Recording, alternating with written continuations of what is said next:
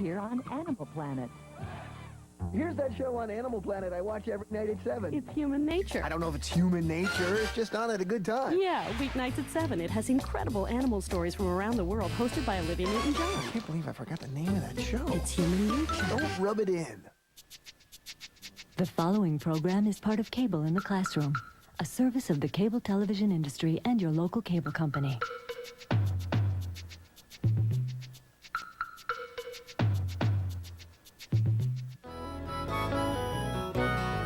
While I'm a nature nut, I'm not afraid to admit I'm wild about the wild things and I'm proud of it. I'm just a simple case, open and shut.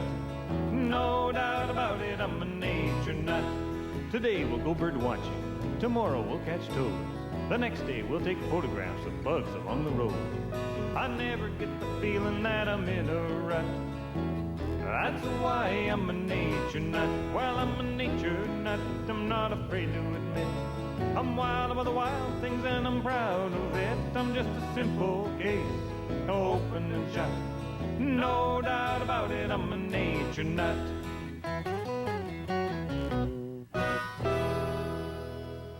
The microscope, the wonderful invention of Antony van Leeuwenhoek, whoever he was. You know, when I was a kid, I used to love my microscope so much, I would stare through it for hours until my right eye became so bloodshot my folks had to take the microscope away for a couple of days so my eye could recover.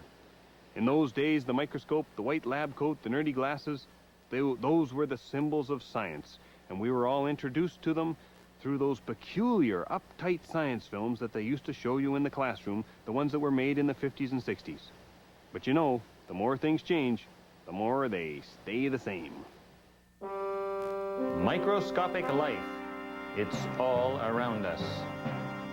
The idea that each and every drop of pond water contains within it tiny, weird animals has had, it seems, historically, a life of its own.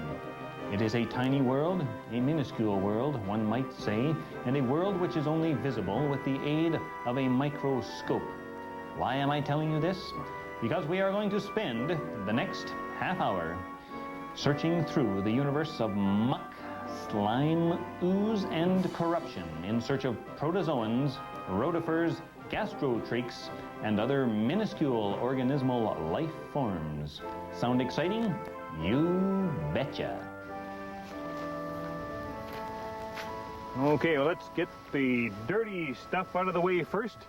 In order to find yourself some good microscopic life forms, you need, first of all, a source of scummy water. Now, any source will do. Find yourself a pond, some source of, you know, stagnant, slightly efflorescent water, and I'll just, efflorescent, that's probably not the right word, but you know what I mean. Stinky water. There's some stinky water, not quite enough stinky water. I'll get a little more. It's scummy, but it's not scummy enough. Reach into the pond, have no fear, grab yourself stuff like this. Rotting vegetation is excellent, so is algae. Any of that sort of, anything that looks green and horrible, anything that convinces you that you should wash your hands after you do that, and that's exactly the kind of stuff you want. This will be a source of many hours of enjoyment for you at your microscope. Now, that's the first method for obtaining yourself a protozoan culture. The other way to do it is to produce an infusoria jar, or an hay infusion, they call it. And for that purpose, you just take another glass jar, get some water in it. Doesn't matter what kind of water, any kind of water except tap water. Remember that they put chlorine in tap water to kill exactly the sorts of creatures that we are after. And once you've got that, just get some dry grass and stuff it in the water. On the leaves of dry grass, there are little protozoan cysts, little dried out protozoans that will come back to life once they get wet. And I would take this jar home, put it maybe on the garage windowsill, someplace where you don't mind it if it gets a little bit smelly, and leave it sit for a couple of days up to a week. and then, oh boy, it will be full of critters, a real source of joy. So, there are your two methods. Basic pond scum, hay infusion. You take your pick. Either one will work very nicely. According to most sources, the microscope was invented by me, Antony van Leeuwenhoek. It's not really true, but I am now famous, and this is my microscope. I'm famous, but almost no one can pronounce or spell my name correctly. The microscope was actually invented before my time. Many other people had microscopes. The distinction that I claim is I was the first person ever to look at anything interesting under a microscope. I don't know what those other people were looking at. Their fingernails, probably. Something like that. Still happens. Give people a microscope, they look at their fingernail. My microscope's very easy to use. You put a drop of water on the end of that little point there, hold it up like this. This is the focus knob. Aim yourself at a source of light, and you can see whatever is in the drop of water. My most famous moment came in the year 1674. I went down by a pond in my native country of Holland. I picked up a drop of water. I looked into it, and I said, "Ah!" because there were weird tiny animals in that drop of water. It surprised me, it surprised my friends, but thus was born the science of protozoology. As it turned out, just about any drop of water could contain tiny, weird animal life, a fact which I personally found fascinating. Most other people at first were skeptical, but soon their skepticism changed to fascination, and they began to visit me, come to my house and say, "Antony, may I look through your microscope?" Even some royalty came to visit me. I had to make little sandwiches, cut the crusts off for drinks. It became quite a pain, but this is the price of fame. A single drop of pond water can have hundreds of protozoans in it. The average pond has more protozoans than there are people on Earth. This, believe it or not, is a microscope. It's not an expensive microscope, but it is a microscope. And if you can use a microscope on a picnic table, you can use one just about anywhere. I've just been looking at this slide. It's a slide of a P. persimilis mite with the Guillem's stain. You know, oftentimes when you buy a microscope, you get these prepared slides with it.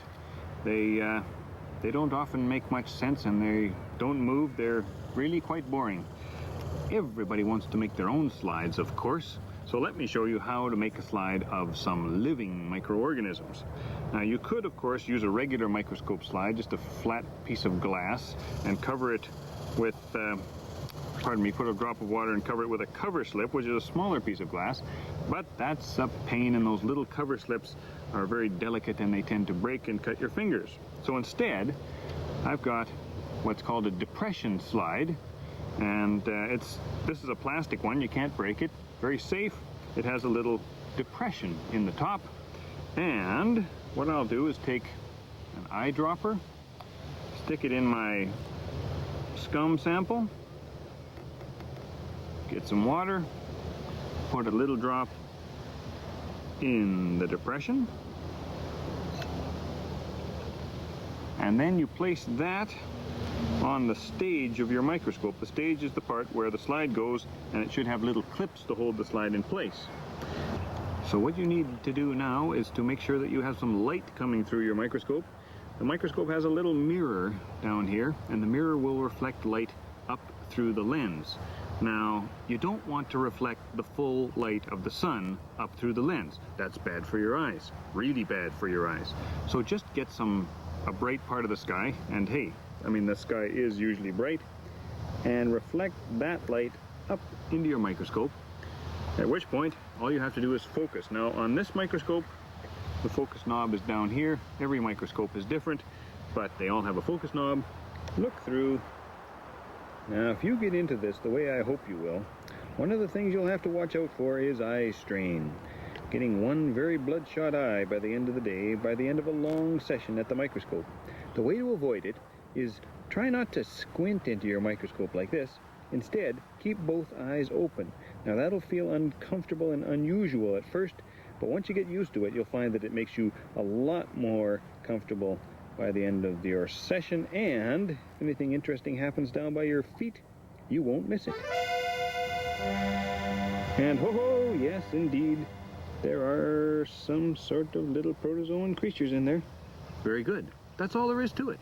And at that point, the only thing left to do is to learn how to move the slide around. Just touch it very gently and it will move, but you'll notice that when you poke it to the right, it looks like it's moving to the left because the image is backwards in the microscope. Gets a little confusing at first, but you'll get used to it. And after you've had a little practice, you can follow whatever little animal movement you have in front of you without too much difficulty. Most protozoans reproduce simply by splitting in two. All right, well, let's have a look at a few of these little critters and see what they're up to. If you watch protozoans especially, most of what you'll see is a lot of swimming, some eating, and the occasional bit of fission, you know, when they just divide right down the middle to produce two where once there was one. Oh, and that's a great view of Paramecium. That's a ciliate protozoan. The cilia are the little hairs on the outside of the body that propel it through the water, and nobody seems to be dividing here. They're all just probably feeding or looking for food. It's kind of neat the way they bend around corners, isn't it? Ooh, that's nice. And let's just have a look around here. Change power, scan for some. Ooh, oh, wait a sec. What's this guy? Now this one doesn't have cilia on the body. It has a flagellum. It's a flagellate protozoan, but you can't see the flagellum. It's a little tail because it's too thin. You can just see a little bit of a water current around the tip of it, or at least I can see that. Maybe you can't. What else have we got here? Oh, on the back of that plant leaf, it's a rotifer. Yes, it's a rotifer. You see how the way it's moving there? Oh, very cool, very cool. You're going to like rotifers, but this one is hard to see. I don't think we can get in close on this one because it's just a silhouette. Let's try scanning, get a focus, and oh, there's a nice one. This one is feeding.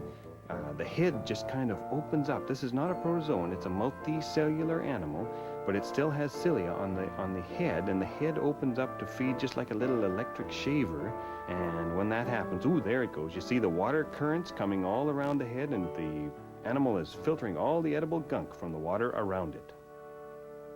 Remember, when you're looking at these protozoans and other single-celled creatures and microscopic creatures, that even though they are tiny, that doesn't mean that they are simple, and it doesn't mean that they are necessarily primitive. They actually, as even the single-celled protozoans, have structures that are equivalent to a muscle system, to a nervous system, to a digestive system, and they can do all sorts of things that we think only larger animals can. After all, they've been evolving for the same period of time as anything else. They've been on Earth for the same number of billions of years. We seem to have a bias against protozoans, and I think that comes from things like comic books and monster movies. We think of them as little tiny monsters, which, if they were larger, would be a big problem for you and I. For a protozoan, swimming through water is kind of like a human being swimming through molasses. At that size, water feels really thick. Why do you suppose that most nature-loving people possess a pair of binoculars but not a microscope? Could it be that distant organisms, distant subjects for observation are more interesting than tiny ones up close? I think not. Did you know that the era of the home microscope is upon us? It began in the 1950s during the Sputnik time, when the home microscope and the home chemistry laboratory first came into fashion. Well, let me tell you a few things about home microscopes so that you can choose the appropriate model for your own needs. This is a professional microscope, and without any doubt, the earliest models of home microscopes were simply scaled-down versions of a professional microscope. They were fine, they were very serviceable, but nowadays, home microscopes have taken a variety of different forms. The purpose of a microscope, by the way, is not only to magnify an image, to make it appear larger, but also to resolve. In other words, to allow you to examine fine, fiddly details in your specimens. All of these microscopes are able to magnify 100 times quite nicely. Anything more than that, it's just a blur. This microscope can resolve extremely fine details, these home microscopes cannot. Any of them can be had for about $20, perhaps cheaper if you go to garage sales, but let me point out a few features you might like to watch for. If you intend to observe living specimens in drops of water, you will want a microscope with a stage which is, as we say, flat. A slanted stage, as we see in this microscope here, encourages the drop of water to drip off the slide and onto the base of the microscope. Now, that is not good unless you prop up the back of the microscope with a book. This microscope, well, the entire microscope falls off the stage. It also requires a battery, and the battery wears out. For that reason, I prefer this sort of microscope and this sort of microscope. A flat stage, the stage is where you put the slide, remember that, and a simple lens which magnifies approximately 100 times. And thus, for a modest expenditure of some $20 or less, you too could possess a home microscope, the key to unlocking a universe of adventure and discovery, one of the great bargains of our time.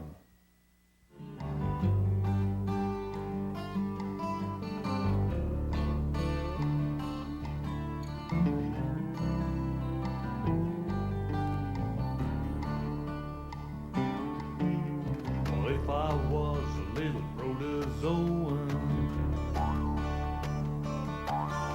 I'd always keep my motor going, yeah.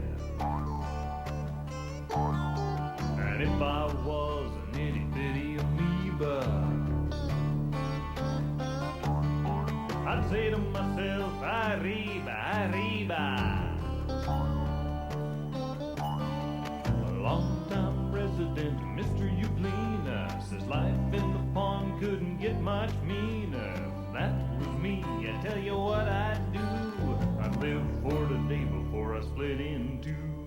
Life under the microscope, I wonder how those critters cope. 1 minute you're spinning your flagella, the next you're devoured by a vorticella. Compared to them, I'm as big as a whale. I don't think I'd like it at their scale.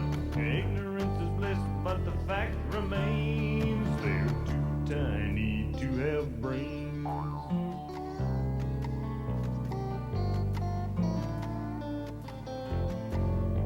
If I was a little rotifer, I know just where I'd go to first. Yes. Forget my troubles, throw away my cares. Living in the moss with the water bears.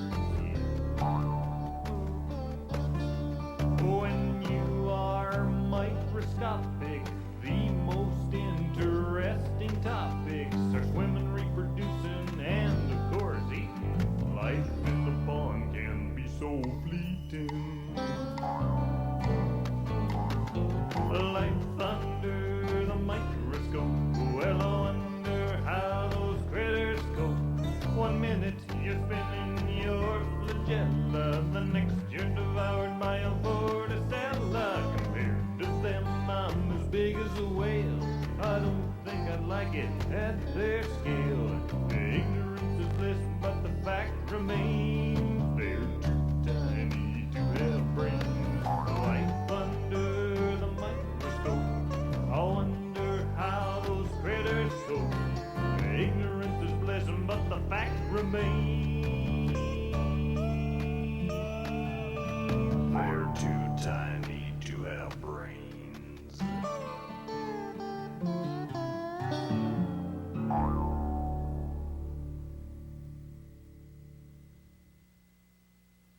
When it comes time to identify your microscopic critters, you can't get too fussy about it. It's not like birds or butterflies. You can't identify each individual species, but you can figure out what general sort of creature you're looking at. Let me show you some of my own sketches. I hope you like them. This is Well, it's a protozoan. It has only one cell in its body, and it has a long tail on the end of it, which is called a flagellum. The end of that flagellum goes wiggy, wiggy, wiggy, and that propels this critter through the water that way. A protozoan with a flagellum is called a flagellate protozoan. Makes sense to me. Here is a protozoan with little furry bits all around the outside of its body, and when those wave in the water current, the protozoan swims. These things are called cilia, and this is therefore called a ciliate protozoan, silly as that may sound. This thing is also a ciliate protozoan. It has a long sort of stem that sometimes curls up. This one is called a vorticella. And here we have a protozoan with neither cilia nor flagella. This one is just a blob, and those ones are often amoebas. This one is in fact an amoeba, or at least it's a picture of an amoeba. How about this? A little round dark circle with a light center. It's an air bubble. Don't be fooled by air bubbles. They never move. Okay, let me show you a few other things you might encounter in your time with the microscope. If you look into the lens and you see these heavy lines on the top and the bottom of your field of view, they are your eyelashes.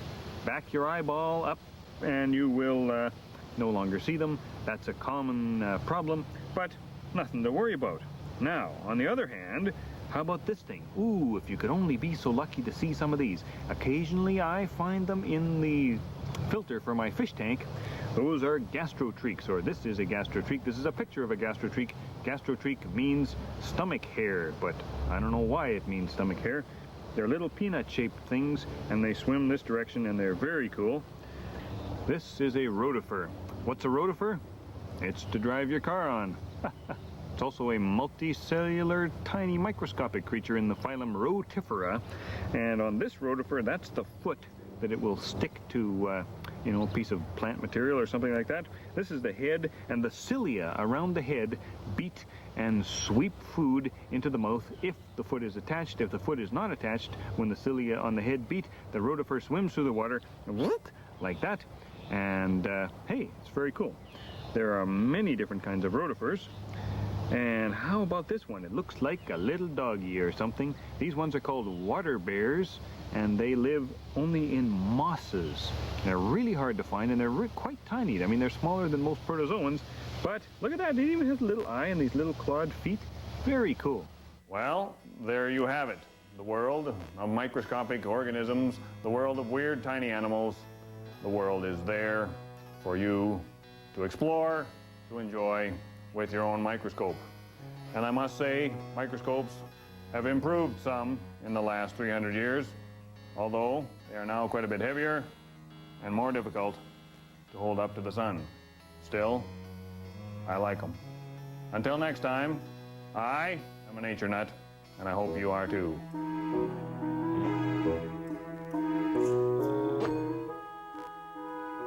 You're on Animal Planet. So, you want to make a pet connection? What's that? Dogs answering personal ads? Great Dane seeks great date. No, it's an informative and entertaining journey into the world of household pets. Oh, so I can't find a girlfriend for my goldfish? No, but you can find out what to feed him. Okay. Pet Connection's next, right here on Animal Planet.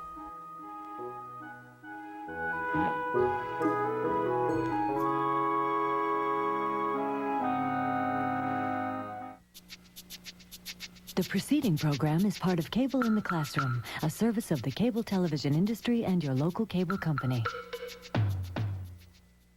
Open and shut, no doubt about it, I'm a nature nut.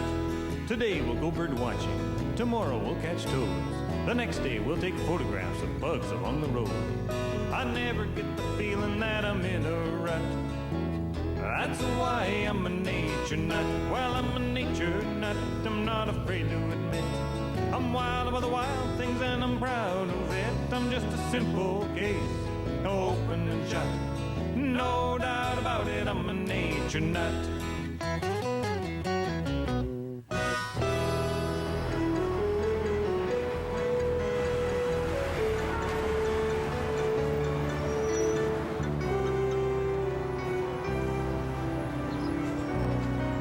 Well, hello there, nature nuts. How are you? We're doing a little bit of bird watching this morning, and I'm in downtown Edmonton, Alberta, Canada, but I could be downtown just about anywhere in North America. I'll bet you know what I'm looking for. I'm looking for peregrine falcons, a magnificent bird of prey and the fastest bird on Earth. Now, there's a nest on the Telus building behind me, and that's why we're here. And they'll set up little cameras to keep track of what's going on at the nest, and a feed to a little video monitor. So why don't we go and spy on the birds, see what they're up to right now. Around North America, video cameras on peregrine nests send images to television, zoos, and the internet. Downtown falcon surveillance goes on in unfamiliar territory for people like me. It's hard to remember in a place like this that we are working with wild birds of prey, but despite the industrial feel of this monitoring station, tucked away amid so many pipes and humming gonculators, the birds clearly think of themselves as wild and natural, and to them, the city below is so much noise and fuss far beneath their notice. There are 4 chicks in this nest, and I was happy to be watching when one of the parent birds came in with a meal for the babies. Now, I couldn't tell what sort of bird it was that was being ripped to pieces here, but the falcons often hunt in wetlands just outside the city, bringing back such things as shorebirds, black terns, and grebes. You'd think they'd stick to pigeons, but the truth is that falcons think like falcons, not like people, and maybe they get tired of pigeons.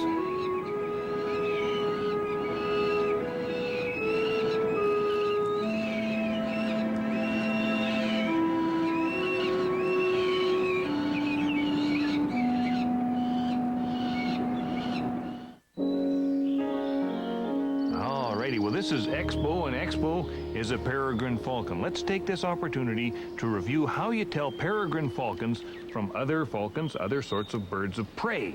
I mean, after all, if you're going to get excited about the peregrine falcon, you better know how to tell it from another sort of, raptorial bird. Raptors, we call them. Raptor means grabber, and that's what they do best.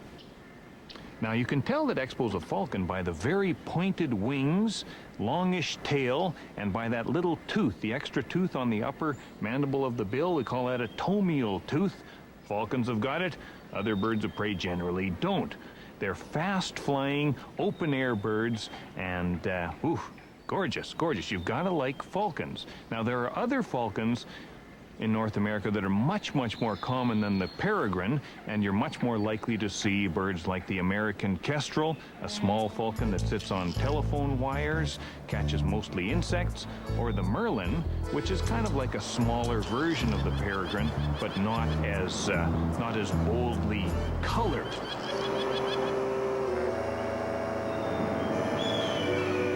And of course, you'd never mistake one of the soaring hawks for a peregrine falcon, would you?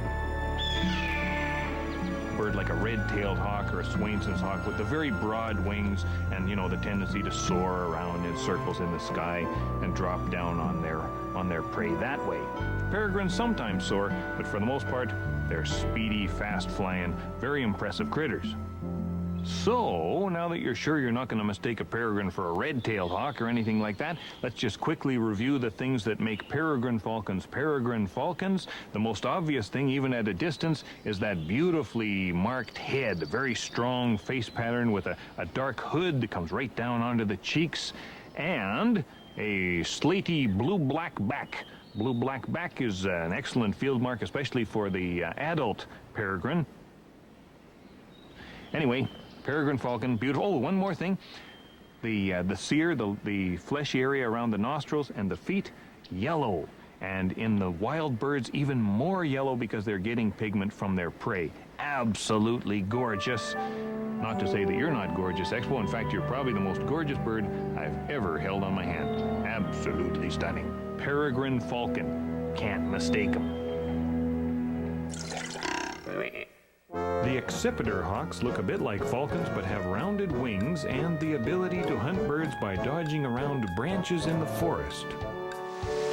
You know, it was back in the 1960s that biologists and bird watchers out in places like this, they started to notice that they weren't seeing as many peregrines as they used to. They were seeing fewer nesting pairs, more single birds, and they were especially noticing that they were seeing very few juvenile birds. This one here, this was an immature peregrine. A young one, you can tell it's young because its feet are kind of grayish instead of yellow, and because the streaks on the breast run up and down rather than side to side, the barring of the adult plumage. Because there were fewer young birds, they figured maybe the peregrine was having trouble reproducing, and that's exactly what was happening. It was a mystery for a few years, but fortunately, a researcher in Britain, Derek Ratcliffe, he figured out what the problem was. It had to do with the eggs of the peregrines. This is a bit of peregrine eggshell right here, beautiful mottled brown color. The problem had to do with the pesticide DDT, which turns to DDE in the body of the birds. This pesticide was being used very extensively. You spray it on the bugs, birds eat the bugs, then the peregrines eat the birds that ate the bugs, and by the time you get up to the level of the peregrine in the food chain, there's a lot of pesticide in their bodies. And this egg failed to hatch because when the adult bird sat on the egg to incubate it, the egg simply crushed. The shell of the egg was thinner because the bird had too much of the pesticide DDT in its body. And this egg here failed to hatch just a few years ago in 1988. And it turns out that there are still lots and lots of pesticides in the bodies of just about every peregrine alive today. Scary business. So, once they knew what the problem was, biologists and conservationists also knew what they had to do to solve the situation for the peregrines. They took a bunch of birds from the wild, the last remaining birds, basically brought them into captivity, birds like this one, and these birds became the critical breeding stock to get the continental peregrine, the anatom peregrine, through these tough years. They were able to get around the eggshell problem by helping the chicks hatch and to incubate them away from the parent birds, and then it's quite a complex business, but they figured out the techniques, and now these birds have produced enough chicks that the peregrine has a fighting chance again. The other good news is that DDT has been banned in North America for some time now, still used in South America, but the mosquitoes in South America are developing resistance to DDT, so they're using less of it down there too. Not that it's all a bad thing. Of course, mosquitoes in South America carry malaria, so DDT has saved many lives. It's just one of those confusing stories. The least DDT-laden peregrines on Earth live in Scotland, where they feed mostly on racing pigeons, much to the racers' chagrin. This is a baby peregrine falcon, a chick, and I'm feeding it. Each up, each up, each up. Oh, maybe that's a little too big for you, buddy. Hold on. I'm feeding them quail burger, whole ground up raw quail. There's something you won't see on the menu terribly often. Feathers and guts and everything. Each up, each up, each up. Each up, each up. How's that? Pretty good? We're at a private peregrine rearing facility that provides chicks for fostering to nests in the wild, and it's really interesting the way they breed these things and rear the chicks. There you go. Oh boy, you're a little pig, aren't you? They grow like crazy. The interesting thing is, right now, this little bird thinks it's being fed by an adult peregrine falcon. As soon as it's old enough to see, there's a chance that they will become imprinted on people. They will think either that they are human beings or that we are peregrine falcons. That would mess up their chances for survival. But right now, each up, each up, each up, their chances are much better if they're looked after by people. So these birds will eventually be shifted over to peregrine falcon nests. But for now, they have to be fed quite often. Each up, each up, each up. Apparently that's what you say to them when you're feeding them. Each up, that's what the parents say to them. Oh, good, raw meat. Each up, each up, each up. Oh, you missed. Each up, each up. Sorry, there's no bone in that one. Oh, boy, you're a happy little eater, that little guy. Unbelievable. Each up, each up, each up, each up, each up, each up. Oh, yeah. Wow. Hard to fill one of these guys up.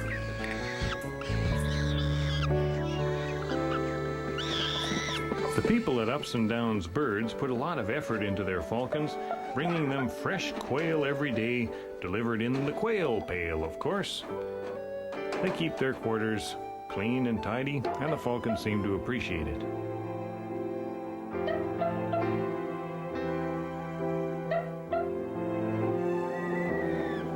The chicks are carefully tended in the first days of their lives when they are kept in heated artificial nests and continually monitored for health and weight gain. When they are old enough, they will be sold to government conservation agencies and then placed in wild falcon nests. Phil Trefry has been doing this sort of work for many years now, and he is one of the most knowledgeable peregrine breeders on the planet, having pioneered many of the techniques that are now standard practice.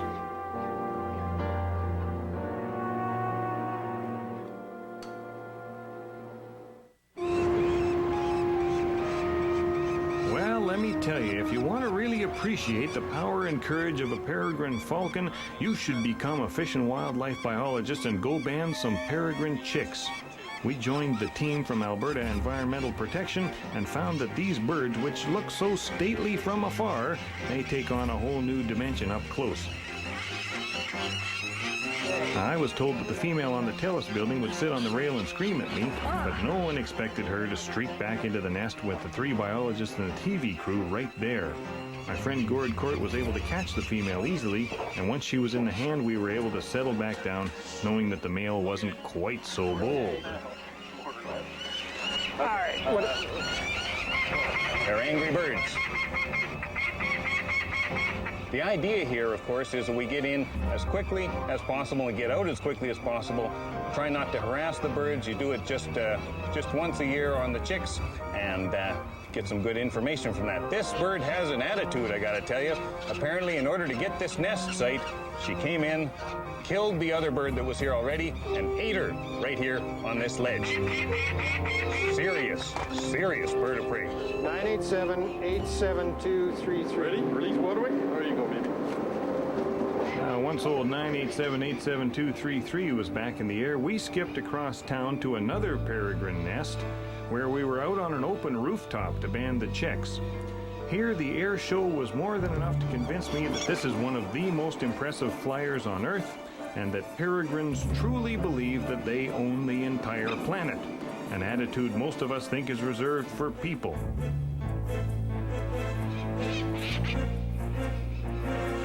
Gord Court was hit 8 times by the female falcon, and without protective gear, he'd have been injured for sure. The male and female peregrine moved so fast that the 2 birds could at times seem like 10. It's lovely to see them rush past, stall at the top of their arc, and then return to deliver their open-handed blows at incredible speed. City falcons, by the way, are much more likely to strike than country falcons, since they have little or no regard for people.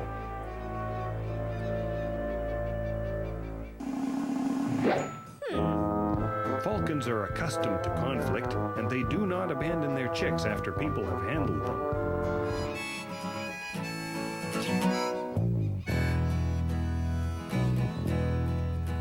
Peregrine, you're back again to terrorize our country skies.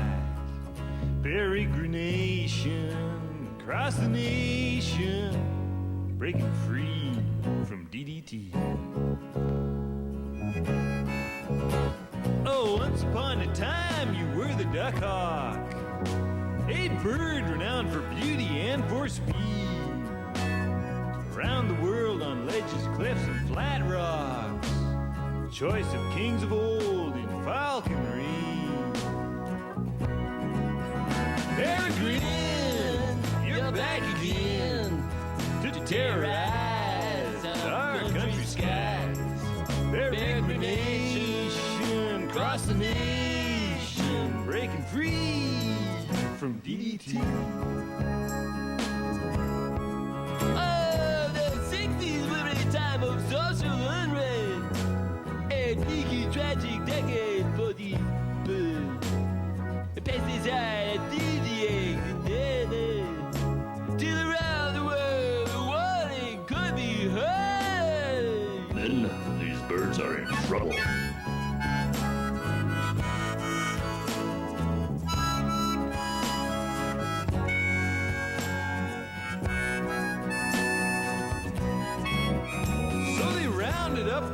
wild flying falcons, and they settled them in cages for to breed. They waited for the news of fewer toxins, then waved their wings to thank the Conservation Agency.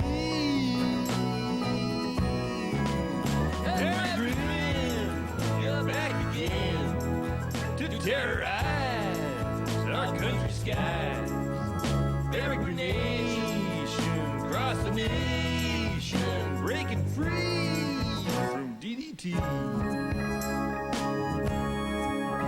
There is no other explanation. Breaking free.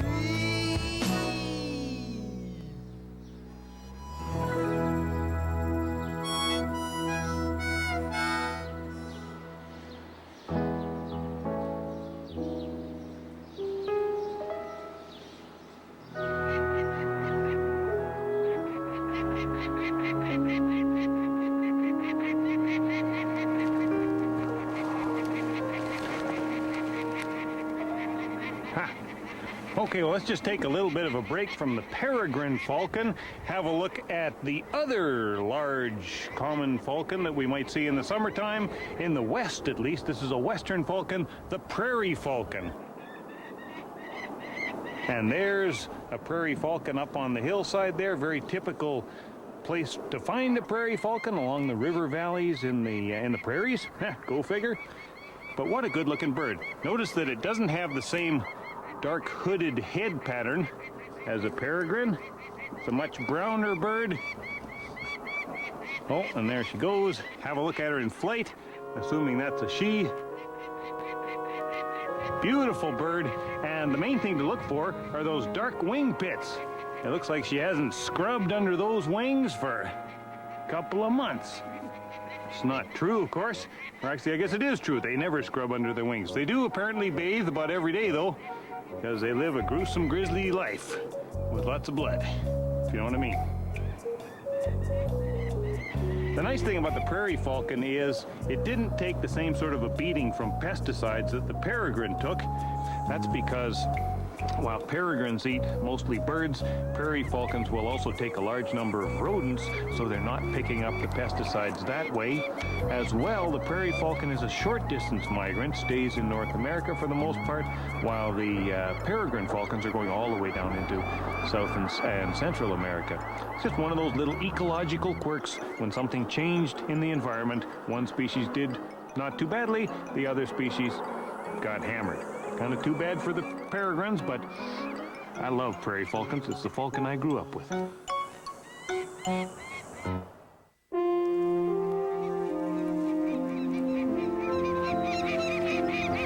Well, you know, I saved the best to last. After 30 years, we've finally got peregrine falcons nesting back on natural cliffs here on this river in central Alberta. The bird is doing a lot better than it used to. Of course, it's still a very rare bird.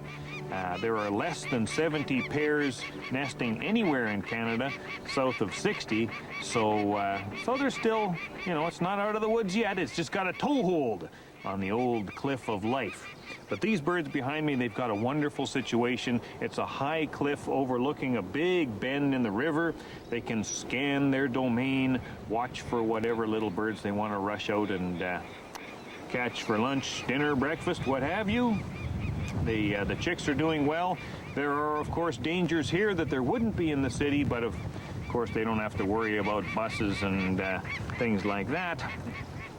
I'm keeping a respectable distance, but I've got to tell you, I'm just happy to see them with all this greenery in the background rather than concrete. Not that there's anything wrong with concrete. A city peregrine is exactly the same bird as a country peregrine. They're both very spectacular. These ones are just luckier. Peregrine falcons were once called duckhawks, a name which really does not do them justice. Yeah, you know, there's no such thing as a non-spectacular falcon, but there's something about a peregrine, it's just that much snappier than the rest. And they've had such a long history with people, too. Roger Tory Peterson, he put it this way: man has emerged from the shadows of antiquity with a peregrine on his wrist. Its dispassionate brown eyes, more than those of any other bird, have been witness to the struggle for civilization, from the squalid tents on the steppes of Asia thousands of years ago to the marble halls of European kings in the 17th century. Bit of a quirky way of summing up the history of civilization, but hey, Peterson was a bird watcher. Anyway, I love peregrines. I hope you can get out and see some for yourself. It's one of the greatest sights in the world of nature, and I love the world of nature. That's why I'm a nature nut, and I hope you are too. See you again soon. Stay out of those squalid tents. Okay, everyone, put on your party hats and get ready for Animal Planet's World Animal Day Bash. Hi, I'm Sarah Michelle Gellar. World Animal Day is this Saturday, but it's way too huge a holiday for one tiny day. So Animal Planet's celebrating all week long. They're such the party animals. I'll be there tonight starting at 8 right here on Animal Planet. Don't forget. All right, who ate all the nuts?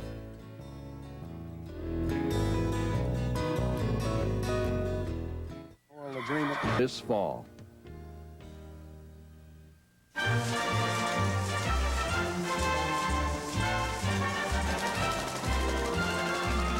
Oral agreement. How do you do? Judge Wapner's back, and he's bringing law to the jungle. Oh, who determines whether someone is lying? It is not I do. Real people, real animals, real problems. Can I say something? No. The Law of the Wild's got a new judge. Wait a minute. Judge Wapner's Animal Court. Tonight at 7 Eastern, only on Animal Planet. All this week, gather your troops for Planet Safari's Operation Elephant. Time to grab your marching orders, because the charge is on to save the elephant. Join some of the most strategic maneuvers you've ever seen on this week's Planet Safari at 10 on Animal Planet.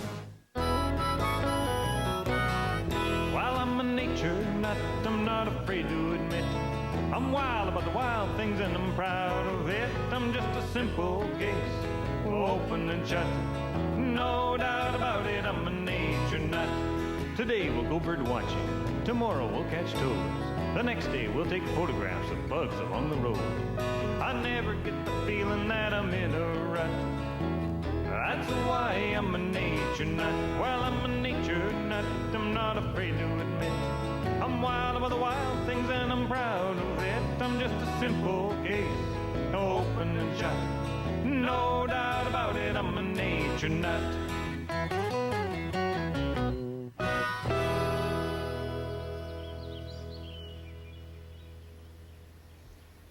Hello there, Nature Nuts. How are you? I'm sitting in the bleachers at the Eckert James River Bat Cave Preserve in Texas. And this cave is home to up to 4 million Mexican free-tailed bats. It's the 7th largest colony of this species of bat anywhere in the world. I've been wanting to do a bat show for some time. I didn't know exactly how we were going to go about it back home in Alberta. And then I found out about the bats of Texas. If you want to see bats, there's no better place to go than Texas, especially because of this one particular species, the Mexican free-tailed bat. Later this evening, these bleachers will be filled with people watching the emergence of bats from this cave. It should be a tremendous sight, but I won't be here. I'm going back to Austin, which is fairly close by, and watching the bats come out of the bridge that goes across the river at Congress Avenue. There's a bridge in Austin, and it holds 1.5 million Mexican free-tailed bats. It's the largest urban bat colony anywhere in the world. They live in the expansion joints of the bridge. It was just sort of an accident of the way the bridge was built that the bats moved in there. And people in Austin are starting to really like their bats. It's neat to see them line up along the bridge and along the river. It's a fascinating thing. You know, those bats, those Austin bats, apparently eat between 10 and 30,000 pounds of insects each and every night. So people here are starting to realize that not only are bats harmless, beautiful little creatures, they're also extremely useful creatures, and that's very, very nice. There are some really, really good bat caves in Texas, and we're going to go to some of the very best ones I'm sure you've gathered that when we make these shows, we just wing it. So I think we're going to do well. There's no better place to be. Well, let's have a look at what's happening inside the Eckert James River Bat Cave. Now, I can just barely see in there myself right now, but we put the special night vision adapter on the camera, so we should be able to get a fairly good look at this colony. These bats are, well, they're resting, of course, during the day, but there's still a great deal of activity here in the cave, and that's exactly what you'd expect with this many animals. They pack onto the walls and the ceiling of the cave so tightly that you can have between 1,000 and 5,000 bats per square meter or square yard, whatever. Incredibly dense. Of course, they do like to hang from their back feet. It's a very effortless thing for them, and it allows them to rest in a nice, tightly packed little group. Of course, the floor of this cave is something else. It's covered with guano, which is the accumulations of bat droppings that form in any bat cave. And the guano during the summer is filled with these little dermestid beetles that are feeding on the guano. And it's really quite interesting. The guano itself doesn't really stink up the cave, but the beetles produce a tremendous amount of ammonia, and that ammonia plus the body heat and all the decomposition deep in the cave creates an incredibly hot atmosphere that is toxic to most mammals. If I were to walk down there, I'd just collapse from all sorts of things, and I wouldn't be able to survive. But these bats can survive in incredible concentrations of ammonia because they have basically it's a chemical reaction in the lungs that they accumulate carbon dioxide, and that buffers the ammonia, and they don't die. They can breathe this horrible atmosphere. It's one of the most incredibly sophisticated, most coordinated mammal social systems I've ever seen. These bats, they all seem to know what each other is supposed to do. They rarely collide with each other in midair, although it does happen. It's an incredible bit of social organization. It makes your average wolf pack look like a bunch of amateurs. Let's talk about where bats came from, and in order to do that, let's go back before the earliest bats. Let's step back about 200 and, I don't know, some million years to the first flying vertebrate animals.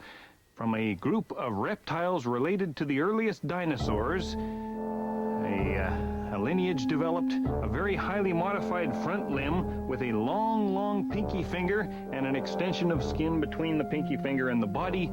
Those were the pterosaurs, things like Pterodactylus, Pteranodon, Rhamphorhynchus, Quetzalcoatlus, you know the pterosaurs.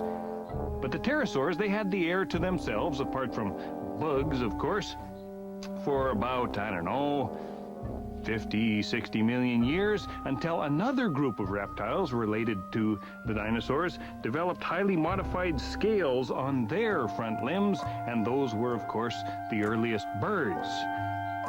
And for about 100 million years, the birds and the pterosaurs shared the air together and diversified and became quite an interesting group of creatures until about 65 million years ago, the pterosaurs fell from the sky for reasons that we still do not completely understand, the last pterosaurs, that is.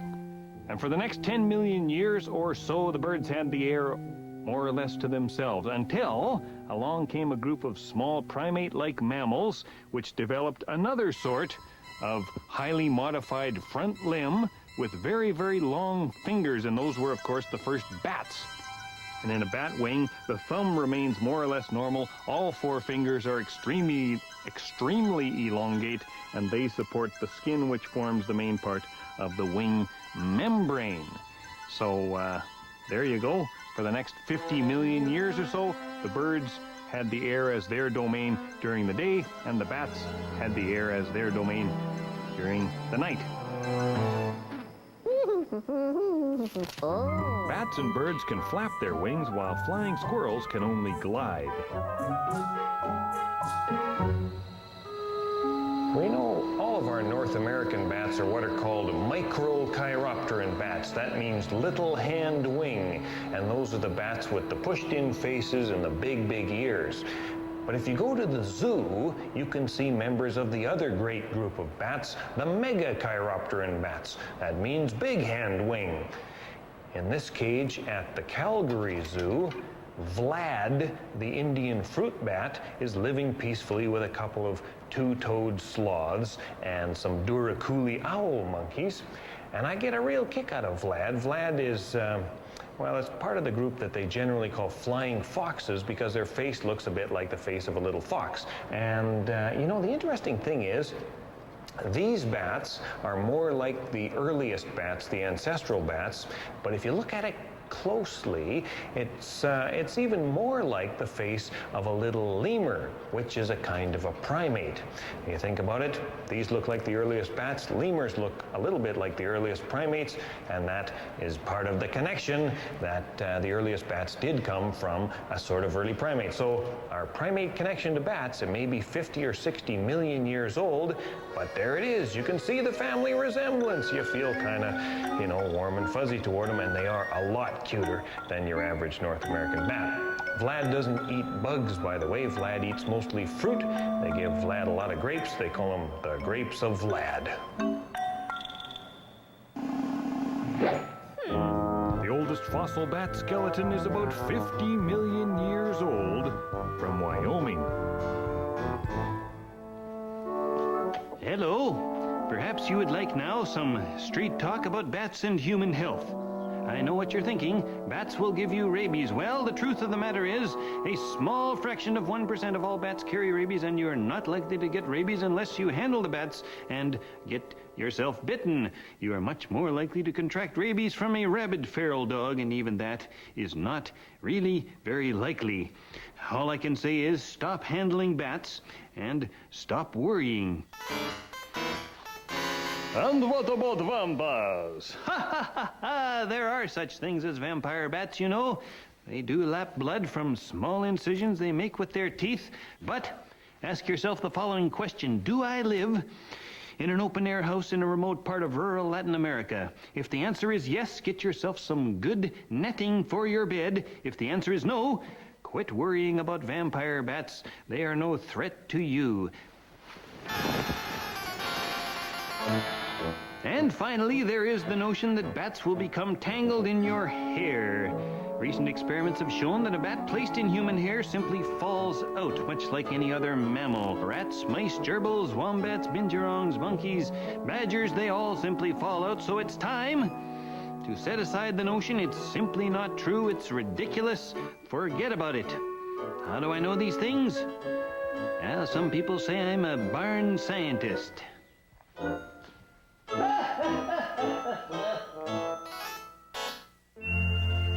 Okay, well, the sun is going down, and behind me is the Devil's Sinkhole in Devil's Sinkhole State Natural Area. The Texas Parks and Wildlife Department is responsible for this place, and I'm with David Stewart, who is the park manager here. So, David, what can we expect to happen in this sinkhole? Hopefully a bat flight that will boggle the imagination. Well, this sinkhole itself boggles the imagination. This is a really impressive geologic feature. How deep is it? Well, the total depth of the hole is about 351 feet, which makes it the third deepest cave in the state of Texas. What you can see when you look into the hole is about 150 feet below. And we can just barely hear a little bit of bat noise at the bottom there. If you lay on the edge of the hole and listen, you can see the bats beginning to get active down there.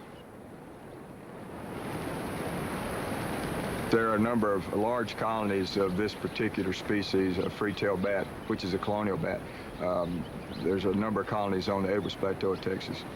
And that's, you can call it either the Mexican or the Brazilian free-tailed bat. Right. The scientific name for this little animal is Toderida brasiliensis, subspecies mexicana. So Mexican free-tail or Brazilian free-tail is acceptable. Both is acceptable, yeah.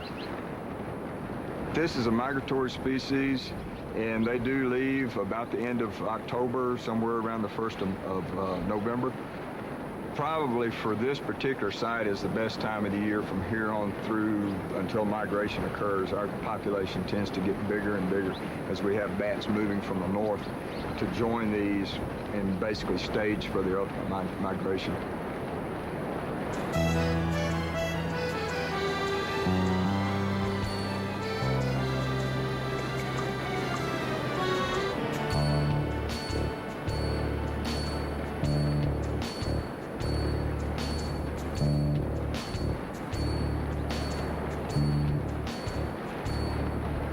Why don't you take us through a little tour of her external anatomy here? Well, the reason these bats are called free tails is if you'll notice between her hind legs, there's a little membrane that extends between the hind legs and encompasses part of the tail. That membrane is called a uropatagium. In most species of bats, that tail is included in that uropatagium and does not extend beyond. In the free tails, it extends beyond the edge of that membrane, hence the name free-tailed bat. Another thing I like to point out is the skeletal structure of these little guys. Very similar to our own. In fact, their wings have the same bone structure as our arms. If you look, you've got a humerus bone right here. There's an elbow. Mm-hmm. Little elbow right there. Okay, she's gonna eat my shirt. And it culminates in a hand. It's got carpals and metacarpals and then a little thumb. It sticks up right here. The finger bones, in this case, here, and give me a wing back, girl. And up here are very long and slender and support the wing membrane. And this entire structure, the bat wing, is called a chiropatagium, which literally means hand wing. Mm-hmm. If you'll notice, the legs and feet of the bat are turned 180 degrees from what we would think of our feet being. And that is because when they're at rest, they're hanging upside down. Yeah, so their knees point backwards. Right, exactly. It's really weird. Yeah. And also, this camera probably can't see this, but there's little white hairs that come out of the last knuckle or last joint of their hind foot. And these are tactile hairs. In other words, they use them to feel their way around the ceiling of a dark cave.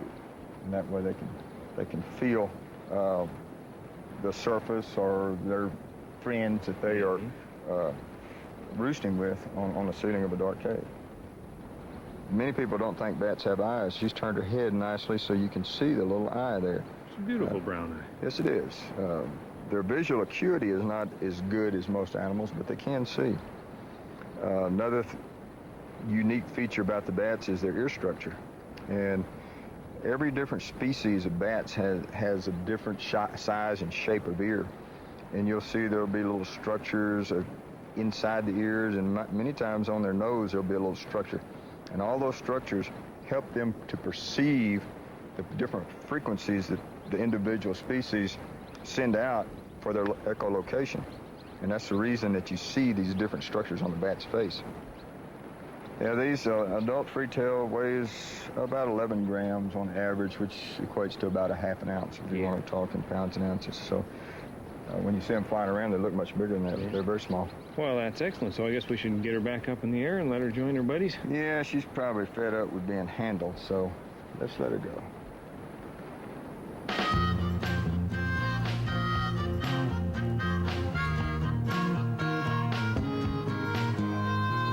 Once I was lonely, looking up, the only thing in the sky was the lonely moon. Suddenly something came out of nowhere, fluttering around that moon in June.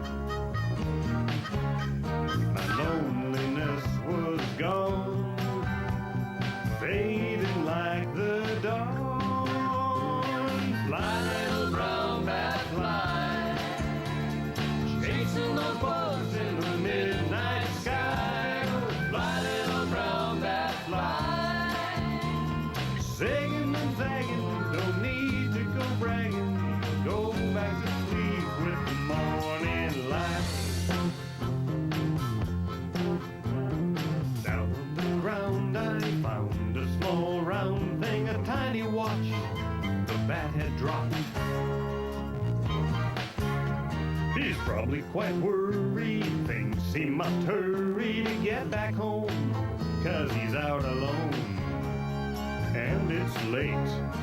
I just need to find a bat who's lost his sense of time. My little brown bat fly, chasing those bugs in the midnight sky. My little brown bat fly, singing and zagging, don't need to go bragging. You'll go back to sleep with the morning light.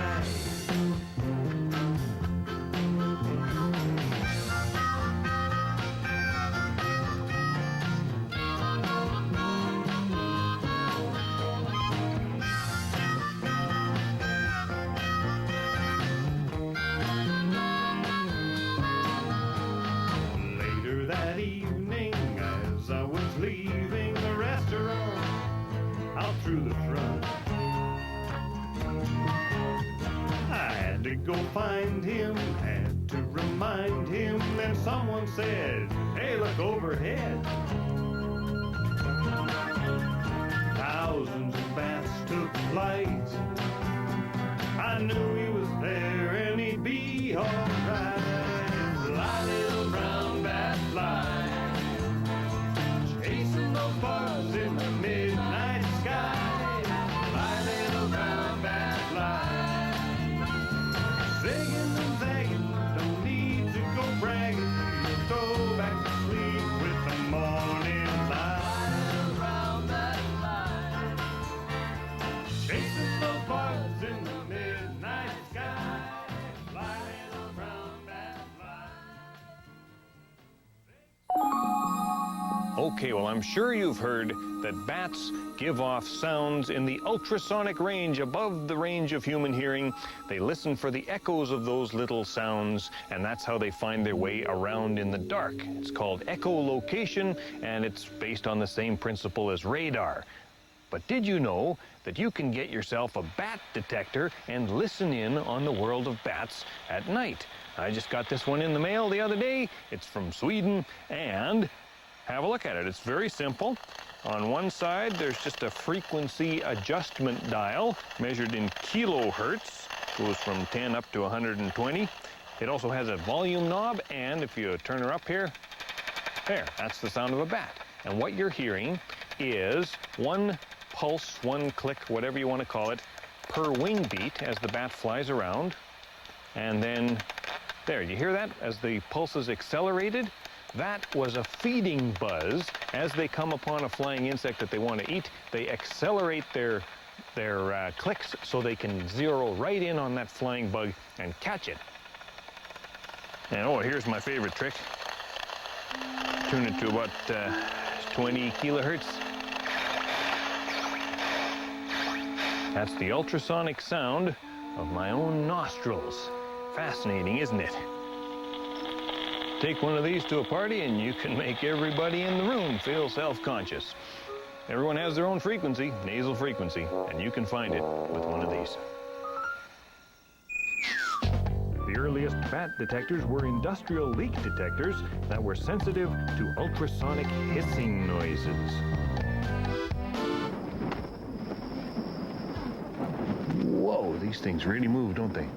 Well, the sun is coming up and the bats are returning to their cave to roost, and it's about time for us to leave the world of bats, but I hope you've got some idea now of just how neat, just how wonderful, just how beneficial these little guys are, whether you're looking at a million free-tailed bats down in the south or one or two little brown bats back home in your bat house.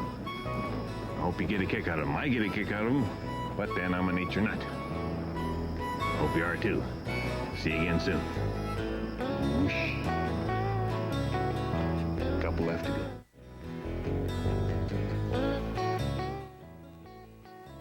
You're on Animal Planet. So, you want to make a pet connection? What's that? Dogs answering personal ads? Great Dane seeks great date. No, it's an informative and entertaining journey into the world of household pets. Oh, so I can't find a girlfriend for my goldfish? No, but you can find out what to feed him. Okay. Pet Connection's next, right here on Animal Planet.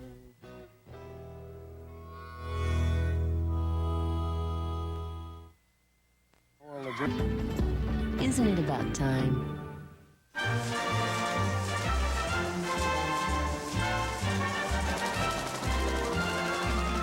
Oral agreement.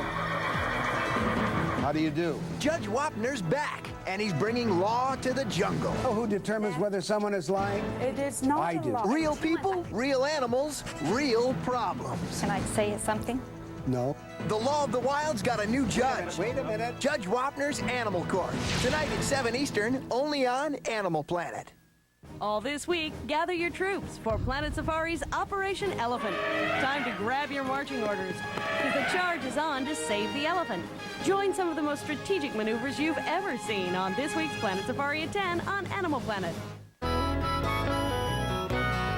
While I'm a nature nut, I'm not afraid to admit I'm wild about the wild things and I'm proud of it. I'm just a simple case, open and shut. No doubt about it, I'm a nature nut. Today we'll go bird watching, tomorrow we'll catch toads. The next day we'll take photographs of bugs along the road. I never get the feeling that I'm in a rut. That's why I'm a nature nut. Well, I'm a nature nut, I'm not afraid to admit I'm wild about the wild things and I'm proud of it. I'm just a simple case, open and shut. No doubt about it, I'm a nature nut.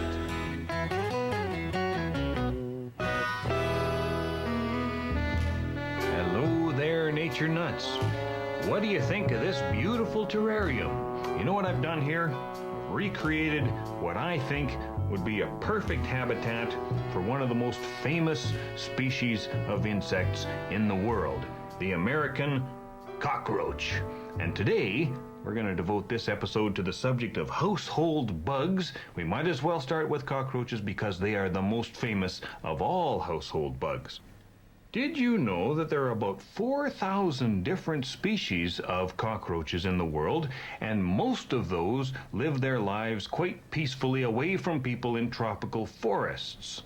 There's only a handful of species of cockroaches that get into houses, and here in North America, there are only 4 species that we regularly find in human dwellings. So they're not all out to get us, and even though we all know that cockroaches are bringers of filth and disease and corruption and putrefaction and all those sorts of terrible things, the truth of the matter is they are actually rarely, very rarely implicated in the spread of disease. They're actually quite harmless little creatures. We just don't like them because we don't like sharing our houses and because they scurry a lot and have, spiny legs and long feelers. We just don't like them.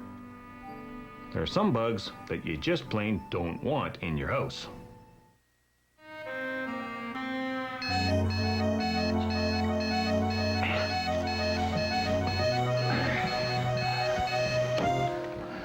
Okay, well, whereas cockroaches are in your house to eat your food, there are other sorts of bugs that are in your house to eat you, or at least to drink your blood. And I'm talking about things like fleas and lice and occasionally ticks, things like that.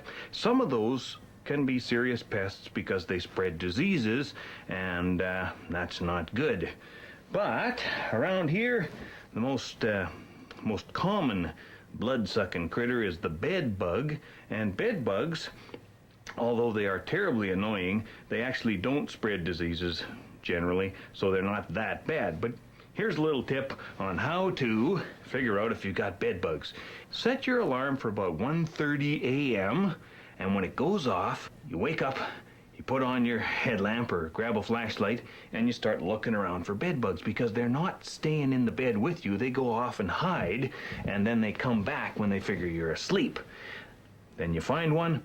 As soon as you find it, always collect a specimen, so you've got a reference specimen. I've got a reference specimen here.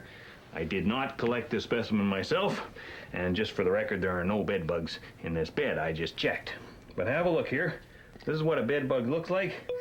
It's a reddish brown, very flattened insect, no wings, and they have a little tiny sucking mouth part that is what they stick into you to drink your blood. Always collect a specimen, by the way. That's the easiest way to identify any of your household bugs. Hope you don't have them. I don't have them. None in this bed. Just for the record, this is a bed bug-free bed. All right, well, night-night. Sleep tight. Don't let the you-know-whats bite. And we'll see you in the morning at breakfast.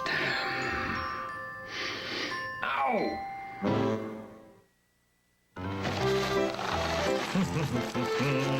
Okay, that's what I was expecting. There is another group of household critters that we call stored product pests, and many of them are beetles, and they live in your stored products, particularly things that are, made of cereals or grains or flour or things like that. Now, these little ones are larder beetles, Dermestes lardarius, and that beetle will eat just about anything in your house. It's a very, very common pest. They're pretty easy to recognize with that little sort of grayish band through the elongate oval body. The larvae they're kind of hairy-looking things. They look a lot like any other beetle larva. It's like a little hairy caterpillar thing crawling around in your house, and they're not very good, and they're not easy to get rid of. But they're very common. You've probably got them in your house, and that's just the way it goes. Larder beetles are a stored product pest. Another one I've got just happened. I'm not going to eat these. This is a little jar of, have a look here, flower beetles, confused flower beetles, and they especially like flour. I don't know why they're called confused flower beetles. They don't look confused. They look like they know exactly what they're doing. Maybe they only live in confused flour. But then how do you tell if the flour is confused? Good question. So, we have discussed insects that infest your food stores, insects that drink your blood, insects that eat your garbage.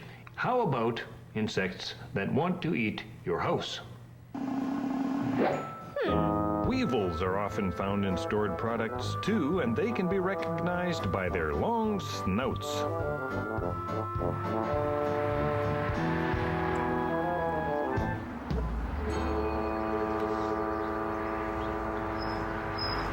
You ever notice how old wooden buildings just simply fall apart after a while? On the outside, the wind, the rain, the sunlight's wearing them down. Inside, they'll often have bugs working on them too. Now, I know you're thinking about termites right now. I wish I could show you termites, but we're doing this show in Edmonton, Alberta, one of the few cities in North America with absolutely no termites, so I can't show you any termites. I can tell you about carpenter ants, though. Carpenter ants are big ants. They have blocky, kind of rectangular heads, and they're just like termites in the sense that they eat wood. They have little microbes living in their guts that break down the wood, and they're able to eat solid wood that way. If you have carpenter ants in your house, you'll notice little piles of sawdust here and there. As they excavate their galleries, they pile the sawdust outside, usually, against a wall, something like that. That's your cue to call the pest control people, because carpenter ants are not a good thing to have in your wooden house. They really shouldn't be called carpenter ants. They don't do any carpentry. They are anti-carpenter ants. See this little pile of sawdust here? That's a sure sign of carpenter ants. In fact, at this very spot a few months ago, I came over and I cleared away a much bigger pile of sawdust. And the whole idea was to see if they would produce new sawdust. That would tell you that they're still in there working. And there's the new sawdust for sure. Ooh, bad news, bad news. Nice new cobwebs too. Dead sow bug. This is a very buggy place.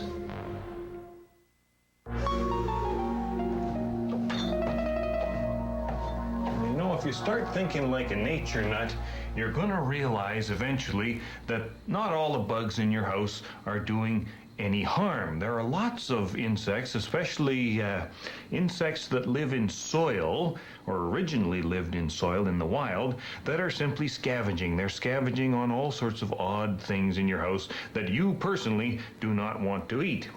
And a lot of these insects that you might find on a potted plant will also live in a composter. This is a worm composter here. Oh, and before we take the lid off, those are fungus gnats. Fungus gnats are small flies. They look a bit like a mosquito, but they don't bite people. They don't hurt plants. They simply feed in the soil, and they don't do any damage to anything. These ones are mating, and generally if you find little tiny flies in your house that look sort of like this, they are going to be fungus gnats. Nothing to worry about. Let's take the lid off here. Now in here, besides the worms, we also have a whole bunch of creatures that naturally live in the soil of the forest floor. So we've got snails in here, we've got some little reddish mites, and most of the other creatures are tiny little insects called springtails. Tiny little primitive insects in the sense that they haven't changed much over hundreds of millions of years. They are simply part of the process of breaking organic matter down into soil. Having them in your composter is perfectly good. Having them in your potted plant does no harm. They're innocuous. They're even kind of interesting because they have a little lever under their body that they use to spring themselves into the air. Hey, that's cool. Even a tiny little bug like that has a neat feature. But let's have a look down here. I know it's tough to get excited about springtails, but what about silverfish? Now, silverfish have a very bad reputation. Most people think if you've got silverfish in your house, it's terribly, terribly bad. They're not that bad. Now, this is a box of old books. I know there are some silverfish in here somewhere. There you go. Silverfish are also insects. They're not fish, of course. They have a slightly scaly look to them.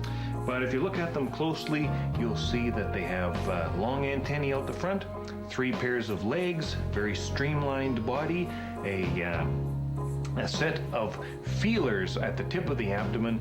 We call them cerci, and those feelers have a beautiful sort of 3-pronged arrangement to them. Many members of this group are also called bristletails for that reason.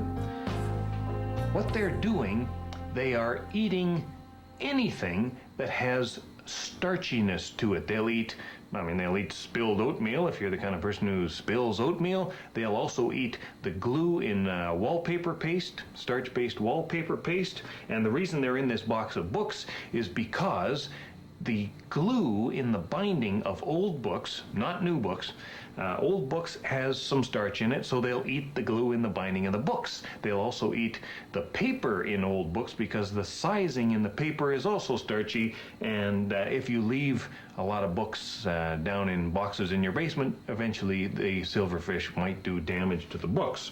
So in that sense, they're harmful, but they certainly don't spread any diseases or do anything terrible like that. This book seems all right. Oh, look at that.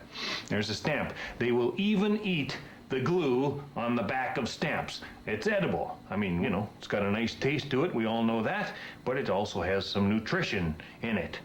That's why postal workers don't have to eat as much as the rest of us because they're licking stamps all day. They get a lot of their calories that way. Just kidding. No offense if you're a postal worker. A house without bugs, when you get right down to it, is probably either polluted or dangerously radioactive.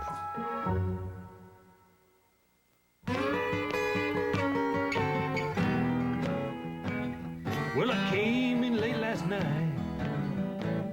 My baby gave me a great big hug.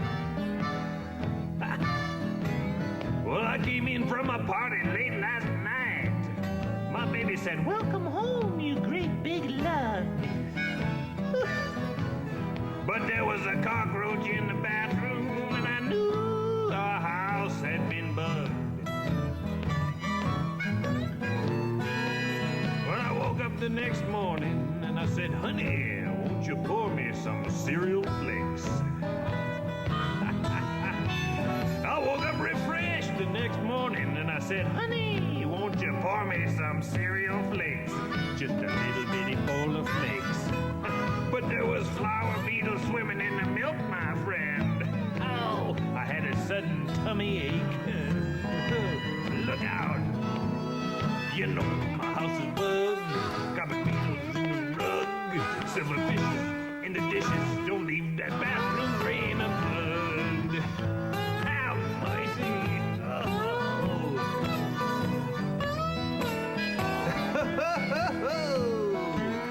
Well, I went down to the basement, just trying to find some solitude. Oh, I went down into the basement, way down in altitude. The place was crawling with the creepies, and I knew the basement was bugged too. Oh no, look out, have mercy, good grief. I lay down on the Chesterfield, and I stared up at the light. Oh yes, I lay down on the sofa or the couch or whatever you want to call it, and I stared up at the dried moth in the fixture of the light. I figured these bugs ain't really gonna hurt me, so everything is gonna be alright. Oh, that's a relief. So I crawled into the bathtub and I poured myself a bath. In all those luxurious bubbles, I could now unwind at last. And then at once I saw it. It's the biggest I ever seen. It crawled out of my slippers and said, "Pass me a magazine. My house is bugged." Carpet beetles in the rug. Silverfishes in the dishes. Oh, don't leave that bathroom drain unplugged. No, put the drain plug back in. Oh, look how we're gonna get bugged again here. Have mercy. Ow!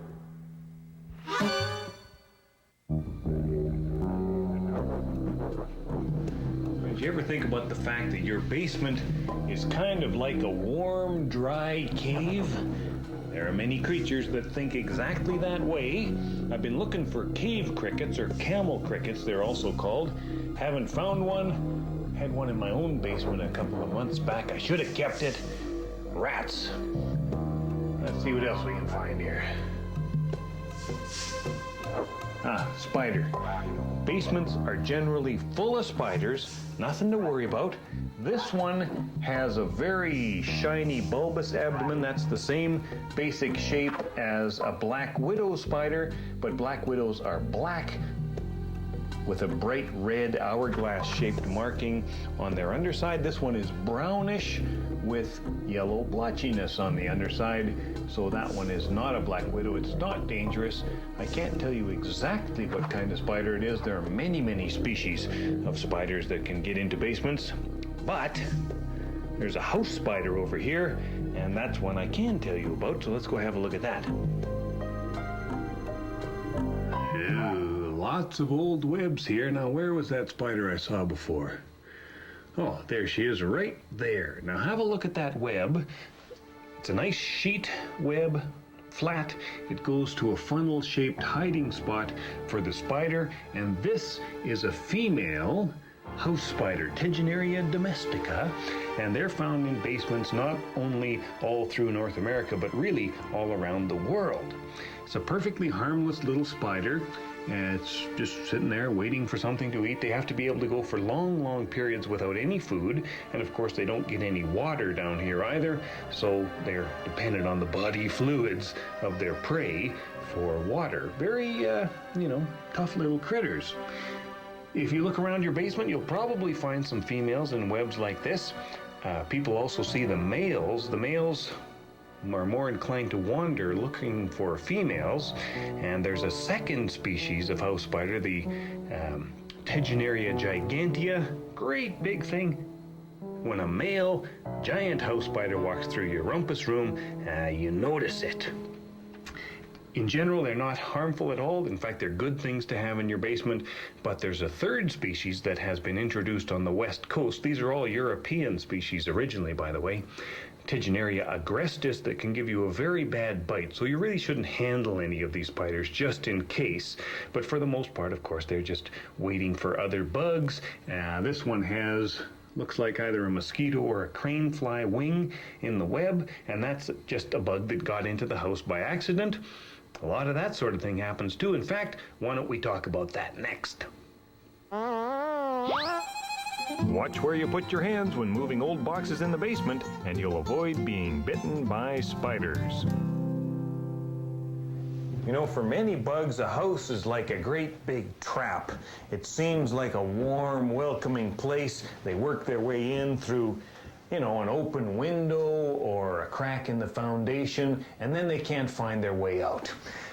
Like this spider here.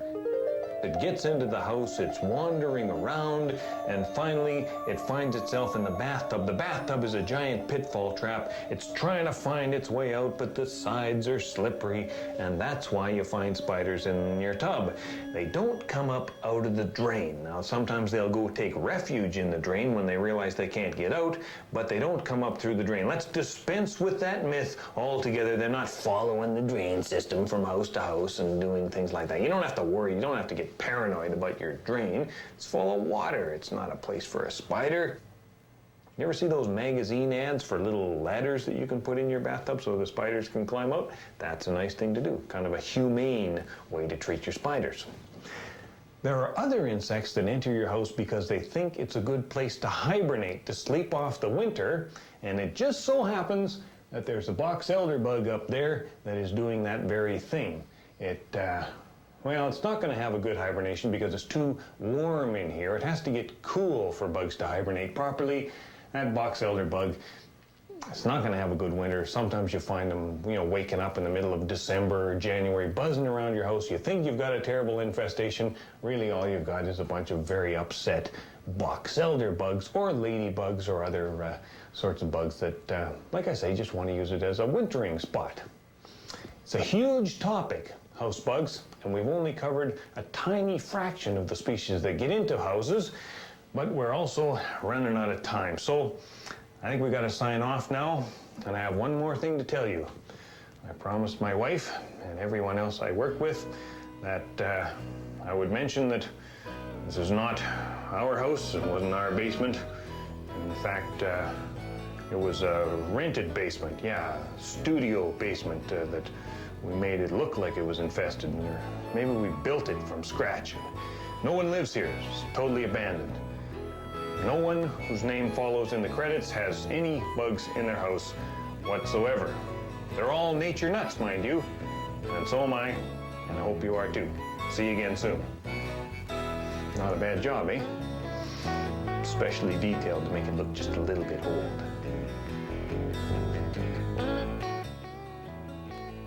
You're on Animal Planet. So, you want to make a pet connection? What's that? Dogs answering personal ads? Great Dane seeks great date. No, it's an informative and entertaining journey into the world of household pets. Oh, so I can't find a girlfriend for my goldfish? No, but you can find out what to feed him. Okay. Pet Connections next, right here on Animal Planet.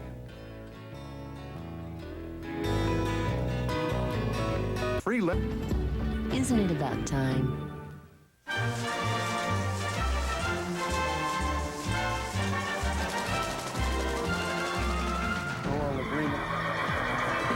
How do you do? Judge Wapner's back, and he's bringing law to the jungle. Oh, who determines whether someone is lying? It is not I a do. lie. Real people, real animals, real problems. Can I say something?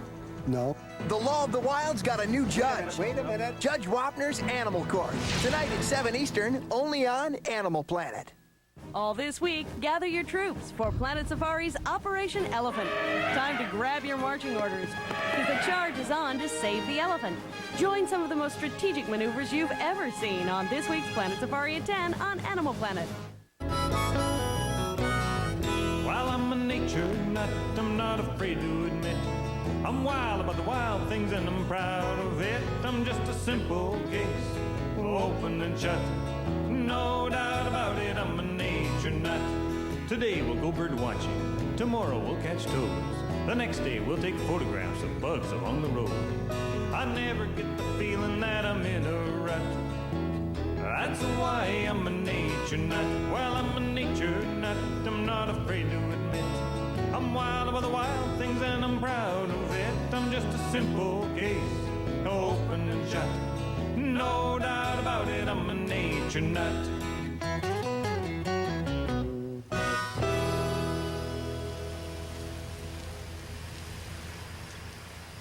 Well, hello there, nature nuts.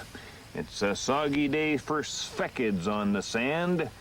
That's what we're going to do today. We're going to look for sphekids. And you know what sphekids are? They're digger wasps.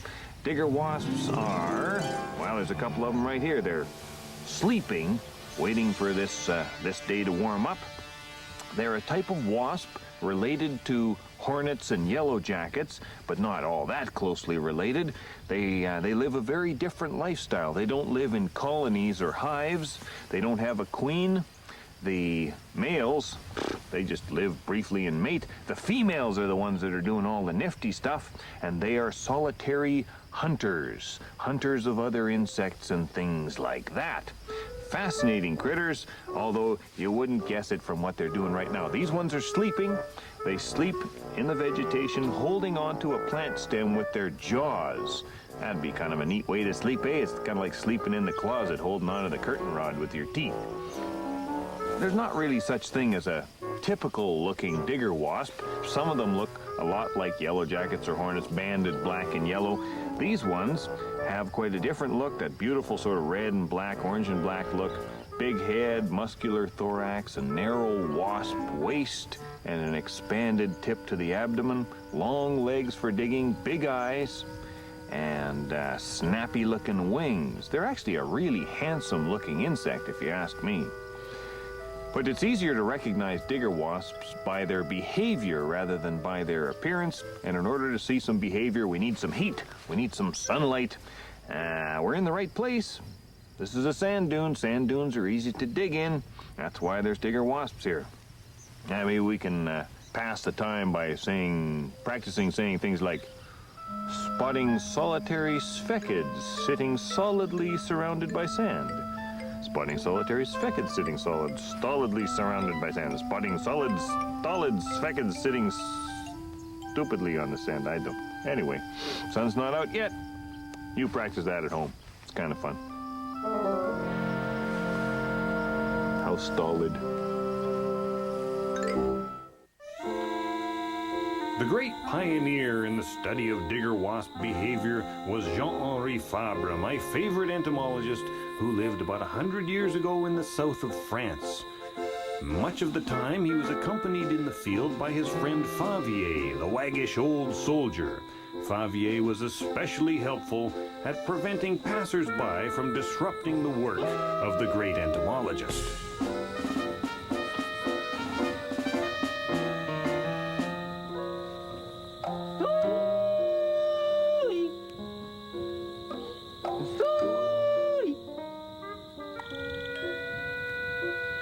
Pardon, monsieur. Have you seen my pig? Is it a pig or a swine you seek? It is a pig. Go and seek your pig elsewhere. There is great science underway here. Qu'est-ce que c'est, science? My master seeks to make a soufflé from the epiphager. Qu'est-ce que c'est, epiphager? Epiphagers, a locust to make a superb soufflé. The epiphager? Oui.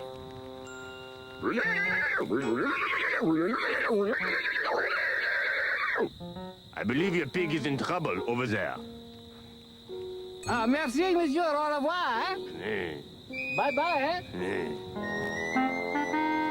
Now, don't you think every nature nut could use a friend like good old Favier?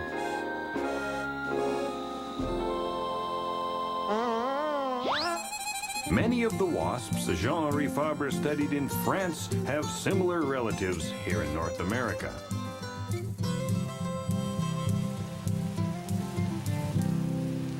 Oh man, it's still pretty cool out here. Well, while we're waiting for the weather to improve, let's talk a little bit more about what these digger wasps are up to. Now, each species of digger wasp is a specialized hunter of some other sort of insect or spiders or things like that. And what they do when they find their prey is they sting it. And they sting it very precisely. They don't just sting at any old place. They have an instinctual knowledge of where to sting their prey, and that has to do with the nervous system of insects, which is, if you don't know this already, it's kind of a double strand that runs down the front of the body just underneath the surface of the skeleton of the animal rather than down the back like ours. And of course it doesn't have a backbone around it. It just lies underneath the exoskeleton. That double strand is thickened in places, and those thickenings are called ganglia, and they have different functions. There's one right under the throat to control the movements of the mouth parts and things like that. 3 in the thorax control the movements of the legs and the wings. And then there's 1 down in the abdomen to control the stuff in the abdomen.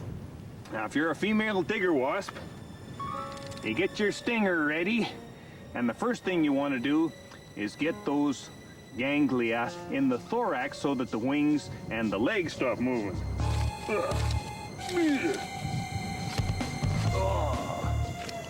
And that'll usually achieve a temporary paralysis, or what the digger wasp specialists call deactivation of the prey. For those wasps that are dealing with the caterpillar, you know they got those little pudgy legs out the back. You gotta get them in the abdominal ganglion to stop those guys from wiggling. Yeah, okay, that's fine. That'll deactivate your average caterpillar. The coup de grace, though, is getting them in the subesophageal ganglion. That's a tough thing to say. It's the one right up there at the throat. Once you do that, achieve permanent paralysis. Hey, now what's going on here? That's a wasp. Oh, this guy's gonna get stung. How? No, that's definitely a digger wasp. This is not a wasp mimic. There's no trick here. What the heck? Ooh, don't try this at home. That looks dangerous. Now, that must be painful. Is this the thickest fingers in the world? Yeah, put it in the vial. Get rid of that thing. Yow! So this is my friend Jack Wojcicki. He's a digger wasp expert. He's just been stung multiple times by an angry female digger wasp. How come you're not shrieking in agony, Jack? Because she couldn't penetrate my skin, John. Digger wasps aren't really that tough when you think about the food they go after. That was a Bembex, and Bembex goes after things like flies and soft-bodied insects. And when it's got a soft-bodied insect, it doesn't need to really thrust that ovipositor, which is its stinger, into the body with that much force. If it was a hard-bodied insect, that'd be a different story altogether. So do they ever defend their burrows by coming up and stinging people? No, actually they don't, because they're solitary wasps and they don't need to defend their burrow in that way. That's not their way of defending their nest. They can cover their nests, they can disguise their nests, but they don't sting people. Their stings are for paralyzing prey, and that's all they really use them for. So what you're telling me is when I'm spending time with digger wasps, I don't have to worry about getting stung unless I'm holding them and poking them. You don't have to worry about being stung. They won't swarm you, they won't jump on you, and they won't sting you. And even if they tried, it wouldn't even feel like much more than a hot needle, a hot little pinprick. And that's about it. Hot needle, no It's not like you're going to go into big shock like you would go through with like a yellow jacket or something. Oh, like yeah, that. yeah, okay. Gotcha. No, I just don't particularly like hot needles myself. Well, it's not a big hot needle. It's just a little hot needle. Yeah. It's okay. Tell me about Bembex. That was a Bembex. That was a Bembex. Bembex are the ones that look a lot like a yellow jacket, but they're longer. They kind of look sleeker. They got these great green eyes on them that are kind of iridescent, yellowy-greeny. Even their stripes are kind of yellowy-greeny. And they got this neat little pointy labrum, or the face. Their bottom part of their face is a point. And sometimes they'll even use that point to stab the insects that they're paralyzing and get a little bit of extra sustenance by lapping up the juices that flow out. Bembex nests all over the sandy areas going after soft-bodied flies. That's one of the cool things about all these digger wasps. They're really prey-specific. Bembex will take only certain kinds of flies. There are other kinds of digger wasps that will only take stink bugs. There's other kinds of digger wasps that will only take beetles. They're really, really specific as to what prey they take. Actually, there was this neat little incident where a stink bug kind of crash-landed right in the mouth of the burrow of a digger wasp, of a Bembex that was digging away trying to clean out her nest. She didn't like that stink bug being there because that's not what she goes after. She tried to get around it, couldn't get around it. Finally, she picked it up and hauled it off and chucked it away. Came back to her nest and went back to work. Their nests are underground, and really to get an idea of what's going on underground, you have to sort of imagine that you can see underground. Okay. So if we imagine that that's ground level and, you know, we're up here, there's us, make a happy face, that's where we're sitting. The Bembex digs a nest, and she goes down on an angle like that and curves off, and here she makes a chamber, or a cell. And it's in that chamber that she's actually going to lay her egg and stock it with food, and the food is the paralyzed flies. Every time that she needs to stock it, she's got to leave that nest. She closes the door just by kicking sand over the door, and then she leaves. She comes back with the paralyzed fly, opens up the door, goes back down the tunnel, deposits the fly there. There will be several paralyzed flies, in the case of Bembex, in that cell, and one egg will be laid on one fly. The wasp will lay its egg right on a certain point, usually on the thorax of the insect that's paralyzed. One egg per cell. That egg will usually be like at a limb base, a leg base, and that egg will hatch and work its way into the body and eat the insect from the inside out. It then moves on to the rest of the prey in that cell, in Bembex's cases the flies, and eventually the larva pupates, turns into an adult, and climbs its way out of the sand. The flies Bembex feeds to its grubs don't keep well since they are typically killed, not paralyzed.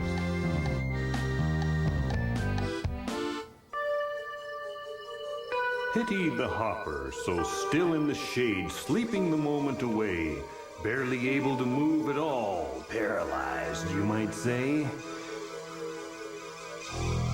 A nearby wasp is the culprit here, digging deep in the dusty ground. A tacky sphex by name, I fear, flinging the sand around. It's all for her grub, her labor of love. It waits down below in the burrow, ready to eat the grasshopper so sweet it will relish each bite and be thorough. The wind blows the grass, the wasp works on, black and red glints in the sun. She checks her prey for freeloading bugs before the grim task is all done. Then by the antennae she drags the grig down into the burrow for good.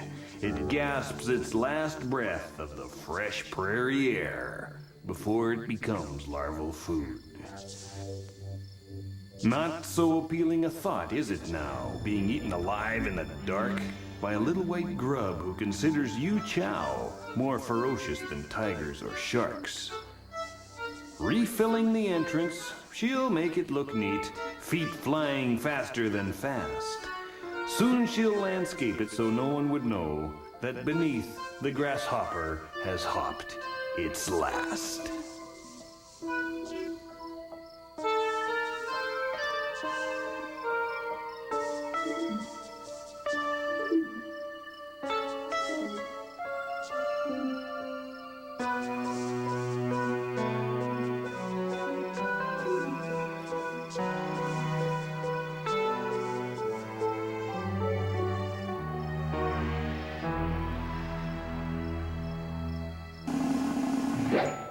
Spider wasps are closely related to digger wasps, but they only hunt spiders.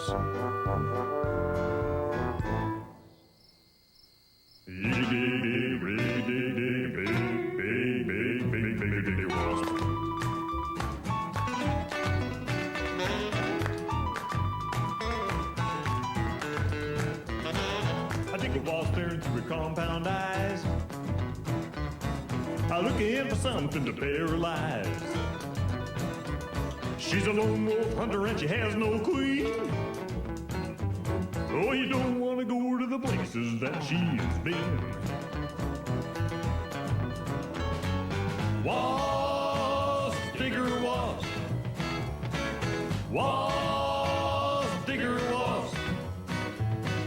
Coming across the shining sand out beyond the realm of man. Even under Uncle Sam. A digger wasp.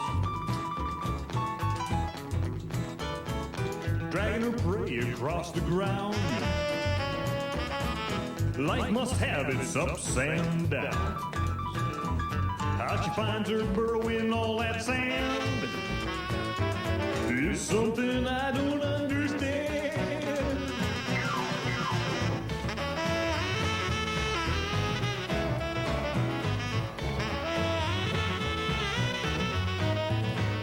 Coming across the shining sand out beyond the realm of man. Even under Uncle Sam. I think it was.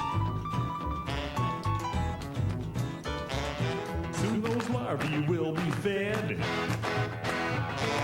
feasting on the living dead. Strange things happen underground, but still that world keeps spinning round, round, round, round, round. Wasp, digger, wasp. Wasp, digger, wasp. Cutting across the shining sand out beyond the realm of man. Dig, dig, dig, dig, dig, dig, big, big, big, big, bigger, digger.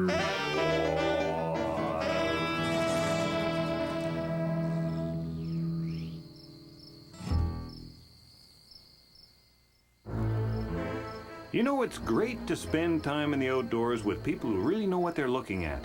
And I was delighted when Jack showed me another Tachysphex wasp carrying a different species of grasshopper. There she goes. Now she's got it by the antennae. She's going to start hauling it. Look at her kicking away there. And it's, I mean, that's a big piece of prey for her. And buzzing. And buzzing. I mean, there she goes. She's trying to fly. She's using wing power to give her some lift at the same time as leg power. But because it's so heavy, she actually doesn't get any airlift out of it.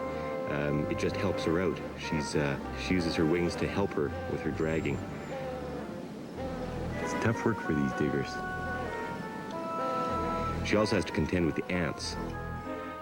The ants will try and steal that prey from her, and she'll get into quite the battle with the ants. And it's quite the feat to try and haul that thing up this loose sand. Oh, no kidding. But she is determined to go this way. Riding on the grasshopper is the little miltogramine fly. The fly that lays a larva on the wasp's prey. The fly larvae are already hatched, so they've got an advantage over the wasp larva. They're living, so it doesn't take them long to get in. They find some soft tissue and they work their way into the body. The wasp larva has to first hatch out of its egg and then burrow in. Will the wasp larva be able to detect and destroy those fly larvae? Or? No, actually, it's quite the other way around. The fly larvae will eat the stash, including the wasp larva or the grub. Though they can dig in to the prey quickly, they can't dig in that quickly. It will take them several minutes before they can really work their way in. So when she does her inspection before going into the nest, she'll be able to clean them off. That's assuming she can find her nest again. Which is a big assumption for her at this point. She seems to be a little turned around.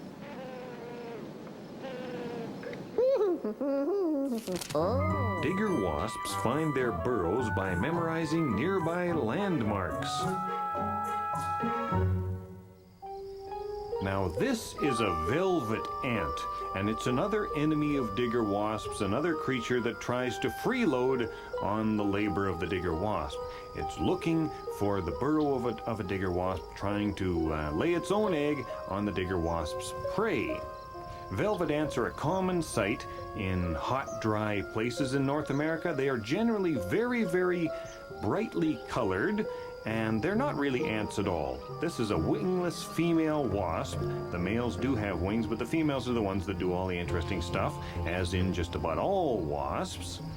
Velvet ants are also called cow killers in some place because they have tremendously powerful stings. There, that one just fended off a tiger beetle. And you, believe me, you really don't want to be stung by a velvet ant. That's why they're so brightly colored. It's yet another example of red and black warning color in nature. You can't help but like something that's called a cow killer. As far as I know, they've never actually killed a cow, but you never know. The complex habits of digger wasps are mainly intended to outwit parasites.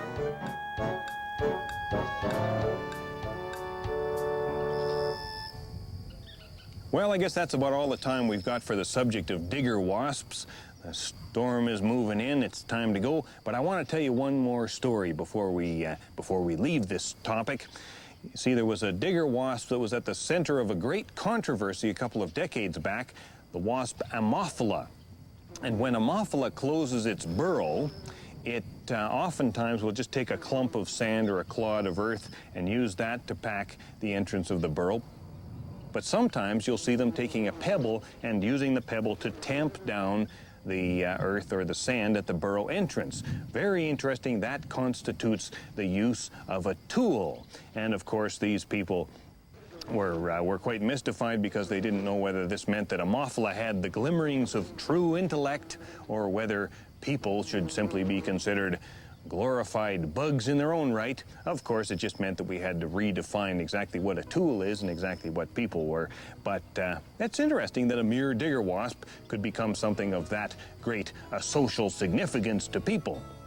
You know what the great digger wasp specialist Howard Ensign Evans once said? He said, "Indeed, the wistful hymenopterist out in his garden watching wasps and spinning his philosophy has become almost a stock figure in biology."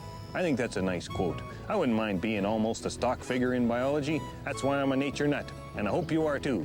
See you again soon. If you get the urge to be a wistful hymenopterist, I wish you all the best.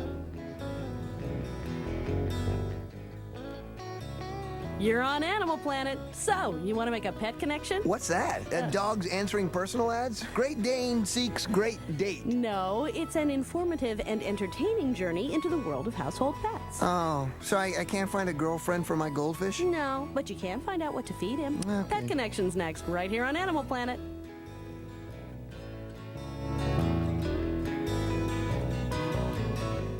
Oral agreement. Guide and coupon book.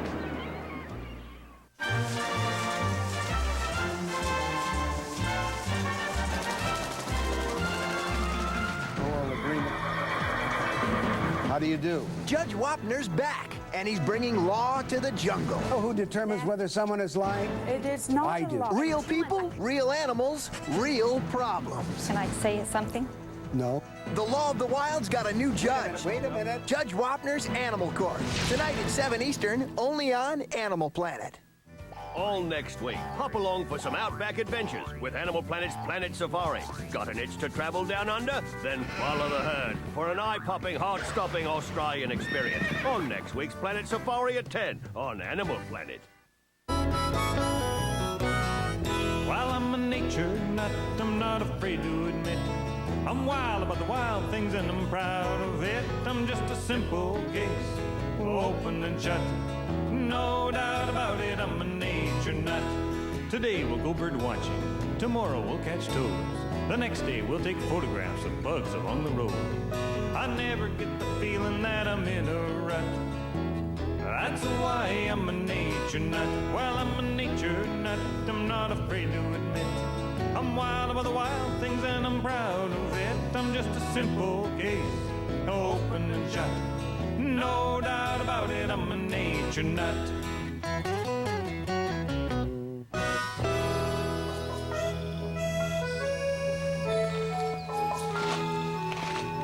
Well, hello there, nature nuts. Guess what? Tonight we're going night bugging. That's why we're here. And here is the best place for looking for insects at night in North America, north of the Mexican border, which is the area around Tucson, Arizona. We're here at the right time of year as well. Late summer is the best time for nighttime insects. And I just got here, I'm getting excited already because I'm seeing some great bugs. For example, just over there, there is a monolema. It's a beetle, a longhorn beetle with very long antennae. It feeds on cactus and, it's just gorgeous, beautiful, smooth contours, big paddy feet for gripping those cacti. The eyes wrap around the base of the antenna. Superb, elegant creature.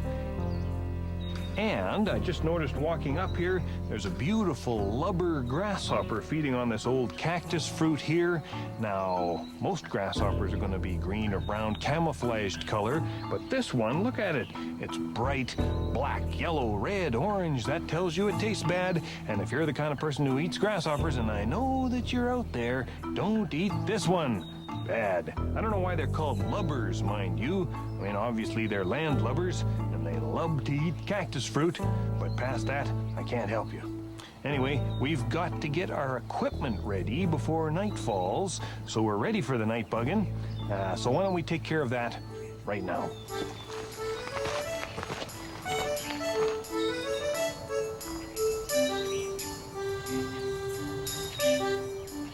Well, the good news is the equipment we need for night bugging is very simple, and there are two general sorts of night bugging, the first of which we call night lighting because you use a light, and as you well know, bugs are attracted to lights at night.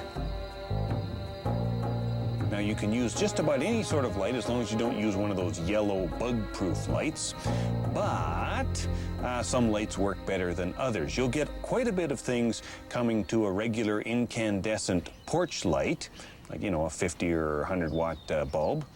But if you have a bulb with a light with a bit more UV, ultraviolet in the spectrum, you'll get more insects because insects are attracted to the ultraviolet. A mercury vapor light is also very, very good because it has a lot of UV in it, and insects are especially attracted to UV light. But the sort of light that I like to use is a black light. And it also has a lot of UV. This is a fluorescent black light. I've got one that plugs into the cigarette lighter of a vehicle, which is very, very handy because you can drive out into some wacky, wild, remote place and then just plug into your cigarette lighter. Bring a white bed sheet with you, and look at that. You see how the white bed sheet kind of glows bluish purple in the black light? You know why that is? That's really neat.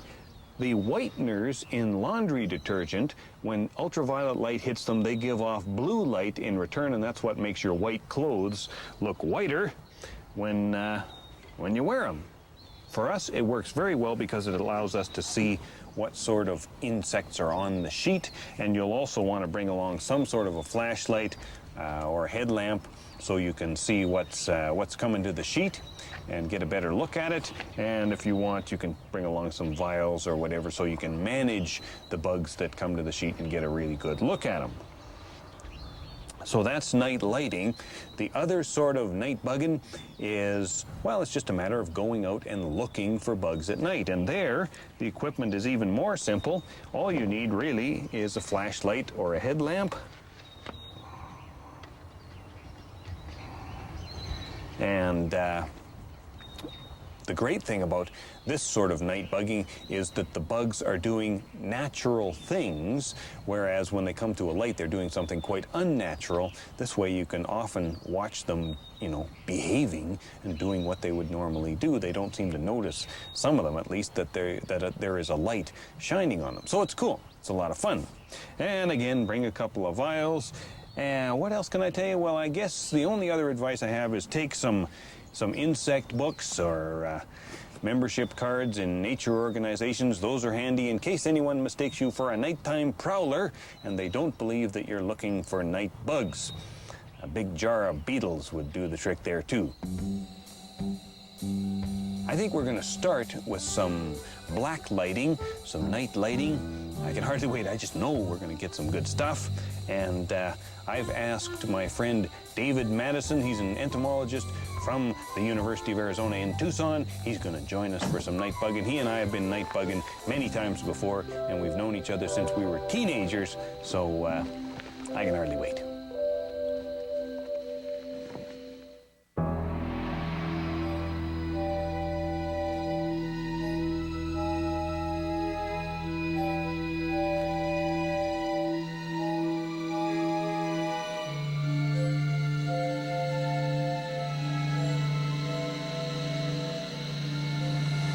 Hi, David. How's it going? It's going great. And so this is the professional rig that you've got from the university, is that right? Yeah, this is the one that we've used for quite a few years. And it runs off There's a generator, a gas-powered generator that powers the black lights. Now this is really impressive with 2 tubes on this side, 2 tubes on the other side. Yeah, so that we get the full coverage, so things flying on either side of the black light sheet will be attracted to it. Beautiful, So, beautiful. Well, I can hardly wait to see what comes in tonight, but in the meantime, I'm going to go out and do a little headlamping. okay, I'll check the light. All right.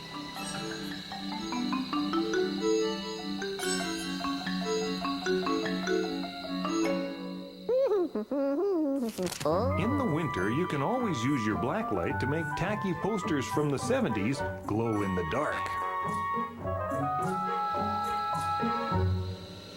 All right, well, will you have a look at this? This beetle just came into the black light, and this is another Southern Arizona classic. This is Dynastes granti, which means it's a Hercules beetle, which is part of the rhinoceros beetle subgroup of the scarab beetle family, and it's just absolutely stunning. There are 2 species of Hercules beetles north of Mexico. This is the larger of the 2, and in fact, a big one of these will be the biggest beetle anywhere north of Mexico. So it's really a wonderful thing to run across. This one is a male, and you can tell that by the fact that it's got this big horn here on the pronotum, the thorax shield, and another horn here on the head, and they use those to fight with other males. Sometimes with rhino beetles, if you poke them, they'll fight back, but this one doesn't seem to have a lot of fight in them right now.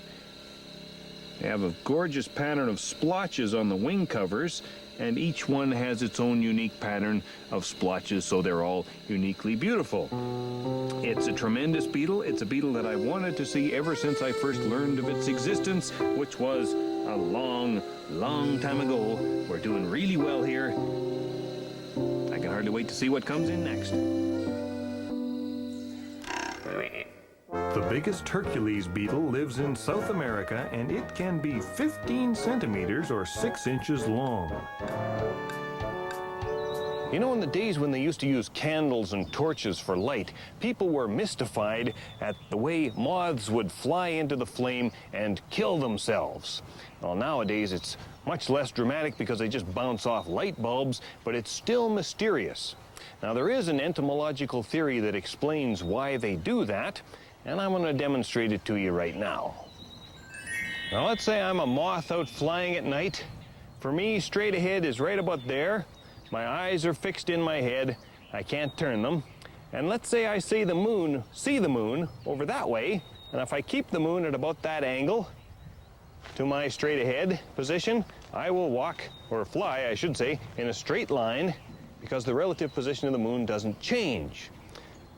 You can try this at home with any distant object, but if, on the other hand, I were to mistake a mere light bulb for the moon, and you try the same trick, you find very quickly that you fly past the light. You have to readjust the angle, and as you keep readjusting the angle, you find you spiral inward until finally you touch the light. Oof. You know, the bad part of all this is that with all these light bulbs, some species of moths that used to be quite common are becoming much more rare because they're spending their brief lives flapping around light bulbs instead of looking for a place to lay their eggs or find a mate.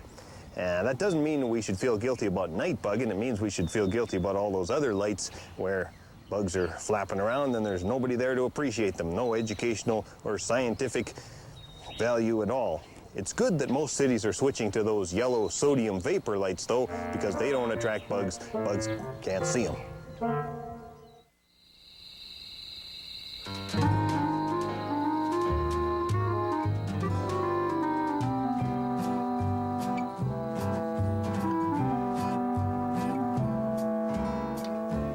Night bugging, leaving your porch light on. You got me. Night bugging, you won't have to wait too long. I'm bringing my safety gear.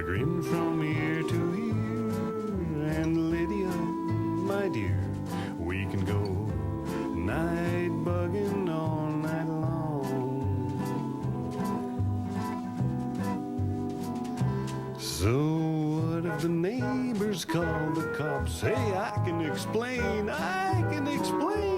Wait till they see what we've caught in our traps. They'll not be the same after that. No. Night bugging, I'm putting on something light. Night bugging with that light in your eyes, it's bright. I brought my great big jar. We could drive off in my car to find some small cafe so that Lydia, my dear, we can go night bugging all night long.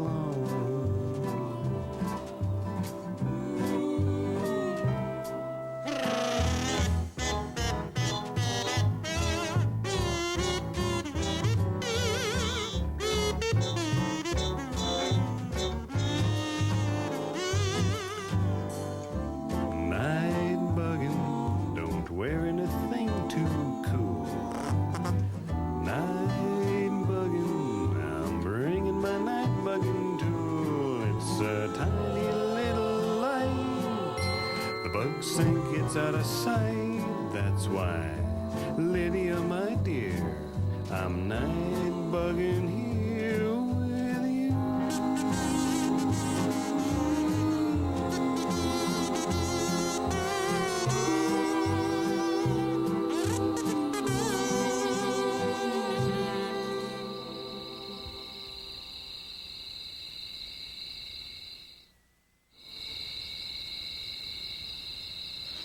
Okay, well, here's a night bugging technique that absolutely anyone can afford. Just left out a little pile of rolled oats here, just regular rolled oats, you know. And the hope was that it would attract a Jerusalem cricket, a great big wonderful cricket-like insect. But it's not going to happen because these ants are taking the oat pile away as quickly as they can, one oat at a time. Give it a try. It's a neat technique. You might attract other things, maybe darkling beetles, other sorts of crickets, grasshoppers, grigs, stuff like that. Wonderful. Anyway, this place is just absolutely hopping with night bugs. There's a black widow spider in her web up there, sitting under her egg sacs. That's a neat thing to see anywhere, of course. Oh, and look at this. Look at this right here. It's a ground-dwelling praying mantid, and it's looking for something to eat. Oh, that's nice. That's a very small mantid. It's only about 2.5 centimeters, an inch long, but still a full-fledged praying mantis. Same thing. Very cool. This place is hopping with night bugs. I love it. I wonder what we're going to find next. Some mantids hunt on the ground while others prefer to prowl around in vegetation or on tree bark. Well, it sounds like David's found something interesting down by the pond. Let's go have a look. Okay, well, we found a good place for bombardier beetles, and they're all over the sand here. They've got blue wing covers, and the rest of the body is kind of orange. They're easy to recognize, and you gotta like these, David. They're part of your favorite group of beetles. Yeah, John, that's right. They're ground beetles, carabids. And one of the really neat things about bombardier beetles is how they defend themselves. The group of beetles that these guys belong to all have defensive chemicals that they secrete, but bombardier beetles do them one better. What they've got is, at the back of their abdomen, they've got 2 chambers. One of them is an explosion chamber, if you can believe that. And the other one is a storage place for the chemicals that are going to explode. And what happens is, when one of these beetles get chomped down by something, they squirt this one chamber, everything in that chamber, into the explosion chamber, and when they get in there, they meet a chemical that's sitting in there, an enzyme, and that causes the 2 exploding chemicals to react with one another, and they shoot out the end of the abdomen at the boiling point of water. And it's not just the heat that comes out, but it's some nasty poisons. There's quinones in there, which are pretty nasty. And so those hot quinones coming out really gives a real punch to whatever's just chomped down on it, and they'll let go right away. I've got some in the vial here. If I pick them up with the forceps, we'll see boiling quinones come out the tip of their abdomen. That's right. Excellent.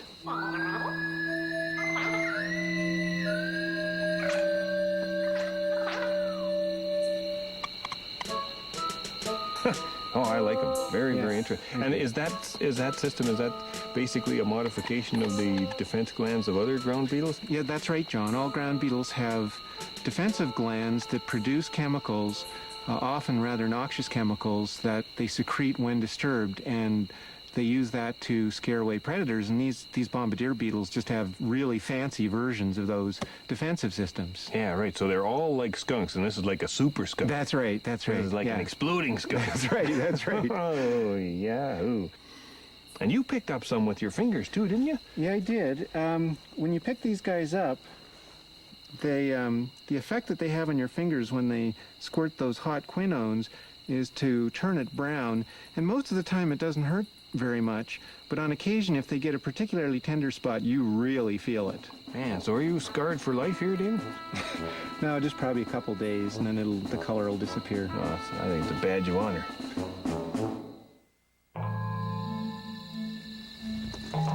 Man, look at it all. Look at them all. It's incredible. Wow, this is really good. John, look, a Plusiotis. A Plusiotis, no kidding. Yep, look down here. Oh, fantastic. Fantastic. I've never seen a live Plusiotis, and that's the greatest Plusiotis of all, too, isn't it? Yeah, Plusiotis gloriosa. Boy, that's a fine beetle. It's hard to believe that those colors are produced biologically. They look so metallic. Oh, absolutely, yeah. Superb. What a beast. What a beast. Super. Oh, and there's a mantispid right here. Oh, yeah. See, it's got a little tiny thing. Yeah, it's got the front legs built very much like a praying mantis, but it's completely unrelated. It's more closely related to things like lacewings and Dobson flies and stuff. Antlions, right. Yeah, we've got a whole mess of sphinx moths here. Do you know what this one is? I think it's a type of manduca. Ah, yeah, it's a great name, isn't it? Manduca. It must camouflage beautifully on a tree trunk in the daytime. What about if you go straight down the sheet from there, you get to a lineated sphinx. Yeah. That's a nice one. That's one that you find almost all over North America with pink on the underwing there, too. Yeah, it's just a real beautiful thing. Yeah. I love the forebody with those stripes. Oh, it's elegant. It's extremely elegant. I wonder if we could see one of their proboscis, the mouth part that they use like a straw to suck up things from. Oh, it's huge on these things, isn't it? Oh, I don't want to bother them too much. Oh, here. This buddy's coming to the rescue. Now you can just see it sort of coiled up right there. Oh, look at this. This one has just almost a geometric that's pattern. Beautiful. Boy, that's excellent. Yeah, some of them are quite sort of broad-winged, and others look like fighter planes. That one looks familiar. That's almost like one that we get back home. I wonder if that's the Gemini Sphinx, or I can never remember which is which in that little group there. So I suppose those hind wings are to startle things. Oh, those are not bad eye spots, those ones. So that most of the time those things are hidden, but if the moth is disturbed, they'd move their front wings out of the way and expose those eye spots. Yeah. And this looks like a nose. You think? Oh, yeah. Ah, pink elephant. Boy, when these sphinx moths bang into your clothing, you feel it. It's like somebody's, throwing pickles at you or something. Yeah, about the size of a pickle, don't you think? Yeah. Look at that thing. Yeah, this one certainly. It's like a pickle with wings. Oh, look at the weevil just above this moth. The really long snout coming. Yeah. That's neat. Yeah, it's a huge snout.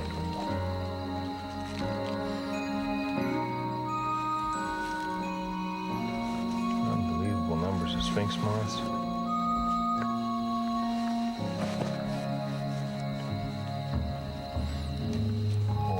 This is what blacklighting is all about. This is superb.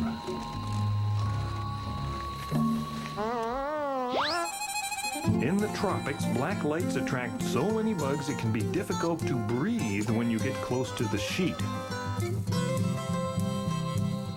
Okay, well, things are still coming into the black light, but I don't know. I've run out of time. I gotta sign off.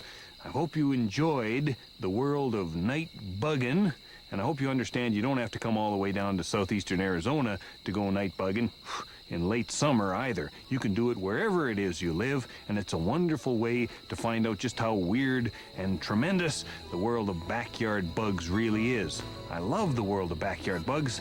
That's why I'm a nature nut, and I hope you are too. Anyway, we'll see you again soon. Well, I gotta find out what just came into the blacklight. It sounds like a small plane just came into the blacklight. Excuse me.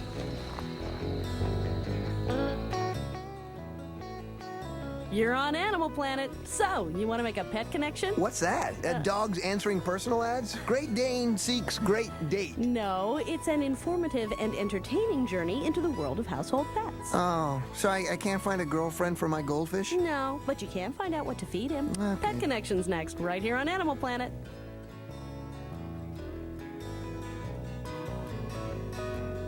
Man-eaters off to sea. A, B, C, D, E, F, G.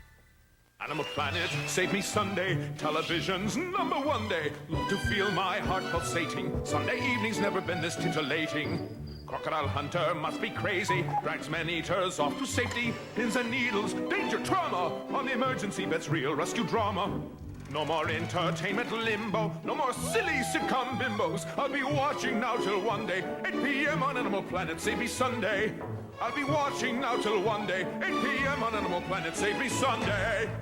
All this week, hop along for some outback adventures with Animal Planet's Planet Safari. Got an itch to travel down under? Then follow the herd for an eye-popping, heart-stopping Australian experience on this week's Planet Safari at 10 on Animal Planet. While I'm a nature nut, I'm not afraid to admit I'm wild about the wild things and I'm proud of it. I'm just a simple case, open and shut. No doubt about it, I'm a nature nut. Today we'll go bird watching, tomorrow we'll catch toads. The next day we'll take photographs of bugs along the road. I never get the feeling that I'm in a rut. That's why I'm a nature nut. Well, I'm a nature nut, I'm not afraid to admit I'm wild about the wild things and I'm proud of it. I'm just a simple case, open and shut. No doubt about it, I'm a nature nut.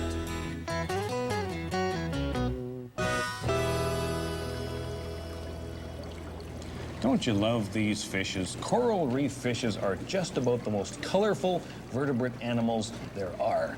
And boy, I like spending time on a cold winter's day at the public aquarium. But what I like even more is instead of bringing the fish to us, I like going to the fish. That's what we're going to do today. We're going to go coral reef snorkeling in the tropical Pacific. Hey, does that sound good or what? The coral reef environment can be found throughout the world wherever there is warm, salt water. Let me tell you right now, snorkeling, it's easy. Anybody can do it, and it can be as cheap or as expensive as you want it to be. Here's what you need in terms of equipment. First of all, you need a mask. I mean, without a mask, you can't see the fish, and without seeing the fish, what's the point of snorkeling? Now, this is quite an inexpensive mask. I got it at a gift shop, and the way you test a mask is to put it on your face and breathing in. And if the mask stays on, you know, you breathe in until your eyes kind of pop out. If the mask stays on, then it's a good mask. If it falls off, try another one. You can always go with a more expensive mask, of course. This is a fairly expensive mask, and it's got nice, soft plastic. See, that's all there is to it. And the good thing about this sort of mask is you can get prescription lenses put in here if you're the sort of person who can't see very well without your glasses or your contact lenses, and you don't want to wear glasses or contact lenses. Doesn't work in the world of snorkeling. The only other thing I can suggest here is you might want to get yourself some no-fog goop, and it's pretty simple stuff. You just put 3 drops in each lens. 1, 2, 3. Close her up. Wipe that around a bit, and then rinse it in the water and go snorkeling right away, and your lens won't fog up. If you don't have this stuff, you can always just cork in the lens. That's an accepted technique. Nobody will think you're rude when you do that. So, you get yourself a mask, and then you need a snorkel. Now, a snorkel is basically just a tube that you breathe through, and that's a snorkel right there. You bite on this mouthpiece thing, you relax and you breathe through it. I prefer to use a slightly more sophisticated snorkel. This is worth the extra money with the purge valves for clearing the snorkel. We'll get down to that in a moment. With those two things, you can snorkel, but you might also want to consider getting yourself a couple of swim fins, flippers, whatever you want to call them, and they allow you to swim more powerfully. So, you know, if you get tired of snorkeling, you can get back to the beach that much quicker. But the only other thing I can recommend, if you're going to really get into it, like I do, I wear a t-shirt when I'm in snorkeling, or sometimes even a wetsuit.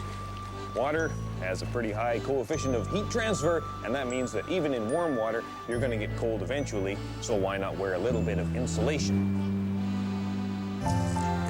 So what if you're not ready for snorkeling yet? Well, here's what you need. You just take a big tin can with some plastic wrap stretched over the bottom, held on with tape. You grab one of these, you walk into the briny deep, and you put the plastic wrap end in the water and look through it.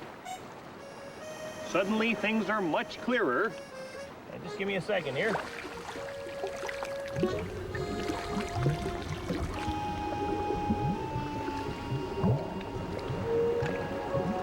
There we go. Fish. Almost all the time, you go into the water at a sandy place so you won't touch your feet, and at sandy spots, you almost always see goatfish. These are goatfish, yellow striped goatfish, and as you can see, they have two little barbels off their chin. They use them like a bug uses its antennae to feel in the sand for little crustaceans and fishes and other things that they might want to eat. That's all there is to it. Consider adrift. Got your own miniature glass-bottom boat. And if you think the coffee can is neat, check this thing out. I just picked it up at the gift store this morning. It's kind of a little underwater periscope thing. It's a kid's toy, but that never stopped me before. But the good thing about this is you can use it to look horizontally under the surface. Oh yeah. Hey, look at that. Needlefish. Needlefish, long, thin fish with pointy snouts. They eat other little fish. Oh, very neat. Wonderful. Always you see needlefish, but you always see them right under the surface, never on the bottom. Dive, dive, dive. I love these things. Once you mess around with them for a while, you'll be ready for snorkeling. Fishermen have been badly stabbed by large needlefish that jumped out of the water at night, attracted to boat lights. Okay, well, let's go snorkeling. Now, I'm sure you understand the basic principle is you look through the mask, you breathe through the snorkel. But there are a few other tricks to it. Let me get rigged here. Divers have techniques where they blow through their nose and let the water out at the bottom like this. But you don't need to worry about that when you're snorkeling, because you can just roll on your back, take the snorkel out of your mouth, clear the mask that way. Let me demonstrate.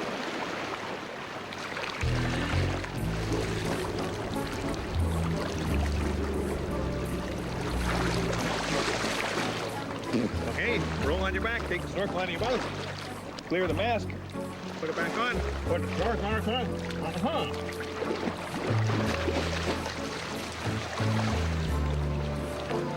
The only other thing you need to know is how to dive. If you want to dive down, remember to save some breath for blowing the water out of the snorkel when you come back up.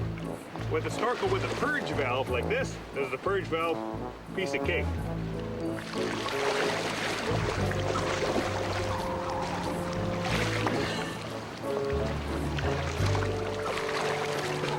A traditional snorkel, like this one, always carry a spare. Much more difficult. Much more difficult.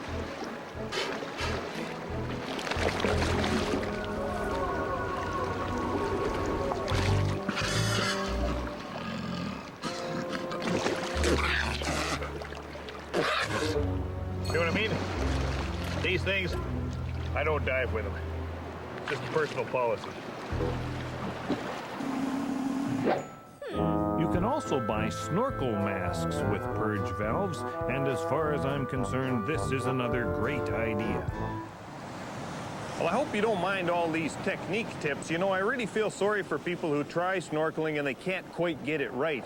The other day we were beside a snorkeling tour. Half the people were treading water and trying to figure out their equipment when all this great stuff was happening right underneath them. Then this morning I was snorkeling along beside a woman. She was gasping for air and gulping and blubbling. Had no idea that this huge coronet fish was hanging out right underneath her. So get the technique right, and you'll get all the benefits. You won't miss any of the cool fish.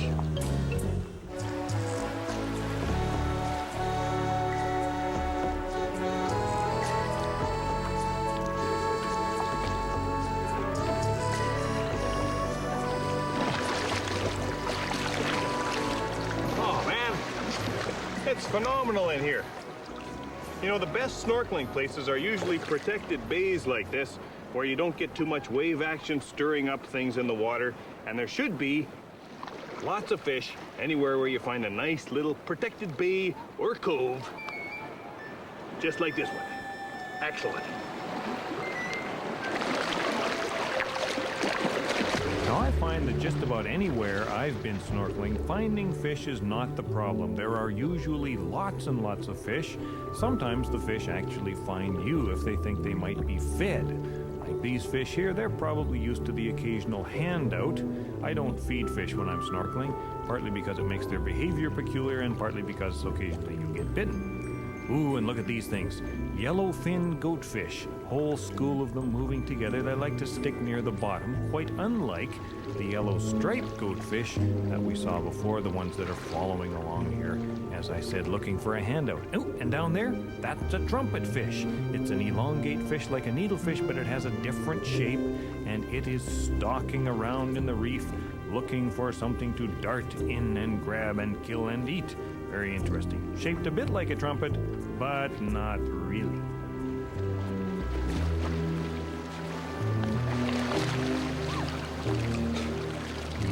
Okay, well, let's face facts here.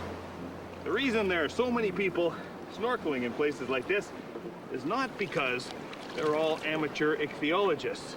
It's because the fish are pretty and colorful. At least some of them are.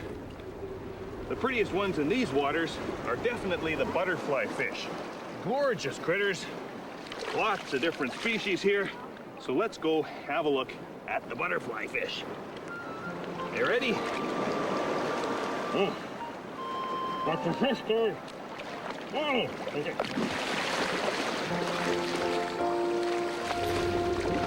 Now, the thing you'll notice about butterfly fish is that they're all more or less the same shape. You have to get a good look at them and see their color pattern.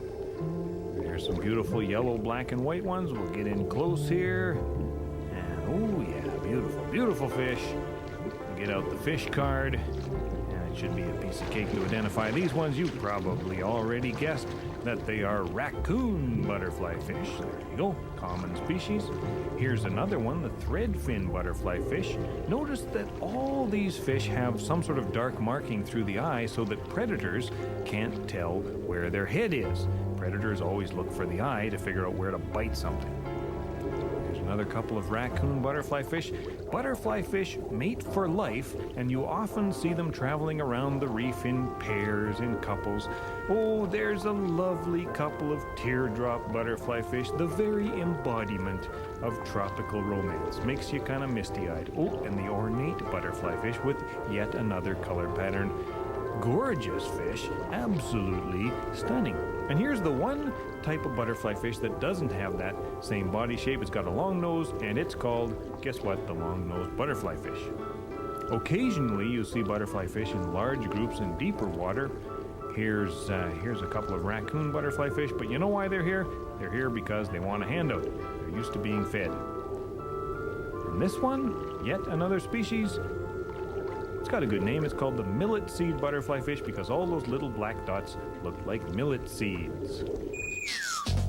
Angelfish look a lot like butterfly fish, but in this part of the world they are small and hard to find. Okay, well, let's talk about the next family of big, beautiful, colorful reef fishes, and I'm talking about the surgeonfish family. Now, keep in mind, they didn't get their name from snorkelers. They got their name from fishermen. And when you get a surgeonfish in the net or on the end of a spear, it's got a little surprise in store for you, because at the base of the tail, where the body becomes most narrow, there's a little hidden switchblade. This is not really a switchblade. Just kidding around. I'm not that kind of guy. It's comb. Jeez. Incredible things get in your hair when you're snorkeling. Anyway, the surgeonfish, they have this little hidden blade, and it can really dice you up pretty good. It's their, their secret weapon against the predators. There are some members of the family, though, that aren't called surgeonfish, even though they are surgeonfish, like the tang. And then there are the unicorn fish, and some of them, they're wacky-looking things. They have a big unicorn horn coming off the middle of the forehead, like the mythical unicorn. We've been seeing a lot of orange spine unicorn fish in these waters here. It's a gorgeous, great big fish with lovely streamers off the end of the tail. And even though it's, it's called a unicorn fish, it doesn't have a unicorn spine. Hey, guess what? Another animal name that doesn't make any sense. Ooh, and I should tell you too, there's one more species. It used to be considered a member of the surgeonfish family. Now it's placed in a family of its own because it doesn't have a little tail blade. It's the Moorish idol. And this is the one that most people think is an angelfish because it's got all these wacky, curvy, tropical, exotic lines to its body. It's a marvelous looking thing. Fantastically, what shall we say, glamorous. They're glamorous fish.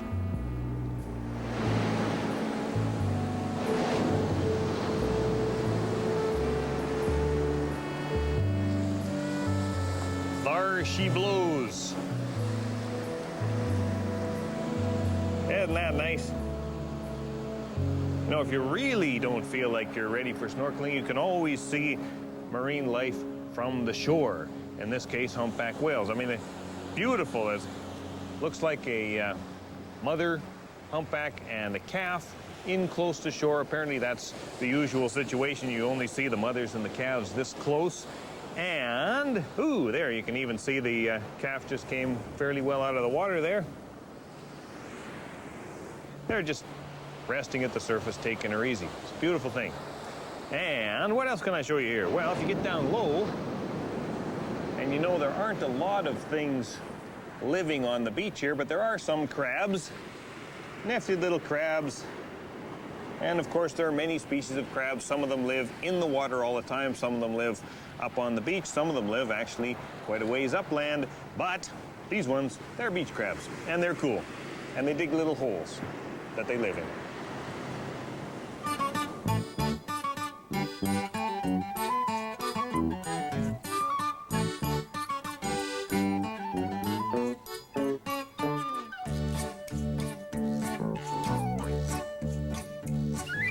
Mask and snorkel, fish and turtle, snork and maskel, snorkel rascal, fins and wetsuit, don't you look cute?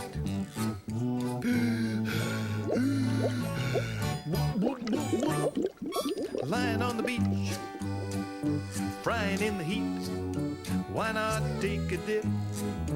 Put on your gear and slip into that underwater wonderland, the fabled coral reef, where all the fish are colorful and sharks might bite your feet. Ooh, spit into the lens, put on your ducky fins, bite down on the mouthpiece and breathe normally. If you start to leak, don't panic, joker freak. And if you go down under, you might find it's a blunder.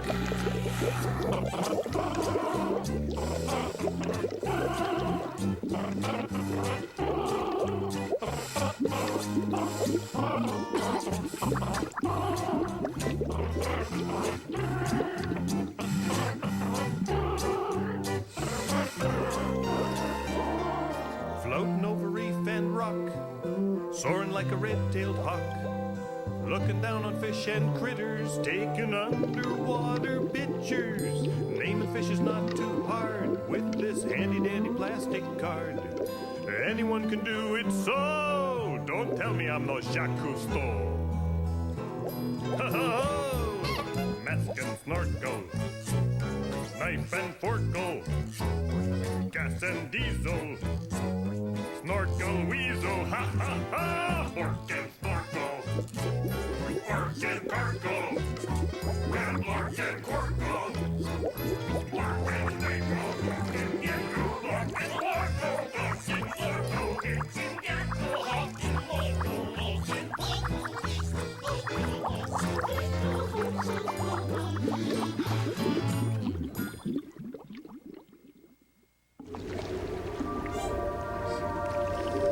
You know, I really like these little plastic fish identification cards. You can take them with you in the water. You can attach them to your wetsuit or, you know, stick them in your wetsuit, tuck them in your trunks, whatever.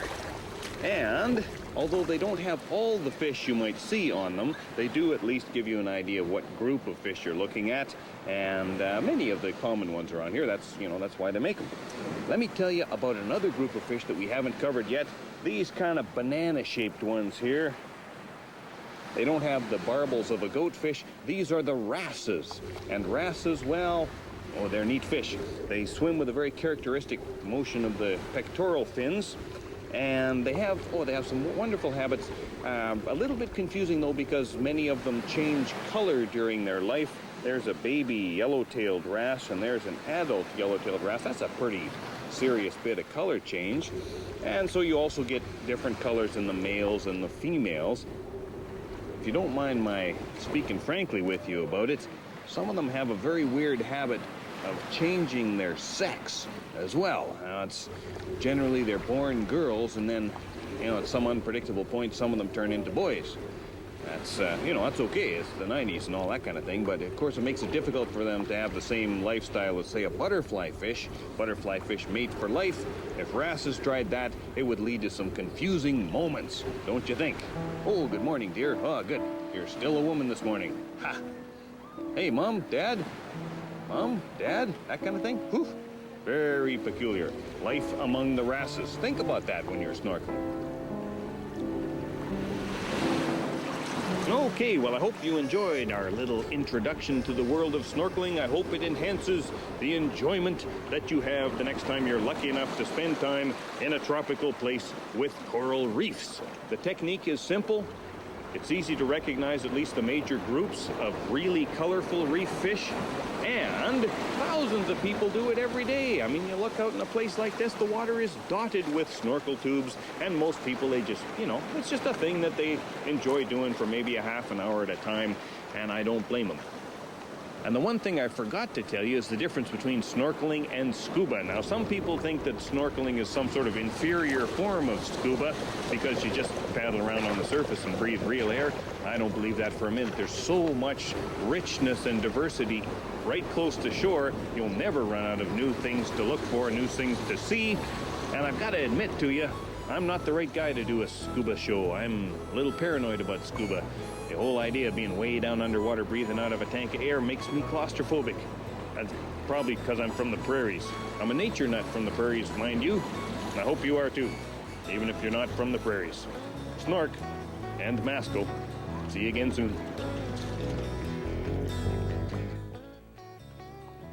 You're on Animal Planet. So, you want to make a pet connection? What's that? Dogs answering personal ads? Great Dane seeks great date. No, it's an informative and entertaining journey into the world of household pets. Oh, so I can't find a girlfriend for my goldfish? No, but you can find out what to feed him. Okay. Pet Connection's next, right here on Animal Planet.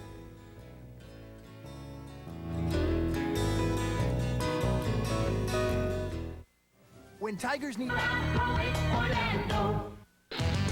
This is the true story. Oh, it's so good. Of 8 vets. Picked to star in a show. Airing on Animal Planet. And have their lives taped. To see what happens. When people stop being students. And start being vets. Oh, she's got fleas. It's real world stuff. Animal Planet style. Vets in Practice. Fridays at 8 and 8:30, only on Animal Planet. What's Wyland's Ocean World? It's an exciting underwater adventure hosted by famous marine life artist Wyland. He swims with the sea's amazing creatures, then paints them bigger than life. Splash down and explore Wyland's Ocean World every Sunday at 3:30 Eastern on Animal Planet. While I'm a nature nut, I'm not afraid to admit I'm wild about the wild things and I'm proud of it. I'm just a simple case, open and shut. No doubt about it, I'm a nature nut. Today we'll go bird watching, tomorrow we'll catch toads. The next day we'll take photographs of bugs along the road. I never get the feeling that I'm in a rut. That's why I'm a nature nut. While I'm a nature nut, I'm not afraid to admit I'm wild about the wild things and I'm proud of it. I'm just a simple case, open and shut. No doubt about it, I'm a nature nut.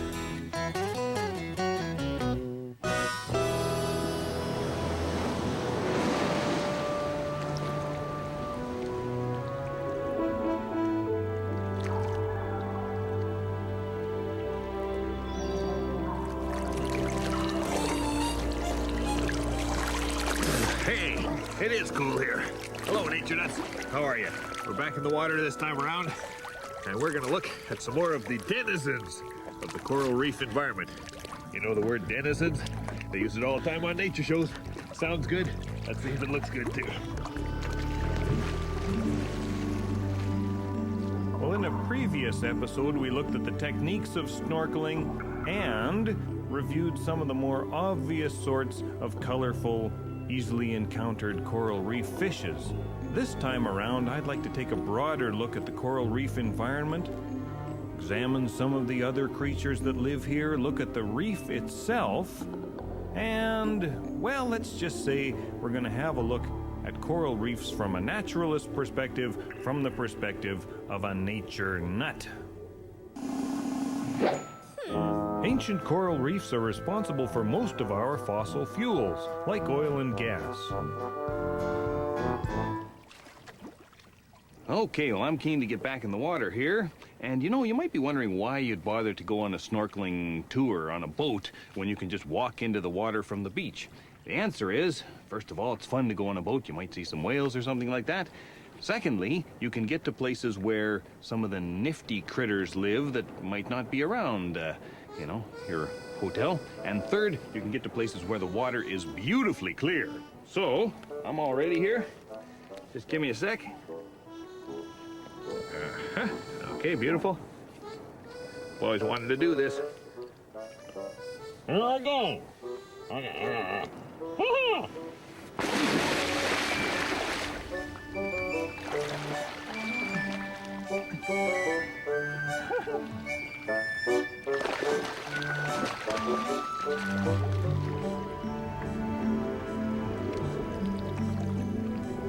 Good grief, the reef! I thought within my plastic-fitted skull, a coral scene more blue than green, and me on the float like a gull. Topography that came not from geology or rocks, but shell upon shell upon shell upon shell, each one a diminutive box. Where sits within an anemone kin, a kind of colenterate polyp, that makes its test from the carbonate best that it strains from the sea by the dollop. An animal pale built the hills and the dales, but entirely animal not, for enclosed in its tissues live minuscule plants, zooxanthellae the name that they've got. Good grief, the reef, part plant, part critter, rising up out of the briny. If survival's the game, then the coral's more fitter than all of the fishes so shiny. That live on the reef like pastures with beef. Cattle here in the deep all have fins, and the wolves and the birds are equivalently weird, at least to a landlubber's ken. So on rolls the clock. Geological time ticks away as the corals grow taller, making islands and oil, atolls and soil. No monument greater was e'er made by one smaller. Good grief, the reef, with its valleys of sand and its schools of protectorate Pisces. Here the great place neath the swales and the waves, where the tang replace bunnies and shrimp stand for mices. Good grief, the reef, I mused behind my scuba maskled eyes, more complexly webbed than a squilligan bed, an environment constantly up on the rise. Some islands, they say, came from corals one day, way back in the murky past, while others volcanic arose from the deep, where new corals found homesteads on which to hold fast. Some coral is stony, some it is not, some it is all smooth and non-bumpy. Fish like them all, medium, big and small, even the ones that are short, fat, and stumpy. All alone I pretend that the fish are my friends. I'm a denizen here in the shallows. At home in the briny, I still feel quite tiny when compared to the whales, those big fellows. Good grief, the reef! It's a world in itself, an ecosystemic phenomenon. For a guy from the flats, it's apparently that, a sight quite rare and uncommon. And with that ends the longest poem I have ever composed. Quite a peach, don't you think? You know, no matter how many times I hear about the coral reef environment and how rich it is, it always blows me away. It's like the tropical rainforest. Sort of. It's wetter.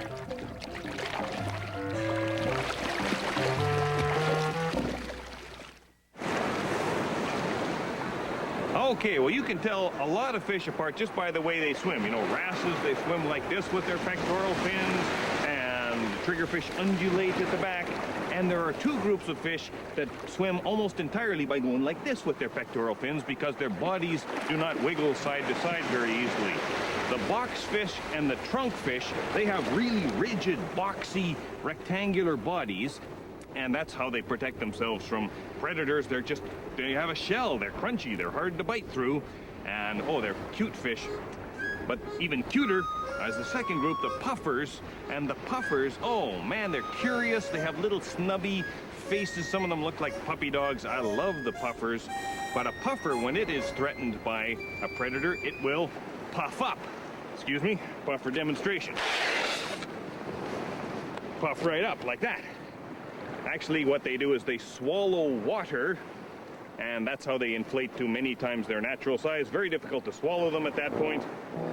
If you bring them out of the water, they'll swallow air, but it's not really like a life jacket. In fact, there's a little sticker on the bottom that says, "Do not use as a flotation device." Some puffers are extremely poisonous, although they are considered a delicacy in Japan when properly prepared.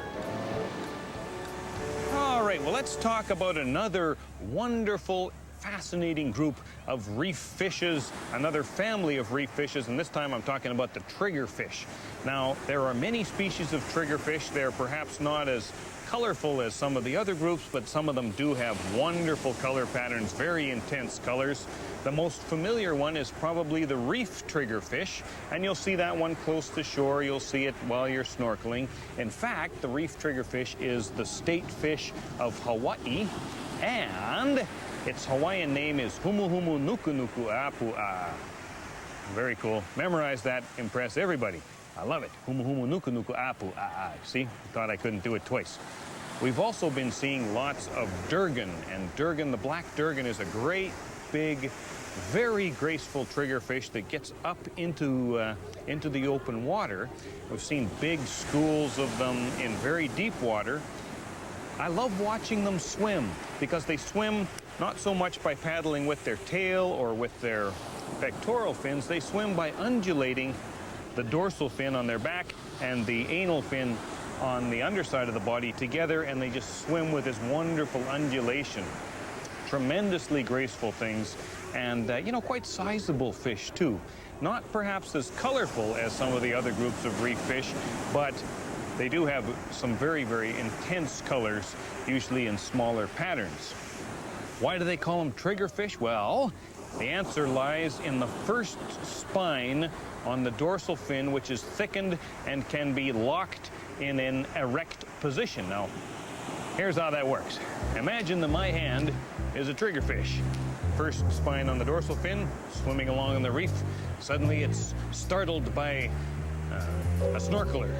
Dives into a cleft in the reef, up comes that dorsal fin spine, and it wedges itself into the reef so that you can't pull it out even if you try, and it waits until it figures the danger is past. It unlocks that spine and wiggles back out and swims away.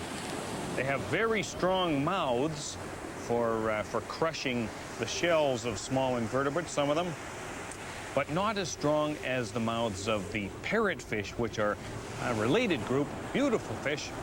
Some of them very bright blues and greens. Many of the females are much more somber, more reddish or brownish. But they do have a parrot-like beak, a tremendous fusion of the teeth, and they feed on algae. If they bite into algae on the reef or even on limestone rock, they'll bite chunks out of the rock and chew them up. Of course, when the rock chunks or the coral chunks come out the back end of the parrotfish, what you get is sand. And you know what I'm getting at? That's where this beach came from. This beach wouldn't be here if it wasn't for parrotfish.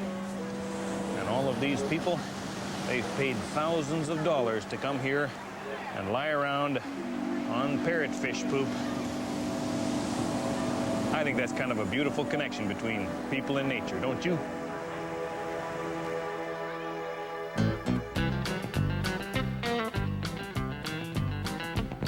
It seems these days that northern folk no longer stay home in December. Forget the snow and off we go where the temperature never gets below. Ho, ho, ho, ho, ho, ho. What do we see when we open our eyes on the morning of December 20 and 5? Instead of spruce, there stands the palm. Instead of snow, it looks like Guam. Instead of a parka, we put sunscreen on. And don we now our rubber wetsuit. Christmas corals bright below hark the angelfish's tribute to the sea of melted snow. Sing ha ha ha for the Christmas rest. Don't sing bass when you're singing to the bass. You can blow soprano at the trumpet fish and listen for the flounders gibberish. It's Christmas time underwater at the tropical beach resort. It may not feel like it ought to, but then again, who cares? Who cares? Deck the deck with lots of decks. Don't forget about the holly and the mistletoe. Waves of crashing seas can get rough bows. Turn port, starboard, ho, ho, ho. Sing fa la la for the Christmas rest. Don't sing hi just because Christmas in the islands is a total blast. In the tropical Pacific, only crabs have sandy claws. Ho, ho, ho, ho, ho, ho, ho.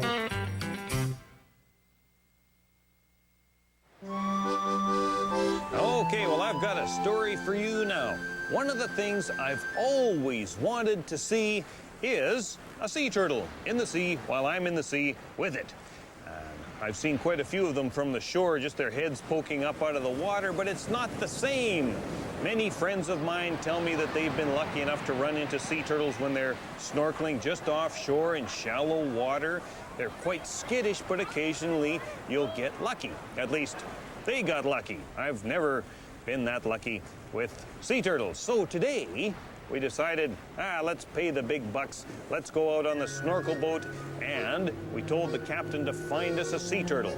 He said it was going to be no problem because if nothing else, we could look for Speed Bump. And Speed Bump is a sea turtle that lives out by these nautical marker pilings here, always getting in the way of boats.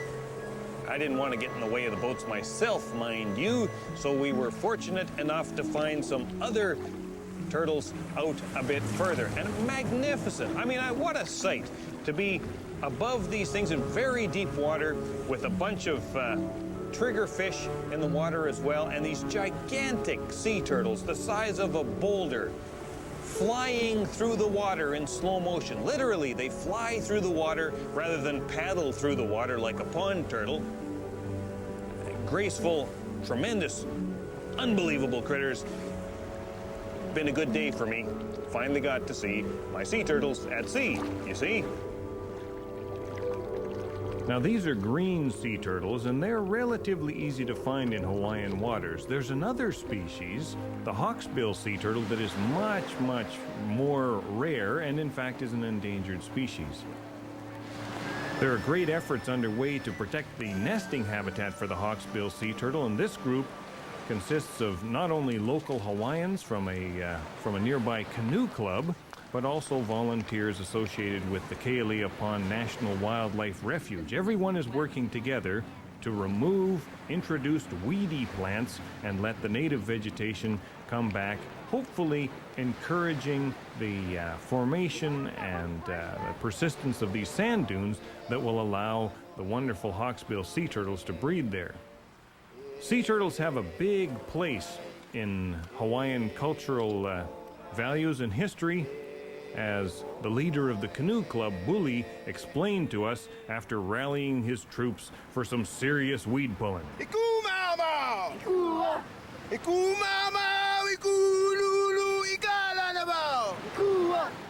have now learned about the Aina, which is the land, and how to care for the land. We're passing this belief and this knowledge on to our younger children. So they too now know that this ground will become sacred to the turtle for laying the eggs and having more turtles in the future, and the reasons why we have them around. They need to preserve this own area for themselves in the future, or else they'll be lost. This is my amakua. This is a petroglyph print of the turtle. The amakua meaning is our spiritual guide. So we look towards as the turtle being one of our guides now and forevermore.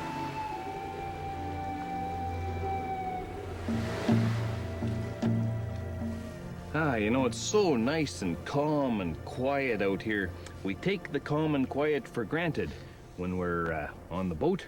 But you know, remember to use your ears when you get in the water, too. When you're in snorkeling, you can hear a lot of snappy sounds and chirpy sounds, and those are the sounds of, well, things like shrimp and damselfish. And if you get down deep enough, and, you know, quit bubbling and making your own noises, you can sometimes hear whales.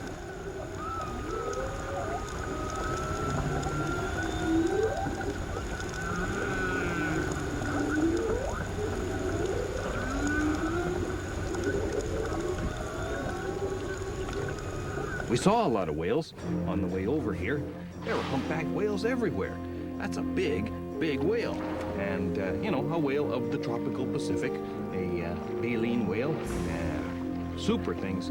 You see them breathe a couple times, then dive down, the big flukes on the back, the tail stick up into the air, and then they kind of disappear for a while before they come back up. Marvelous stuff. We even did a little whale experiment. Look at that. Inside all this tape and plastic, there's a microphone attached to a professional grade weight.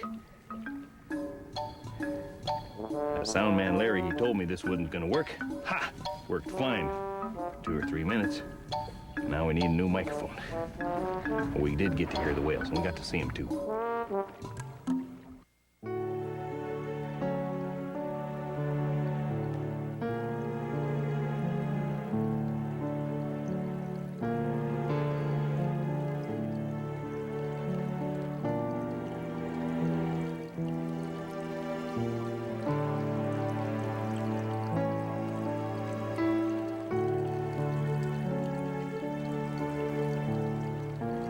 I'll tell you, one of the things I like the most about corals is the variety of forms that they have.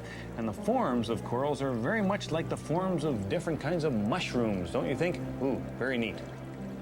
You know, we're still finding out new things about corals. For example, Recently, it was discovered that corals, if they're illuminated with nothing but ultraviolet light, they glow, they fluoresce, they give off light that you can see. Now, of course, this never happens in nature, and you don't want to do it for long periods if you have corals in your aquarium. It's not all that healthy for them, but it's interesting. It's probably like scorpions. Scorpions do that too, and we think that probably doesn't have much effect on them in real life because, of course, in real life they're either in the dark or they're in sunlight. Just a neat thing, just a little chemical accident, makes corals just that much more interesting.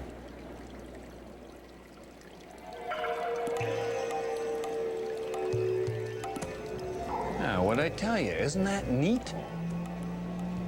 You'll notice that not all of the corals are fluorescing, but the ones that are fluorescing, they're fluorescing magnificently.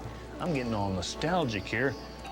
That reminded me of posters I used to have in my bedroom back in the 60s.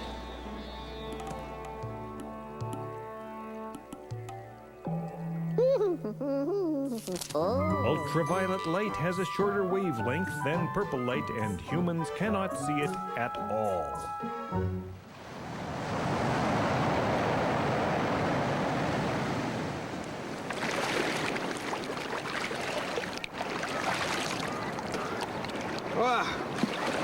I've got to admit, I really love it out there. But you know, after a couple of days of solid snorkeling, I'm just about snorked out. And we're out of time, too. So I hope you've enjoyed our little tour of the coral reef environment. And remember, the whole thing depends on the coral reef. And the coral reef is a living thing. It's the skeleton of millions and millions of little coral polyp organisms.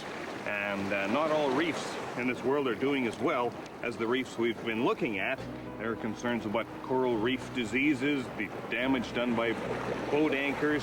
And the one thing you can do as a snorkeler, try not to trample the corals when you're snorkeling. Always go in at a sandy spot, come out at a sandy spot, and when you're out there, don't stomp on the corals or damage them.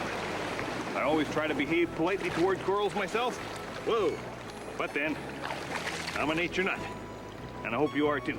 See you again soon. Oh, maybe I can handle one more little snorkel.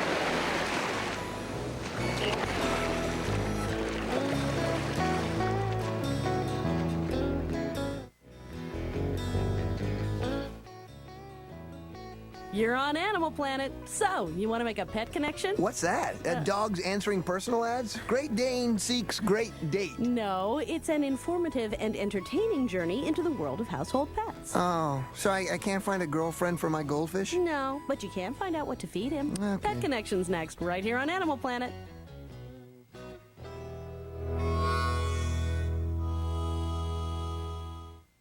When Allie and her EDEFG.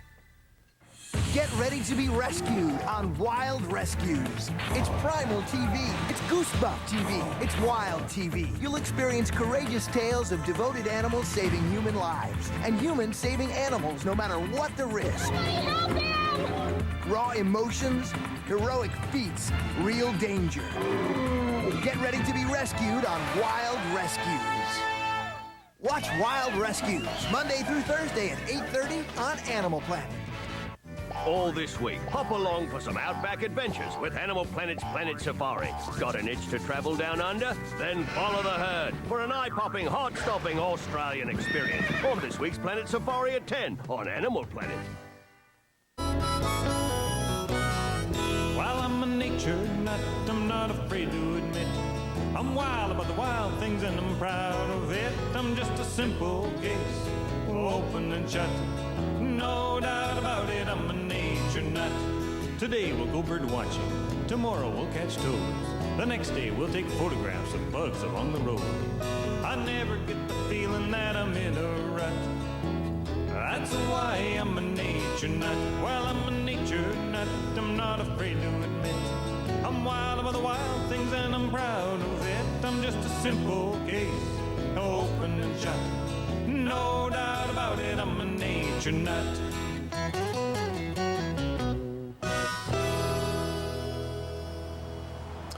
You know, you might think that in order to enjoy animals, you have to be out in the wilderness. But I've got to admit, I really like zoos too.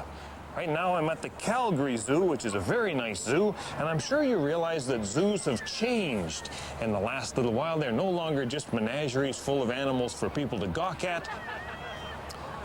They're also conservation agencies working to help protect animal species that might or might not survive in the wild. And zookeepers and zoo designers, they're also concerned not just about the health of their animals, but about the happiness of their animals as well. Things like these bald eagles, they've got a great big naturalistic enclosure to fly around in. And I'm no expert on what eagles are thinking, but you look in their eyes and they seem to still have their sense of majesty. I've got a degree in zoology, by the way, and you always pronounce it zoology, not zoology, because it's not really the study of zoos, it's the study of animals. Zoon is a word that means animal. I guess that means we should pronounce it Zoa as well. We're at the Calgary Zoa today. Calgary Zoa. Zoa. Practice that. Confuse your friends.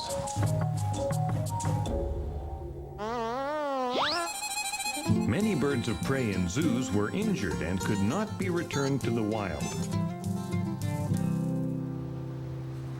Well, you know, there's some animals that are just plain zoo classics. You couldn't think about going to the zoo without spending at least a little bit of time watching the lions. I have a lot of trouble hiding my felines about lions. So does Brian Keating. He's the head of conservation outreach here at the Calgary Zoo. Now, Brian, you've watched lions both in the zoo here and in Africa. You've got to have a real feeling for these animals. Oh, they are the king of beasts. At least that's what we've been told they are. Oh, absolutely. But they're not. See, elephants really are the king of beasts. Elephants win out by sheer size. When you weigh 6 or 7 tons, you can get anything you want, including rights to the waterhole. So elephants really are the king of beasts. But lions are the king of the predators. They're right on the top, parallel in many places with the hyenas. Very powerful animals. I'll never forget the first time I had the chance to touch a real lion. It was here at the zoo years ago. Our vets had to tranquilize our big male lion because they needed to give him a checkup and they needed to comb out his big mane, which had become unruly. So they tranquilized him, and I was lucky enough to be there. I picked up the lion's paw, and the paw itself felt like a couple of lead pipes wrapped in hot burlap. Right away, it crystallized in my mind this image of lions being able to break the neck of a buffalo with a single swipe. They are the king of the predators. 2 lead pipes wrapped in hot burlap. Boy, that's an image. Well, they're powerful animals, and you don't realize how big they are even when you're here at the zoo. Until they come right up to the edge of the enclosure, maybe over at the glass window, where you can put your nose right to their nose, and you see the size of their face. Their eyes are so big, they seem to look right through your eyes. They look like they're looking right through you. And in fact, many times at the zoo, I've watched family groups walk by the lion exhibit, and the lions immediately cue in to the babies or the little kids that are toddling along. Because, of course, lions are programmed to kill the weak and the easy to get. You know, they're hardwired to do that kind of killing, and that's what makes them the king of predators. So when I'm at the zoo, most of the time when I see the lions, they're just sort of lazing around. Is that pretty typical behavior for them in the wild? Lions sleep or lie around for about 23 3/4 hours out of the day. They're professional time wasters, and they do it with such style, on their back, feet straight up in the air, on their side. They're very social. They're always touching each other, head-butting, doing all of this wonderful behavior. So they do spend a lot of time lying around, but they're conserving energy. Being a top predator is hard work. When they have to go and earn their meat, they've got to put a lot of energy into it. It takes incredible energy, and it's dangerous to actually go out and kill things. You could get a hoof to the jaw, to the face. You could get a broken rib. It's definitely a dangerous position, being the top predator.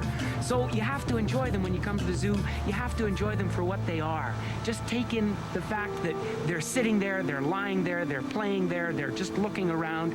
Just enjoy them for what they are, the king of the predatory beasts. So, Brian, even though these lions are lying, you're not lying about lions, are you? No, I wouldn't lie to you, John. Nothing to worry about. This thing's been extinct for many, many years. Wait a minute.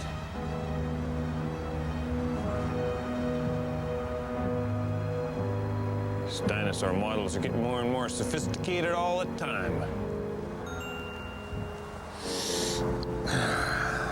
You know, when I'm at the Calgary Zoo and I look at the dinosaur models, I think about elephants. And when I look at the elephants, I think about dinosaurs because I like thinking about big animals.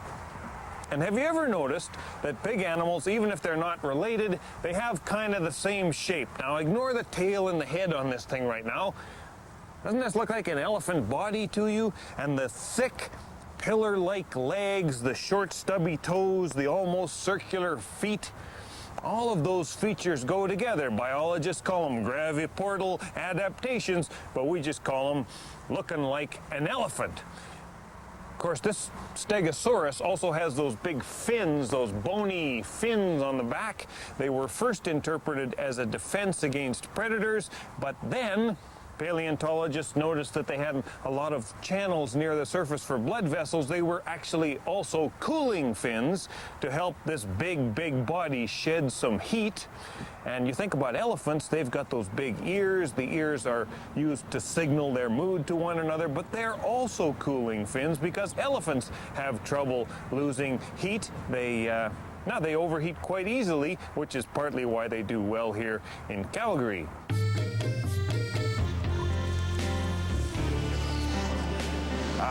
Wonderful. Oh, isn't this neat? I was saying, when I see elephants, I think about dinosaurs. I'll bet you know what I'm thinking right now. Yeah, it'd be fun to ride a dinosaur. And you know how you see pictures of dinosaurs galloping across the landscape these days? I don't think it would be like that at all. An animal as big as Kamala can't gallop at all because she's too heavy. She can't get all her feet off the ground at once. Even the two-legged dinosaurs were probably walkers and not runners. So when you see those galloping dinosaur pictures, my advice, don't believe them.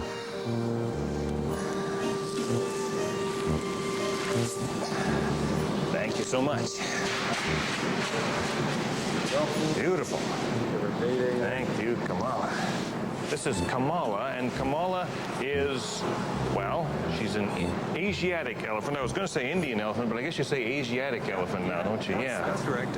All Indian elephants are Asian elephants. And she weighs about 3 tons, which you'd think would be a lot of elephant, but a really big elephant can weigh twice as much as that, more than twice as much as that. The biggest mammals that ever lived, about 10 times as much. Imagine that, Indricotherium, 10 times the size of this critter here. Oh, that tickles.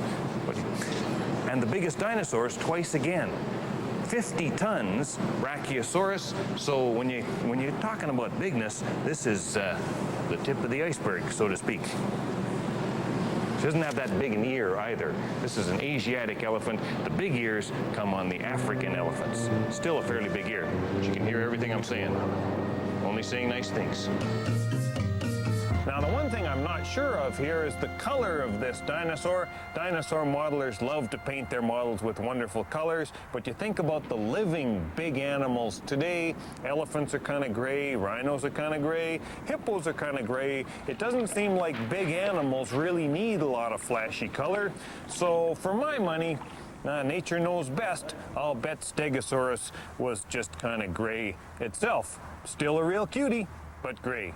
What a cutie indeed. Woo-hee-hee-hoo! Some fossil turtles still show some color, but no one expects to find colored dinosaur skin.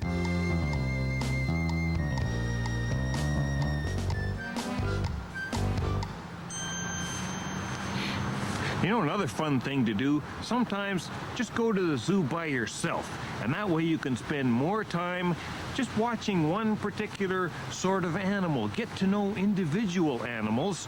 Monkeys are great for that. These are Japanese macaques. It's a type of monkey, sometimes called snow monkeys. If you watch them, you begin to realize that they have very complicated social behavior and a lot of signals that they give each other. Not language like we would use, but little body language gestures like a yawn, shows off the canines, that's a threatening gesture. A stare is a threat as well, and they don't like it when we stare at them. They wonder why all of these funny-looking primates are threatening them through the mesh.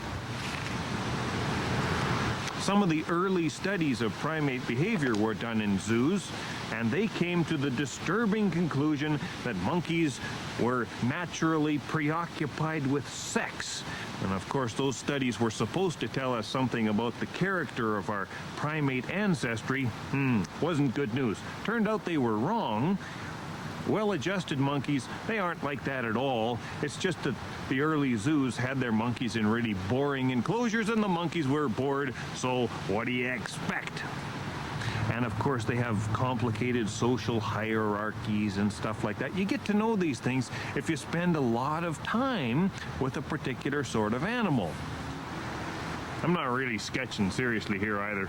Just thinking that wouldn't it be interesting if monkeys knew how to make television programs? Ha! Who knows what kind of shows they'd make. Don't say anything. Wouldn't be anything like this. This is sophisticated programming, and I hope you appreciate it. Yeah, that's a West African dwarf crocodile. Fully grown, it's not much bigger than a Springer Spaniel. When I go to the zoo, I love to spend time in the reptile house, especially because I think reptiles are perfect zoo animals. So many of them are what we call sit-and-wait predators.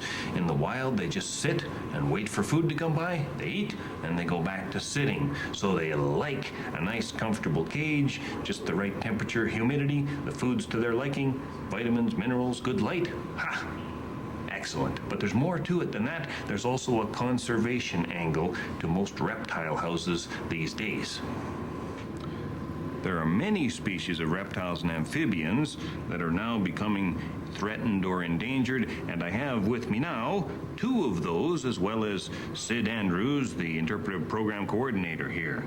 Okay, Sid. Well, welcome to the Calgary Zoo, John. I'm glad you could be here. And we're in the reptile building with 2 very, very precious reptiles and amphibians.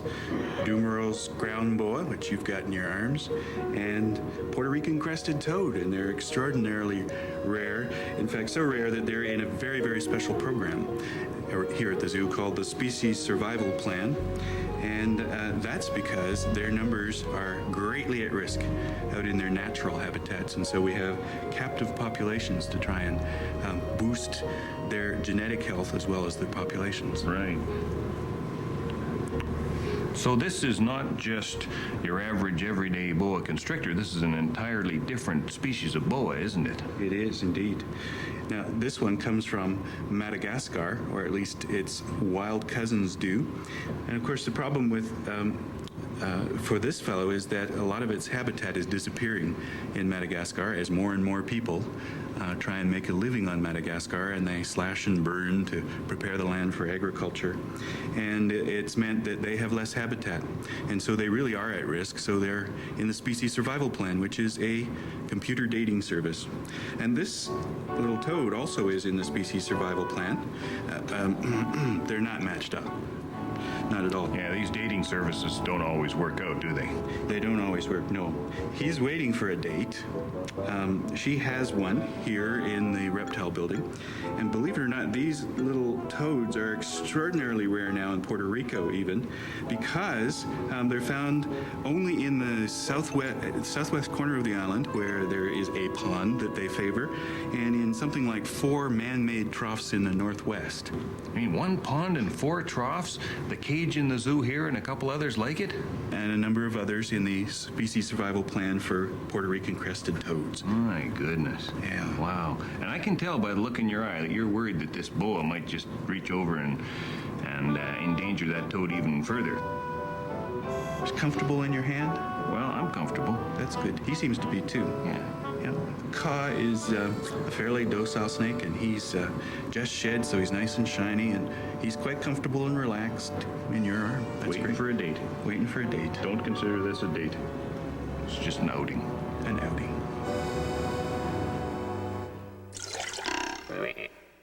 There are 2 types of ground boa in Madagascar, and both are rare and endangered.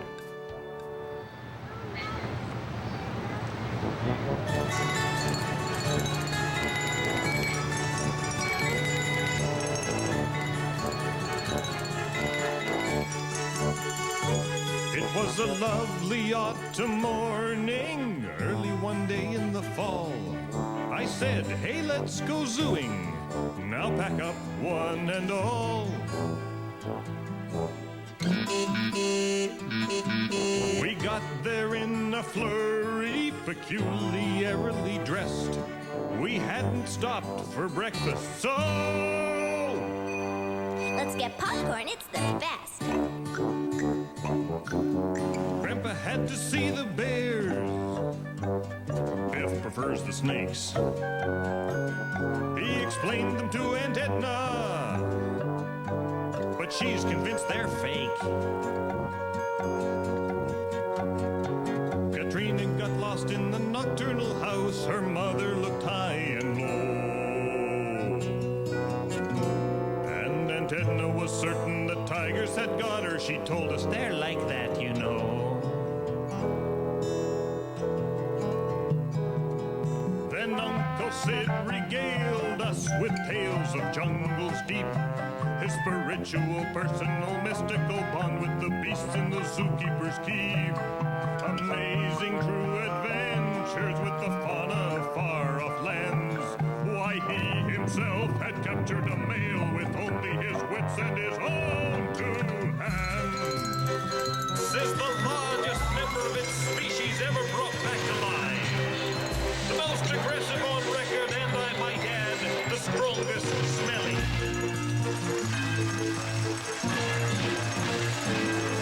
For me, I like the Eagles. The kids had their fun back in time. We all bought matching sweatshirts. Then Katrina began to whine. The zoo is fine for binturong and camels. So she said, but now she missed her zoo back home on the shelf above her bed.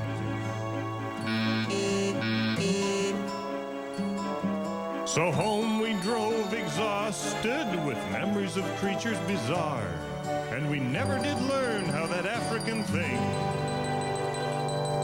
got into our family car.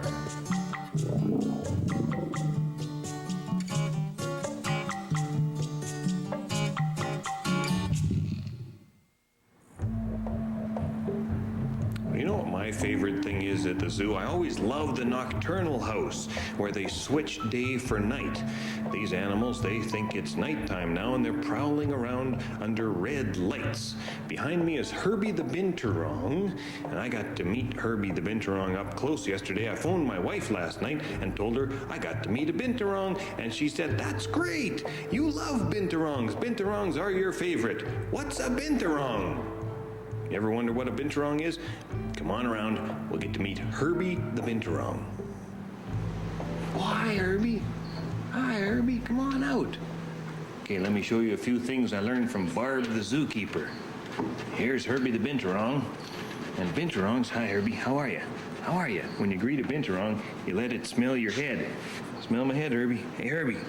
Okay, this one doesn't want to smell my head. Herbie, check out my head. See? Yeah, excellent. Guess what I got? Banana. Binturongs love bananas. They're in the same family as, mongoose and civets, things like that. And they live in Asia, in forests. They live up in the trees. They have a big prehensile tail for grabbing onto branches that you can't see right now. And they're just so weird. And really, that Herbie is kind of an older binturong, about 20 years old, about the same age as me. Great big critter, too. The interesting thing about binturongs as well is that they have a particular odor of their own. Now, here at the zoo, they claim that binturongs smell like taco chips. I've also heard dirty socks and hockey equipment, but my theory is that they smell a lot like some species of ground beetles. Carabid beetles. No offense. I don't know, those of you who have smelled binturongs and carabid beetles, perhaps you could, give me your opinion on it. I think perhaps Carabus vitinghofi, a rare ground beetle from Alaska and the Yukon Territories. Almost a perfect match. Binturongs, gotta love them. The mongoose family in Asia and Africa is comparable to the weasel family in the Americas. You know, in the old days, like when I was a kid, you go to the zoo and you'd see all these really horrible cages and bored animals doing really neurotic things like pacing up and down, rolling their heads from side to side. It was kind of sad. But now things are so much better. I mean, I had a great time here. Saw a lot of healthy, happy-looking animals. And a group of people, a great group of people who really care about the animals here. It's a whole different world. I like it. I guess that's because I'm a nature nut. And I hope you are too. See you again soon.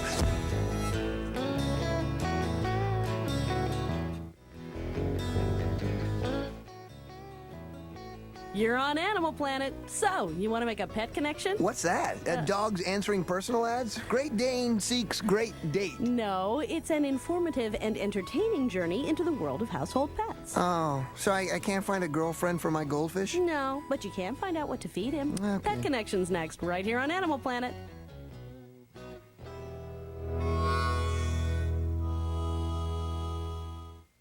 When Allie and her... Get ready to be rescued on Wild Rescues. It's Primal TV. It's Goosebuff TV. It's Wild TV. You'll experience courageous tales of devoted animals saving human lives and humans saving animals no matter what the risk. Raw emotions, heroic feats, real danger. Get ready to be rescued on Wild Rescues. Watch Wild Rescues Monday through Thursday at 8:30 on Animal Planet.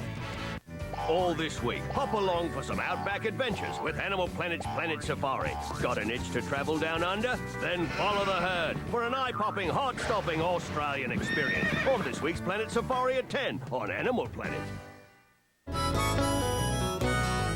While I'm a nature nut, I'm not afraid to admit I'm wild about the wild things and I'm proud of it. I'm just a simple case, open and shut.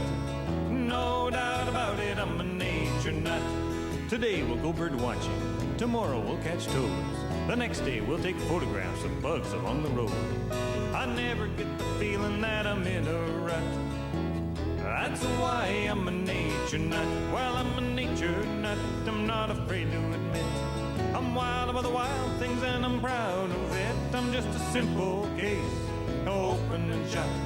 No doubt about it, I'm a nature nut.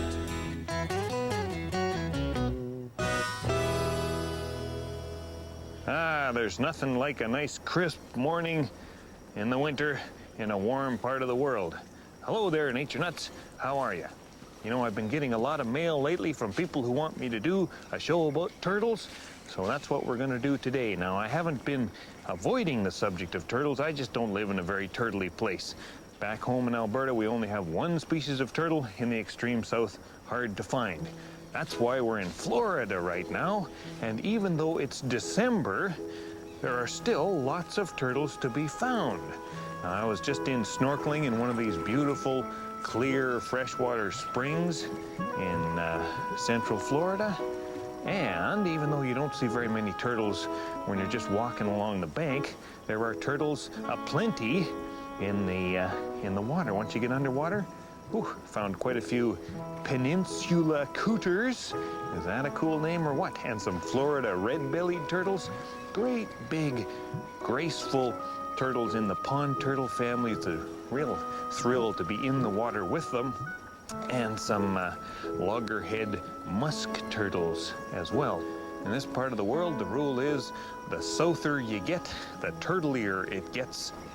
This is the Peterson Field Guide to reptiles and amphibians of eastern and central North America. And man, have a look at all the turtles here. Mud and musk turtles, a couple of tortoises, baby turtles, more baby turtles, map turtles, pond turtles, more pond turtles, snapping turtles, sea turtles, soft-shell turtles. The easter you get, the turtlier it gets too. I'll bet you didn't think there was a connection between the Easter and turtles. Turtles lay eggs, bunnies do not. Where do you think the Easter bunny gets those eggs anyway?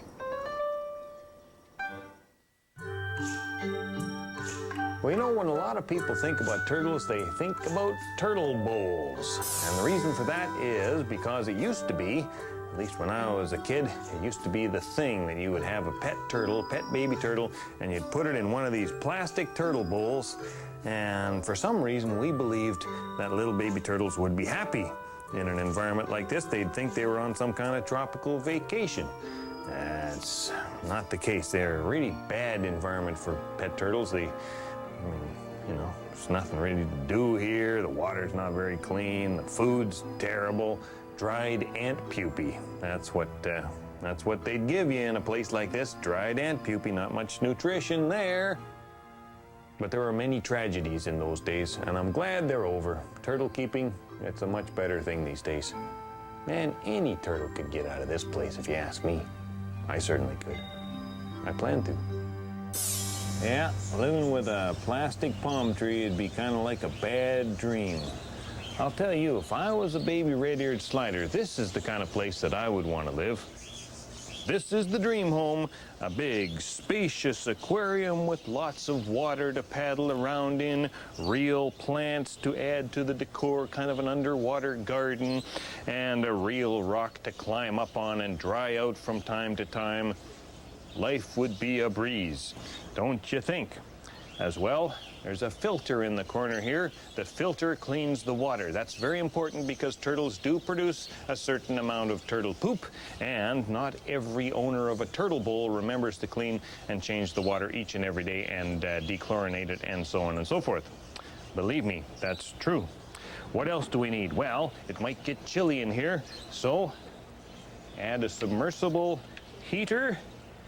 And that'll keep Jim and Jimmy nice and toasty warm. It helps them digest. They grow better. They resist infection better when they're nice and warm. And finally, the other thing you need is a light. And there is a standard aquarium fluorescent fixture with a beautiful fluorescent reptile full spectrum light bulb that is intended to keep these critters healthy and happy. Depending on what species of turtle you have, you give them nice, fresh food, plant or animal based, and they should live long lives, happy lives, and enrich your life as well. But I know what you're thinking. You're thinking, John, how can you say this? Turtles give you disease. And that's why you can't get baby turtles in a lot of places these days, because they have been implicated in the transmission of salmonella bacteria infections. The reason for that is not because baby turtles are the only kinds of critters that carry salmonella bacteria. It's because they are the perfect size and shape for a little kid to put in his or her mouth like a cookie. That's how you get the salmonella. For an adult like me, salmonella infection, it's not that serious. I had one last year. A week of misery, got it from a bad salad, and then I'm fine. For a kid, it can be quite serious. So if you have baby turtles and you have kids, explain to them, no putty in the mouthy. That's the rule. And if you have a big turtle and big people, no matter how much you love it, don't kiss it. Just asking for trouble. No turtlenecking, so to speak. The baby red-eared sliders you see in pet stores come from turtle farms in the southeastern states.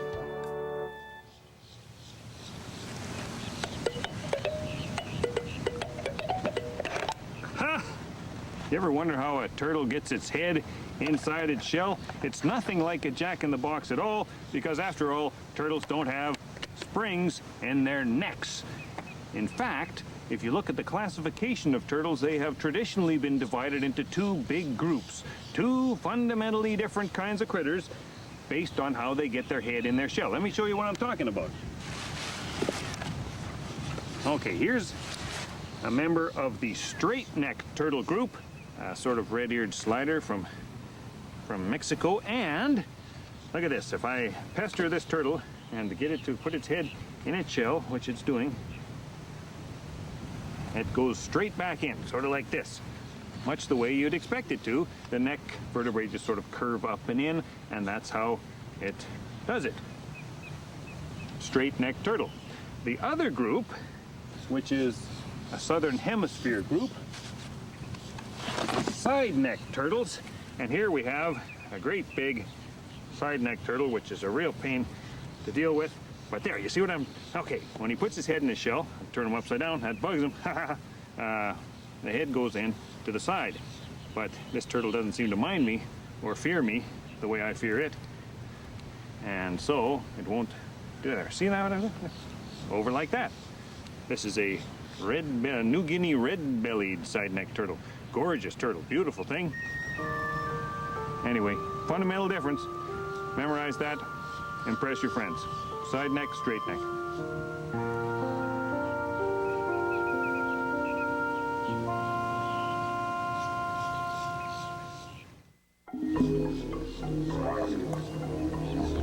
This is the Encyclopedia of Turtles by Dr. Peter C.H. Pritchard. I bought this when I was in my turtle phase. I lived in a one-room apartment with 9 species of turtles, and I'll tell you, this is a decent book. Dr. Pritchard has also written a book about the alligator snapping turtle, which is now out of print, unfortunately. But the good news is, he's right here on the grass beside me and ready to tell us about snapping turtles.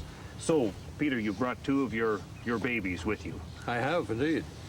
And these are the 2 living species of snapping turtles? There are only 2 species. It's a very small family of turtles. And there is the alligator snapping turtle and the common snapping turtle. They don't seem very snappy to me. No. In fact, baby alligator snappers, just like a piece of bark. The trick is, he's too small to really be a dangerous predator unless you're a small fish. Mm-hmm. And the best thing he can do at the moment is avoid being predated upon by becoming inconspicuous. And you can really hardly see him when he's covered with algae and on the bottom of the river and really not moving anyway. And they heighten the effect by being very still indeed. So how about the common snapping turtle? Is it more snappy than the alligator snapping turtle? Well, the common snapper has a much longer neck. We've talked about how turtles bring their necks in and out, and these are the real straight-necked turtles. Mm-hmm. The neck fully extended comes out to about here. It's a cool day today, so they're not active for one thing. Right. But the alligator snapper, the other one, bites rather than snaps. It'll reach around and try and get you and really chomp down and take fingers off. While the common snapper has a much longer neck, and it will tend to do a strike. The neck will come out a surprising distance. Can you tell us a bit about the feeding habits of these 2 species? They are very good predators. Both of them can pull down ducklings from below, grab their feet, pull them under, drown them, and eat them. And you tend to think they must be purely predatory animals. And yet stomach contents of animals have shown that they will eat a lot of other stuff too. They'll eat water vegetation. Alligator snappers eat surprising numbers of acorns. Well, I'm not really happy about that. So they have a broader diet than you'd imagine, but at best they can be powerful predators. So they don't always use the fish lure tongue to get food? No, they use that mainly when they are very young, and the inside of the mouth is sort of mottled brown and black. Most animals inside the mouth, nearly all turtles, are either sort of pinkish or whitish inside the mouth because there's no particular reason to be pigmented. Alligator snappers spend half their life with their mouth gaping wide open and still hoping not to be noticed. So they have actually pigmented the inside of the mouth. And the only thing you see is that pink or red sort of false worm on the floor of the mouth, just wiggling away, trying to attract fish. And what happens when the fish come in? Well, they wait till they're right in as well. Because is that right? a newly hatched alligator snapper, you'd have thought, it just come out of the egg, it doesn't know anything. It'll open its mouth and it will angle. And when the fish come near, it doesn't make any foolish grabs for them or anything. It just quietly makes sure that the fish can see the lure. And it moves slowly around, very slowly. And then waits till the fish is right in the mouth before it chops it with a sort of lightning-like strike. So it's almost like a remarkable restraint on the part of a totally naive and not particularly brainy creature. It doesn't just chase. So these turtles are born both old and wise. They're born old and wise. They really are. Isn't that something? Well, these are just marvelous animals. I have one last request, though. Would you mind signing my copy of your book? Always a pleasure. Always a pleasure. I can tell you I read every word, but I don't remember it. Some people have turtle recall, not me. There are a lot of words, too.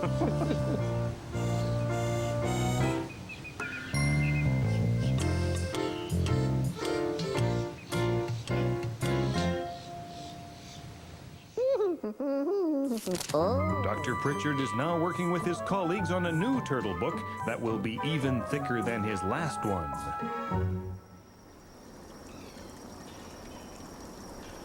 Well, here's a good opportunity to look at some turtle behavior. What we've got here is a couple of Florida red-bellied turtles. They're very handsome turtles, and the female is the great big one. Females are usually bigger than males in most sorts of animals, and that's certainly true for most turtles, maybe even all turtles. And the male is trying to court the female. It was a very intense time for him. Now, the way he does this is he swims over top of her, and the males have very long front claws, front fingernails. And what he wants to do is he wants to get his front fingers right alongside the sides of her head and then wiggle his fingernails. Female Florida red-bellied turtles, along with many other sorts of pond turtles, they love long fingernails on their men. Unfortunately, this fella doesn't seem to have quite the right sort of fingernails for her. She's just going about her business, ignoring him completely. Must be a terrible feeling for the young guy. You know, if turtles had magazines, they wouldn't have muscle magazines. They'd have long fingernail magazines. Way back in the Triassic, in the days when the turtles had teeth, around the same time as the first dinosaurs and the mammals underneath, they didn't see much need to change for the last 250 million years. But still they have their fears. Pancake tortoise, Argentine snake neck, yellow spotted Amazon, yellow blotch sawback, red-eared slider, diamondback terrapin. the turtles got it right a long time ago. It's not their fault that they're changing slow. They got a great design and them's the facts.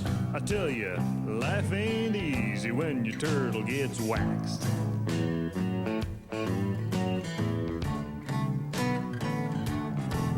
Hey you hiding in your shell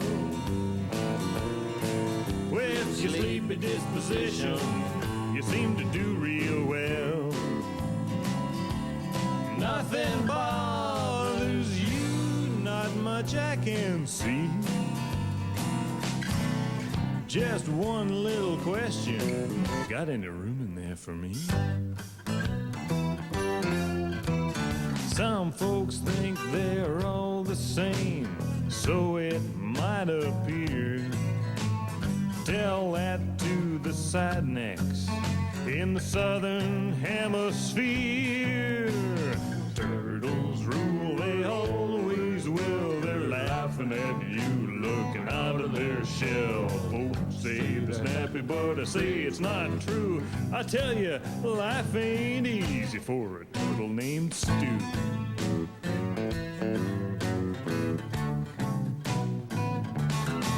Hey you hiding in your shell with your sleepy disposition, you seem to do real well. Nothing bothers you, not much I can see. Just one little question, got any room in there for me? Just one little question, hey, you got any room in there for me? Just one more question, what else you got in there, Stu, anyway?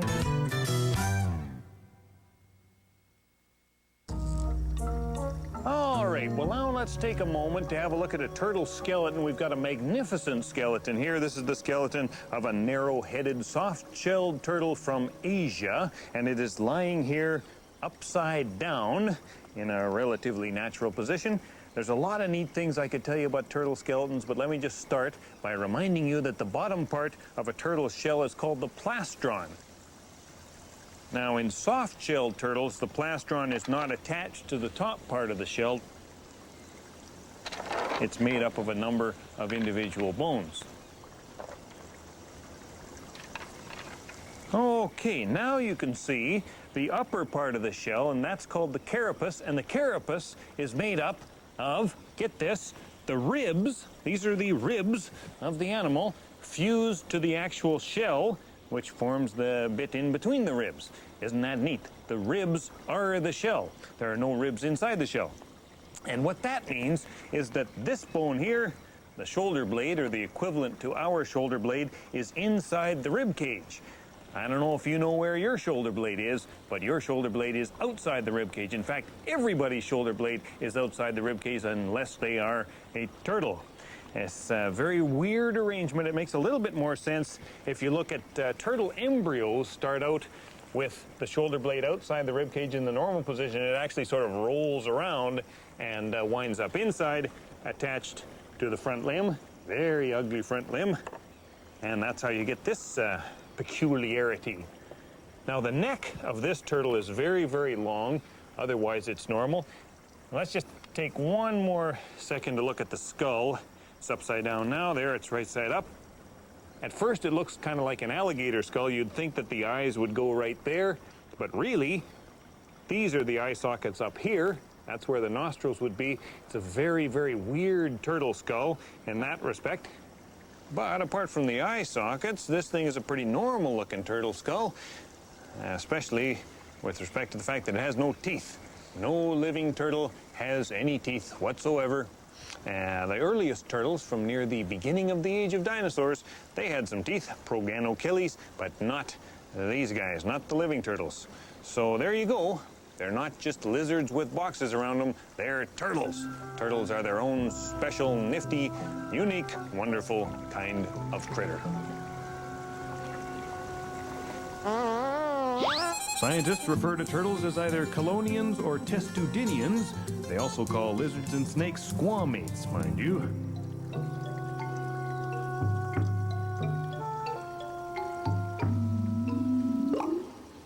Well, now we've come to the part of the show we call the closing, and I'm going to finish up by talking about the closing of turtle shells. Now, most turtles don't close their shell. They just tuck in and hope for the best. But have a look at these two. These are really nifty. Okay, hold on. Stay. This is a box turtle, and on the plastron of this turtle there is a hinge, and that hinge allows this turtle to completely close up its shell. At least it could if it wasn't so well fed. Isn't that neat? That's a nifty little add-on feature to the basic turtle design. This one's a mud turtle, and it has not only one hinge there for the front, go in. Oh boy, that guy scares me, big jaws. But there's also a hinge here for the back part of the shell. Now, isn't that amazing? So if anybody tells you the turtles are an evolutionary dead end, that they're not going anywhere, that they haven't changed for, hundreds of millions of years, not true. These are nifty, relatively new designs in turtledom. They're no dead end at all. They're turtles. I love them. But then, I'm a nature nut. Hope you are too. We shall see you again soon. Bye for now. Look at that face. You gotta love it. You're on Animal Planet. So, you want to make a pet connection? What's that? Dogs answering personal ads? Great Dane seeks great date. No, it's an informative and entertaining journey into the world of household pets. Oh, so I can't find a girlfriend for my goldfish? No, but you can find out what to feed him. Okay. Pet Connection's next, right here on Animal Planet.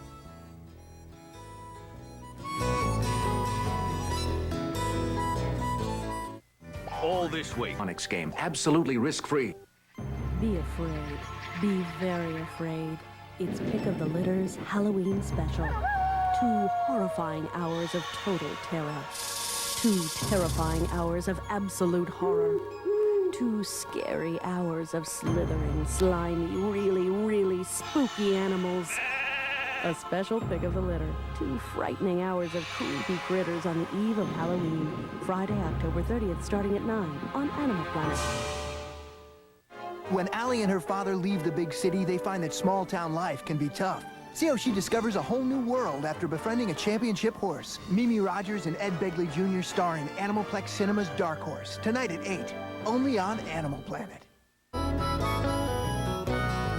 While I'm a nature nut, I'm not afraid to admit I'm wild about the wild things and I'm proud of it. I'm just a simple case, open and shut. No doubt about it, I'm a nature nut. Today we'll go bird watching, tomorrow we'll catch toads. The next day we'll take photographs of bugs along the road. I never get the feeling that I'm in a rut. That's why I'm a nature nut. While I'm a nature nut, I'm not afraid to admit I'm wild about the wild things and I'm proud of it. I'm just a simple case, open and shut. No doubt about it, I'm a nature nut.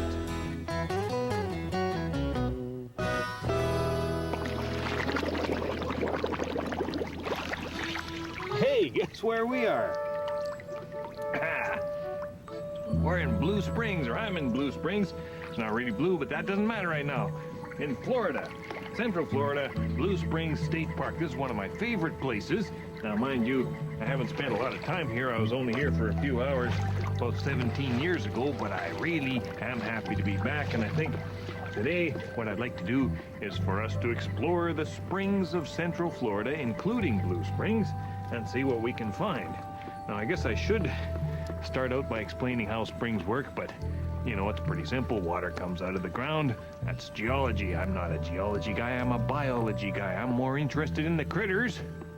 Speaking of which, let's start with this one. You know what that is?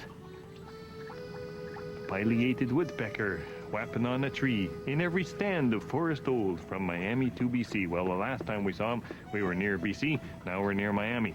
That's a good sign. Excellent. Good start. Let's go see what else is hanging around these springs. Let's go have a look. I feel a certain spring in my step.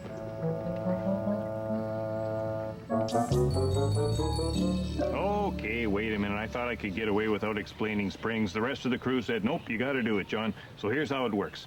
It rains far from here. The rain falls on the ground. It soaks into the ground until it comes to a porous layer of rock called the Florida Aquifer, and it flows through that porous layer of rock underneath another layer of rock that won't let the water out, kind of like a natural, really hard waterbed. And then there's a leak. There's a leak that leads to the surface, and the water burbles up through that leak, and that's what forms the spring. In this case, one could call it an artesian spring. Almost forgot the word. At Blue Spring, that leak is a limestone cave that's about 120 feet deep. The water comes rushing up through there and runs down the Blue Spring Run and into the river. At other springs, it burbles to the surface, much closer to the surface. Like right behind me here, you can see the sand being scoobled around by the, flubulated around, I don't know what the word is, it's geology, by the water, and then it runs down this little creek. But basically, that's how it works. Rain falls here, goes underground, comes up, ha, a spring. An artesian spring, spring under pressure. Now, let's go look for some critters. Hot springs are produced when groundwater is warmed by the heat of the Earth's core, but most springs are not hot springs. Well, here's something cool. This is a nephala. A nephala is a huge orb-weaving spider. This guy, I mean, they're really unmistakable with those sort of yellow and black, fuzzy, tufted legs and the long body. Very, very interesting. This one doesn't have much of a web going, but you know, there are related spiders in Asia that are used to make minnow nets. People bend little, flexible twigs over and tie them at the bottom and then leave them out in good nephala habitat. Spiders build a web and you can use it to scoop up minnows. Never tried that? If you have, let me know how it works. Yagahooga. That is one ugly yet beautiful spider. Well, I'll tell you, there's one thing you always see a lot of here, and and that's raccoons. You gotta like raccoons. Of course, raccoons live all sorts of other places, not just around the Florida Springs, but you always see them at the Florida Springs. They seem very much at home here. Almost too at home, if you know what I mean. No matter how many signs they put up telling you not to feed them, people still feed them. The rangers just told us these ones are probably rabid. That could be ranger talk, or it could be danger talk. You know what I'm saying? Oh, yeah.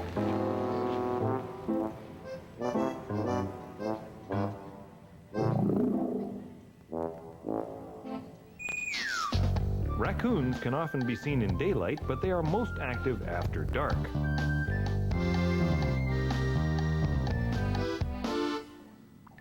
Well, now let's talk about the most famous denizen of the Florida Springs, the manatee. Now, I've just been in all morning snorkeling with the manatees. Manatees are the greatest. Let's face facts. It's hard to think of anything more spectacular that could live in these places than the manatee. But let me back up a bit here. Manatees, we're talking here about the Florida manatee, which is a subspecies of the West Indian manatee, which is an endangered animal. There are only about 2,000 of these critters alive on Earth today. And, you know, think about that. That's like the entire human population of the world reduced to a town the size of Bristol, Saskatchewan. Frightening thought. Not very many manatees, no matter how you slice it. But I think they're going to do very well. In most places, they are very tightly protected. Here at the Crystal River, you can actually get out with a manatee snorkeling tour operator. There are 6 of them here, and get in the water and snorkel with the manatees. Most other places, they try to keep people and manatees away from one another.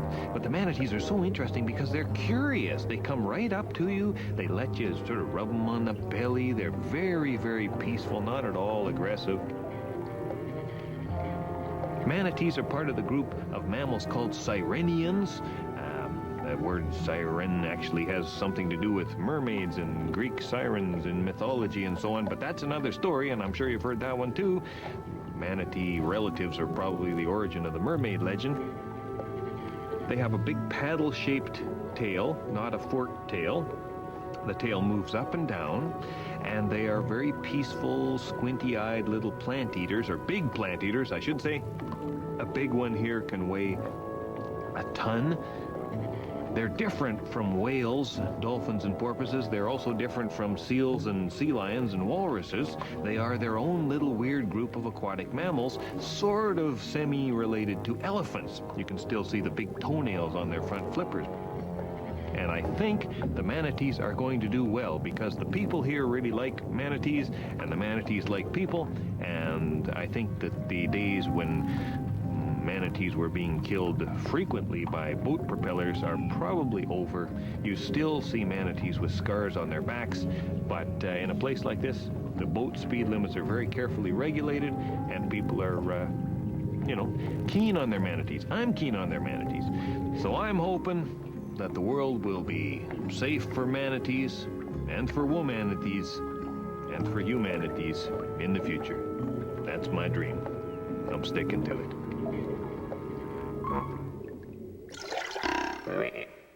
The Steller's sea cow, a manatee relative, is now extinct due to overhunting. Now, when you visit the Florida Springs, spend some time looking at the bottom through the water, watching for something about the size of a hamburger walking around on the bottom. You know, when you think about it, the manatee, I mean, yeah, they come into the springs in the winter to warm up, but they're not really the signature species of the springs. If you want my vote, the signature species is the loggerhead musk turtle. Most of the time, they're just walking around on the bottom of the spring looking for something to eat. They're nifty little critters. They're quite closely related to the common musk turtle, which you may know by its popular names, the stink pot or the stinkin' Jim. They have little stink glands at the base of the tail to discourage other animals from eating them. That's why they're called musk turtles. These turtles spend a lot of time underwater, just walking on the bottom. It doesn't seem that they have to breathe very often, so they don't come up to the surface very much. The reason for that, at least part of the reason, is that they can breathe through their skin. They can't breathe very well through their skin, but they can get enough oxygen just through their skin from the water that they can stay under for immense amounts of time. When they do come up to bask, to dry off, they'll get into a tangle of vegetation and they're hard to see. So really the best way to see them is to either look through the water or to get in with a snorkel and a mask and look for them that way.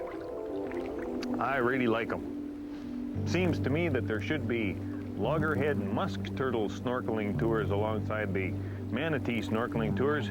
Should be able to go into the gift shops around here and get loggerhead musk turtle postcards and little stuffed toys and things like that. I don't think that's going to happen anytime soon. I'm still waiting for the rest of the world to catch up with my enlightened attitudes. I know you're with me, but the rest of the world, whew, they're taking their time. How can they not notice the loggerhead musk turtle? It's a beautiful thing. A spring thing.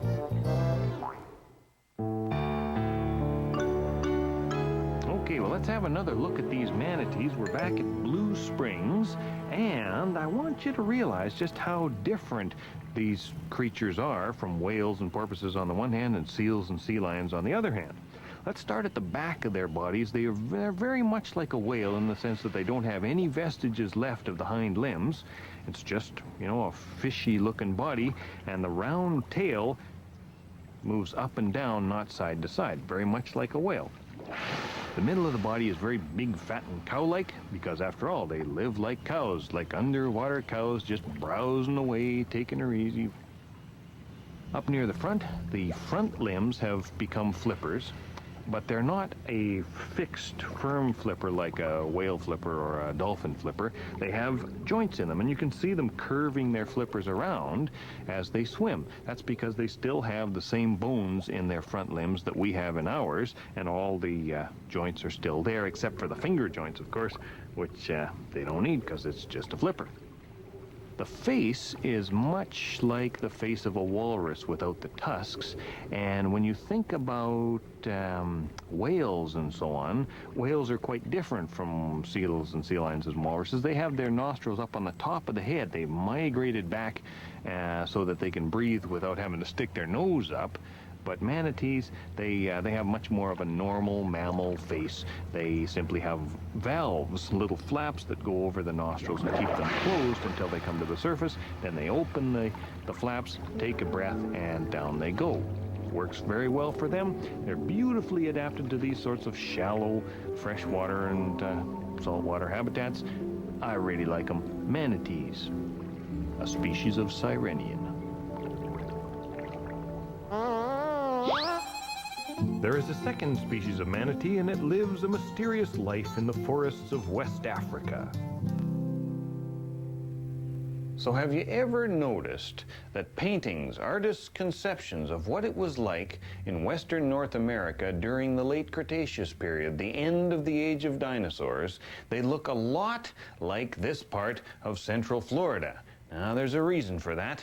It's because in those days, the climate was much warmer, and the Gulf of Mexico, which is fairly close to here, somewhere, it used to extend right up the middle of the continent, up into Alberta and Saskatchewan, and the conditions along the coast of the Gulf, they were much like the conditions here today. In fact, many of the creatures that lived alongside the dinosaurs, they still live here, and they have changed very little since the age of dinosaurs themselves. Think about things like alligators and crocodiles.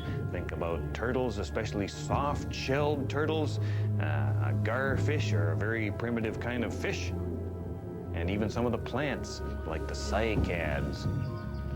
Now, the native Florida cycad is actually a small one. Most of the tropical species are bigger. They look like the top of a palm tree with no trunk. Cycads were once very abundant back in the Jurassic period, when dinosaurs like Stegosaurus probably ate a lot of cycads, but eventually they were replaced largely by flowering plants, giving us the sort of flora we see today. In that sense, it's a very primitive-looking place here, and you might think that a dinosaur could be lurking, waiting to pop its head out of the undergrowth at any time. That's probably why they made one of my favorite films here. Do you remember The Creature from the Black Lagoon? Ooh, that was a dandy one. Shot in black and white in 3D. It starred Richard Carlson, and it was set in the Amazon basin, but they shot it in a spring rather close to here because the Amazon basin, it doesn't really look like it does around here, and the water is not as clear. You need nice clear water for an underwater monster movie. And ooh, it had some great moments. You remember that part near the beginning where they find the fossilized arm sticking out of the side of the hill? It's really dramatic in 3D. What is it, Professor? I don't know. Never seen anything like it before. Wonderful. If you haven't seen it, rent it tonight. Creature from the Black Lagoon. I like the word Florida. Like Florida orange juice. Here's a story about Florida. I moved down to Florida 5 years back. Bought me some swamp, put up a rundown shack. I was warned by the drugstore geezer, don't go out at night and beware of the creature. June in the Black Lagoon, warm and damp in the soggy swamp. One day my corgi disappeared. He's been gone for about 3 years. Went out to play in the driving rain. One last bark, never saw him again. Typhoon in the Black Lagoon. I lost my dog in the Florida fog. Well, then my chickens, one by one, were plucked from the hen house to a bloody young. The drugstore geezer just shook his head. It's a critter from the swamp. That's all he said.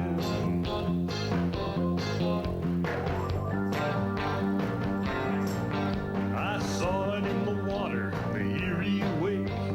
Was not a gator or a cottonmouth snake. I thought it was the creature. I let out a wail, but it had a black eye mask and little rings around its tail.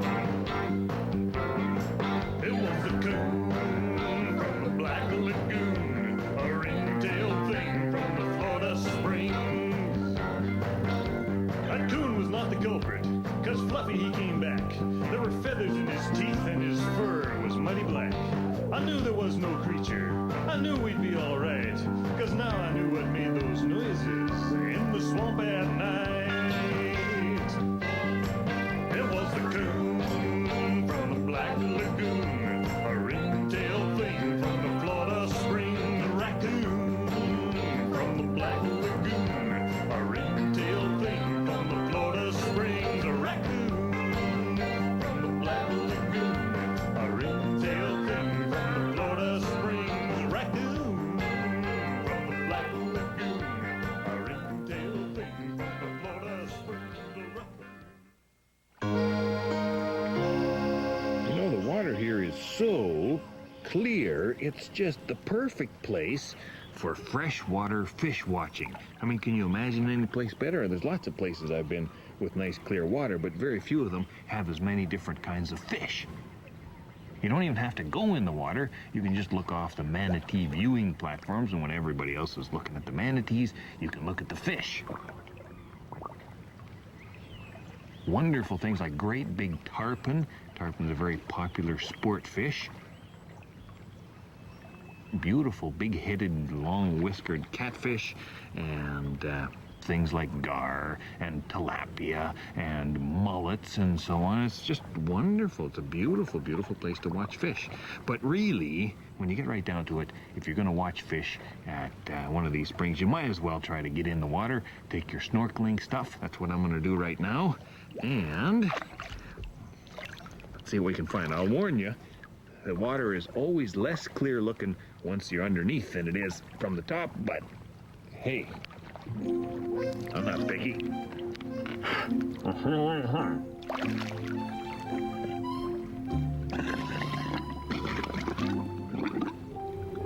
little trouble with the purge valve there.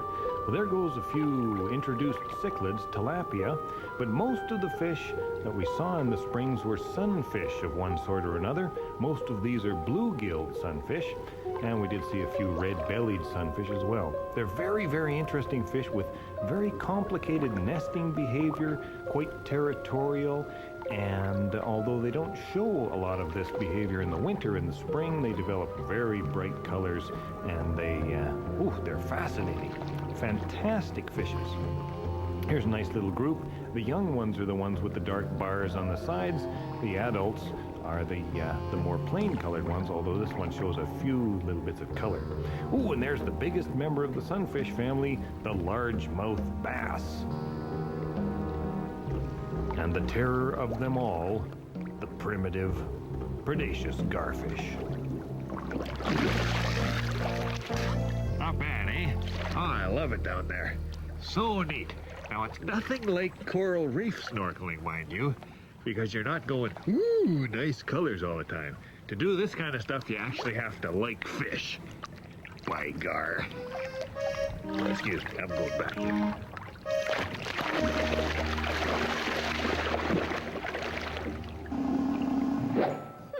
Gar are primitive fish with a fleshy lobe in their tail and hard bony scales instead of thin flexible ones.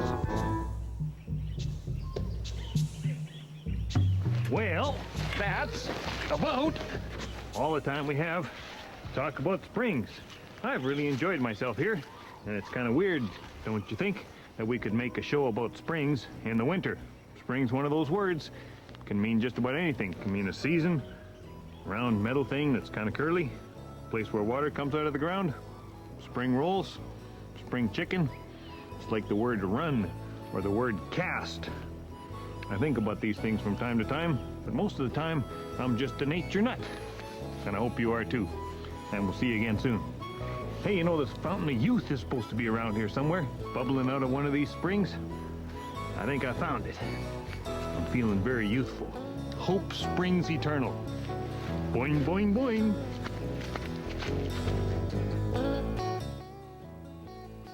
You're on Animal Planet. So, you want to make a pet connection? What's that? Dogs answering personal ads? Great Dane seeks great date. No, it's an informative and entertaining journey into the world of household pets. Oh, so I can't find a girlfriend for my goldfish? Risk-free. When tigers need triage, when pigs need pathology, when ferrets need fixing, they turn to the veterinarians on Animal Planet's Doc Block. A full hour of real-life animal ER drama. From pup pre-op to duck diagnosis, it's Animal Doctor. Then pets put their 9 lives on the line in Emergency Vets.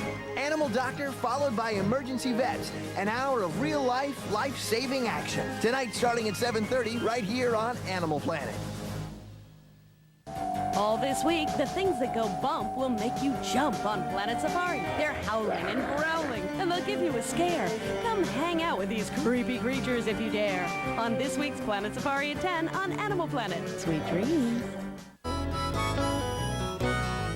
While I'm a nature nut, I'm not afraid to admit I'm wild about the wild things and I'm proud of it. I'm just a simple case, open and shut. No doubt about it, I'm a nature nut. Today we'll go bird watching, tomorrow we'll catch toads, the next day we'll take photographs of bugs along the road. I never get the feeling that I'm in a rut. That's why I'm a nature nut. Well, I'm a nature nut, I'm not afraid to admit I'm wild about the wild things and I'm proud of it. I'm just a simple case, open and shut. No doubt about it, I'm a nature nut. Today is Bird House Day, or Bird Box Day, as some people say, those who are picky about such things. We're going to explore the world of bird houses. But before we get started, I want to get clear on one thing. It's amazing how many people, completely rational adult people, don't know the difference between a bird house and a bird feeder. This is a bird feeder. You put seeds in it, the birds come to it, and they eat the seeds. It's like a restaurant. This is a bird house. It has a hole in the front. The bird goes in the hole, makes a nest, lays eggs, raises a family. It's like an apartment or a hotel. If we can keep that straight, we'll have a good time today exploring the world of birdhouses. Now, I'm not a major league birdhouse kind of guy. I mean, I like them, but I haven't had a lot of birdhouses in my yard over the years. But I do have the fondest memories of a birdhouse that used to sit outside my bedroom window when I was growing up. And it had house sparrows in it. No other birds, nothing more exciting than that, just house sparrows. But I really liked them. The female I called Fraggy, and no, the male I called Fraggy, and the female I called Maggie. And they would raise their little house sparrow chicks in there, and in the winter they'd tuck in there overnight and just use it as a little roost to sleep away from the cold. And I would wake up in the morning to the sounds of Fraggy and Maggie and the chicks just chirping away, and it was really nice. Kind of miss those days, but lucky thing is I've still got some photos left over. Here's a picture that a friend of mine took of Maggie sitting on top of that very birdhouse. Yeah, she was beautiful, wasn't she? And how about this? This is Fraggy, the male, feeding some of the chicks.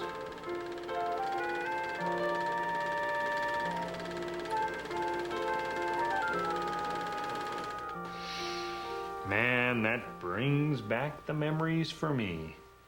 I don't know how long those home movies are going to hold up either. They get kind of brittle and crispy after all these years. Anyway, let's go out, let's explore the world of bird houses. And there's lots of questions to answer. What kind of house attracts what kind of birds? Why do they nest in boxes anyway? I mean, don't birds make nests that look like little cereal bowls made out of grass and mud? Good question. Let's go find out. Now, you know, a lot of people, they're not quite satisfied just going to the store and buying a birdhouse. I mean, that's just too easy. It's more fun to build your own. Me, I'm no great carpenter, but if I can build a birdhouse, so can you. I've got all the equipment ready. Safety goggles, gotta think safety first. Hard hat, just in case anything falls out of the sky on me. You know, distant tornadoes can pick up things the size of fish and drop them miles away, so you never know what's gonna happen. I've got my carpentry apron. This is my granddad's old carpentry apron. Grampy Van, we called him. He was a dandy carpenter. He passed on none of those genes to me. Handmade by Auntie Corin. I feel good. I feel like nothing can go wrong. And I've got the most important tool, that pencil. Usually you keep these over your ear, but I'm going to use this today. Now, before you start any project like this, you need a plan. Plans are usually drawn out on things like paper towels, napkins. So what we're going to do, we're not going to start right off with a very complex birdhouse, a project that requires great craftsmanship skills like this guy here. Oh, that's nice, but that's advanced. We're going to start with a basic birdhouse, a birdhouse that will be acceptable to bluebirds and swallows and house sparrows, but not to starlings. We'll make sure that this box is not acceptable to starlings because of its size and dimensions. Now, this one will be about 5-6 inches on a side. You know what I mean? Like every side will be 5 or 6 inches. In fact, we'll know exactly whether it's 5 or 6 inches, but you know, there's a lot of variation that the birds can tolerate because, you know, tree cavities aren't all exactly the same size. They don't mind a little creativity on your part. And we'll have a 1.5-inch hole. Just write that down here so we don't forget. We'll have some drainage in that thing. We'll have, and then the back piece will be longer than the other pieces so we can put a nail through the back piece onto the fence post. Anything else I need to remember? No, that's good. Now that we've got a plan, we're likely not to go astray. So let's measure this thing out on the wood and have it all right there in front of us before we start cutting. Because once you start cutting, there's no turning back.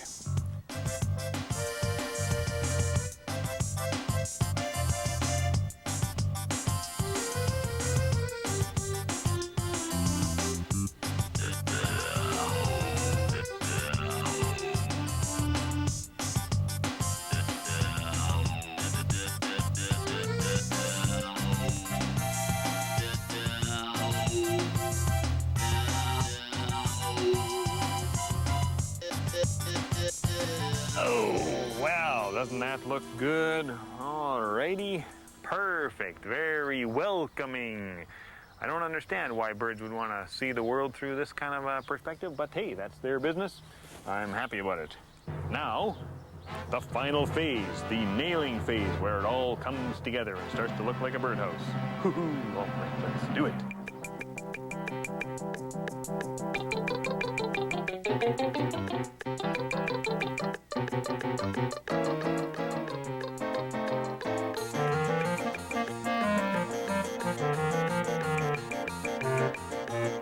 Well, it's not perfect, but we'll just see if the birds can deal with this amount of ventilation and drip control.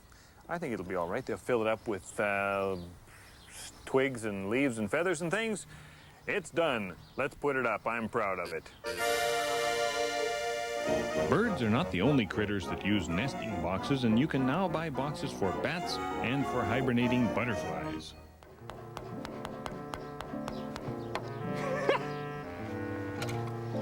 Pardon me, it just looked a little silly there. Okay, let's hope for the best. Who knows? I mean, you know, maybe a tree swallow will use it. Yeah, right.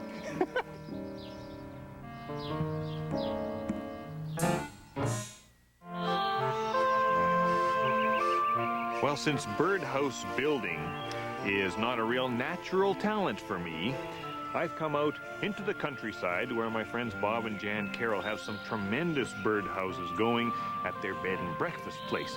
This box behind me, that's the typical sort of standard bluebird swallow box, and sometimes they do get mountain bluebirds in these boxes, but right now there are tree swallows looking at them and starting to collect little nest materials, and pretty soon they'll be laying their eggs. The tree swallow is one of the most desired birds in birdhouses because it's a beautiful bird, the male especially. Oh, so iridescent on the back and then beautiful white underneath. They're a gentle bird. They eat insects, and everybody likes them. Graceful in flight. They make a nice little sound. You can't help but like tree swallows. But you won't be able to get tree swallows into your birdhouse everywhere. You've got to do a little bit of research, find out what sorts of birds are in your area before you count on attracting any particular species.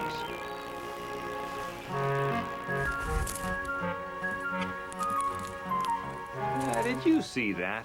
This is the kind of thing that really bugs me about robins. You know, I've had 2 robin shelves on our house for a couple of years now, and the robins never touch them. Bob put up one little piece of wood here in his workshop right above the workbench, and the robins are happy there. The male comes in, brings food, the female's feeding the chicks. It's a beautiful little scene. This just shows to Goya that robins, other birds, they don't think the way we think they should think. They think like birds, and there's nothing we can do about it. There's at least one wren calling in among all these other birds around here. This is the sort of box that wrens like, a deep box with a small hole. Chickadees will use them too. And most people like wrens. I mean, they're a cute little bird. They have a bubbly, happy song, and they're kind of nifty, but they do have some irritating habits. Wrens will sometimes choose one box to use for their nest and then fill all the other boxes in the area with sticks so that other birds can't use them. I'm talking house wrens, by the way, here. Not winter wrens or Carolina wrens or Buick's wrens or marsh wrens or sedge wrens, rock wrens or canyon wrens or even cactus wrens. House wrens, little woodpile skulkers. Neat birds. The biggest member of the swallow family is the purple martin, at least in North America, and it lives in the biggest member of the bird box family, the purple martin house. And these swallows, they're amazing because they live in little colonies and they don't mind living all together. So this is kind of an apartment complex for them. And these houses are very, very, they're complex, they're expensive, and you know, a lot of people put up martin houses and then they don't get purple martins and they're upset about it.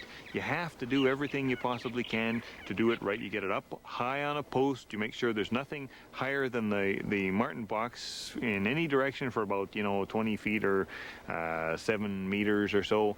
And it helps to be near some water, and it helps to have a good supply of bugs flying around in the air for them to eat. They're real bug-eating birds, beautiful birds, but if you don't get the martins, well, place will just fill up with house sparrows and that sort of thing. Most people keep the holes in the box plugged until the martins come back in the spring, pull the plugs out, and hope for the best. Some birds, such as kingfishers and bank swallows, nest in holes in the earth, not trees.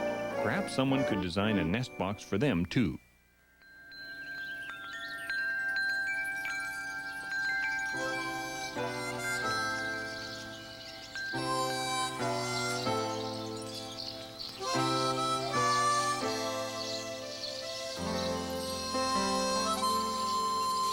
Swoopy the swallow was dreaming about home as north in the spring he flew. Swoopy and Loopy had raised 5 chicks in that nook where their family grew. It really was a hole, you know, a hole in a box of pine.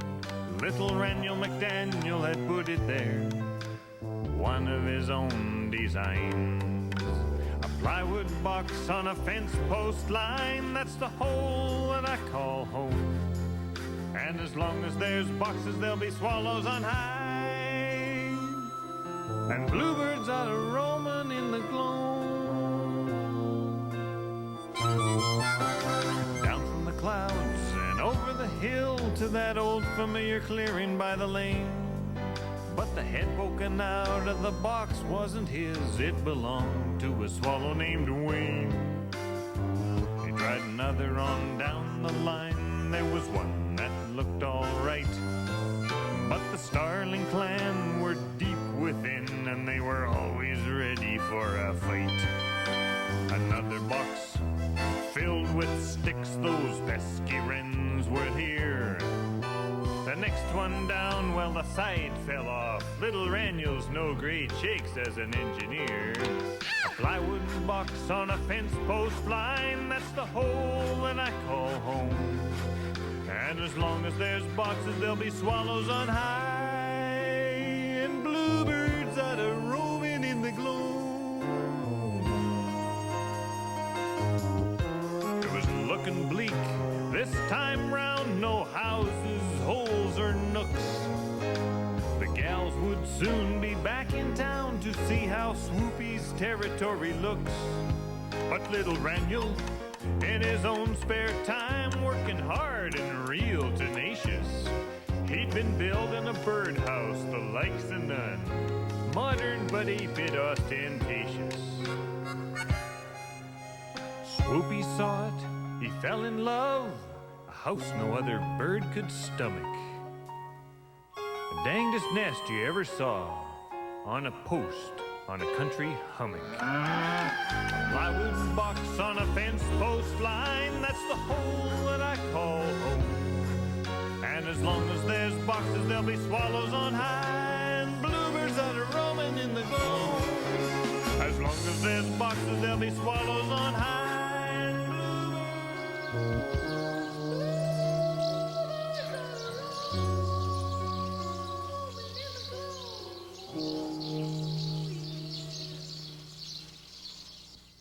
I live in a suburban neighborhood, and there's no way that I'm going to attract bluebirds or swallows. And the most common birds in my yard are definitely house sparrows. Now, I like house sparrows, I've told you that before, but a lot of people, they hate house sparrows, and I don't want to get on their bad side by promoting house sparrow nesting. See, the house sparrow is an introduced bird. It also competes with some of the other birds. So I thought, why not try for the 2 species that I might be able to get, chickadees and robins. This box should be good for chickadees. I've had it up for about a year. I don't think anything's been using it. So hold on a sec, we'll have a look inside. You can see that the outside of the hole is scratched up. I think that's from house sparrows trying to get in, trying to make the hole bigger or something. I once came home and found a male house sparrow with his head jammed sideways in the hole, and I had to rescue him. It's quite sad. He was okay though. He was just really angry.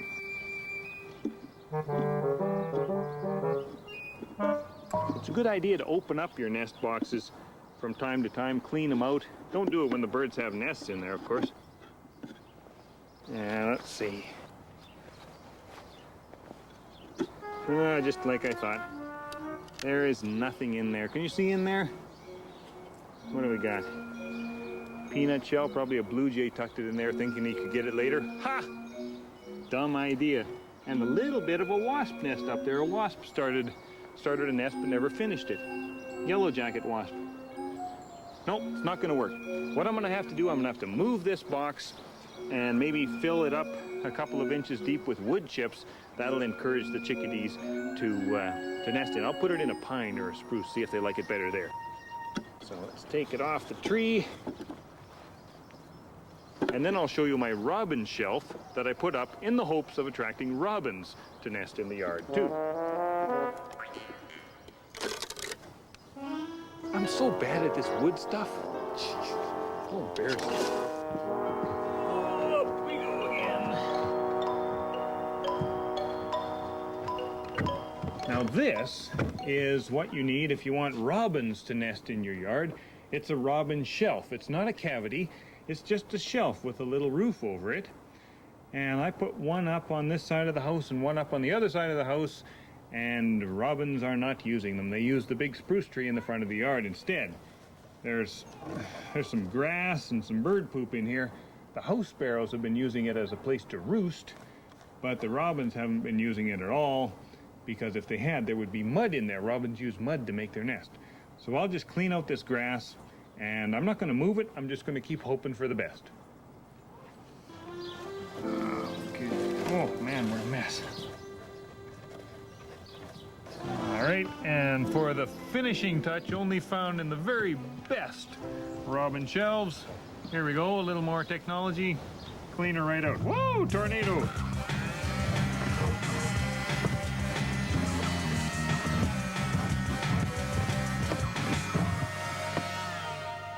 There we go. Now, if I was a robin, I'd be moving in this afternoon. Let's hope for the best. Female hornbills cement themselves inside their tree cavity nests and rely on the male to pass food through a small hole until the young are ready to fly.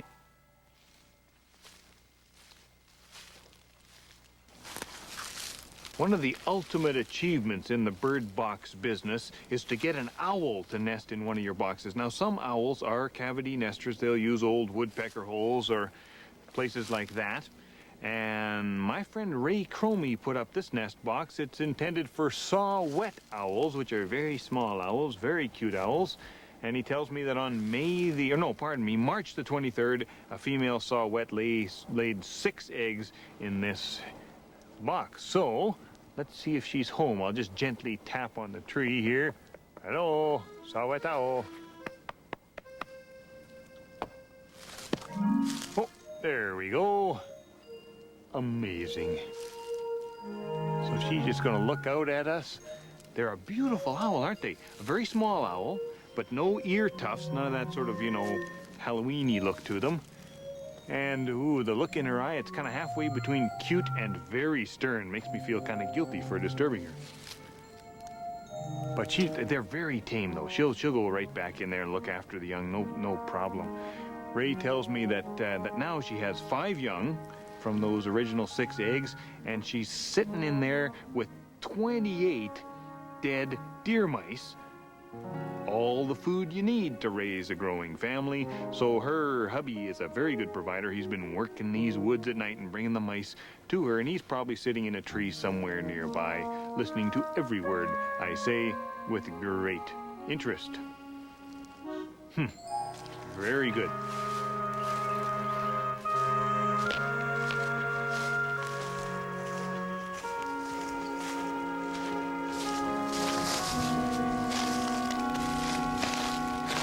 Now, if owls are the... Ooh, you hear that? That's good. I was going to say, if owls are the ultimate bird to get in a bird box, the ultimate owl is the barred owl. This is another one of Ray Cromie's bird boxes. That's got to be the male, and hopefully the female is in the box here. So we'll just... Hello? Oh, she's in there for sure. That's good. This is a big owl. It's not the biggest, but it's a very big owl with soft brown eyes. Absolutely beautiful. Most of the time they nest in old snags, busted off stumps.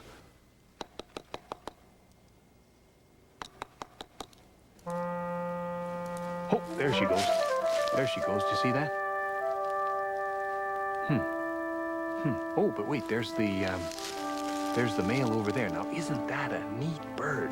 We won't stay long. I just wanted to show you this. You need a really big box with a big hole. And Ray was telling me it's nice if the hole is close to the trunk of the tree, too, because the little babies can then come sort of scrambling out and they don't just go whoop and land on the forest floor. Nifty bird.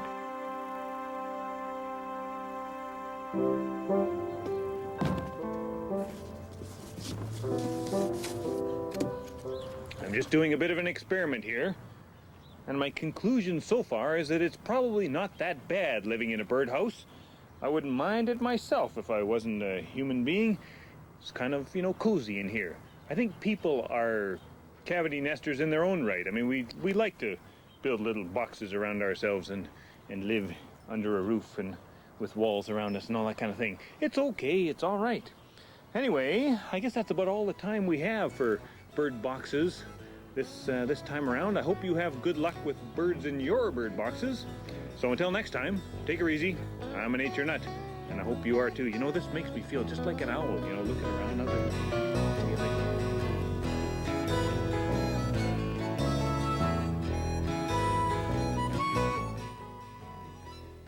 You're on Animal Planet. So, you want to make a pet connection? What's that? Dogs answering personal ads? Great Dane seeks great date. No, it's an informative and entertaining journey into the world of household pets. Oh, so I can't find a girlfriend for my goldfish? No, but you can find out what to feed him. Okay. Pet Connection's next, right here on Animal Planet. Same time each and every week, uncensored and uncut. No doubt about it, I'm a nature nut.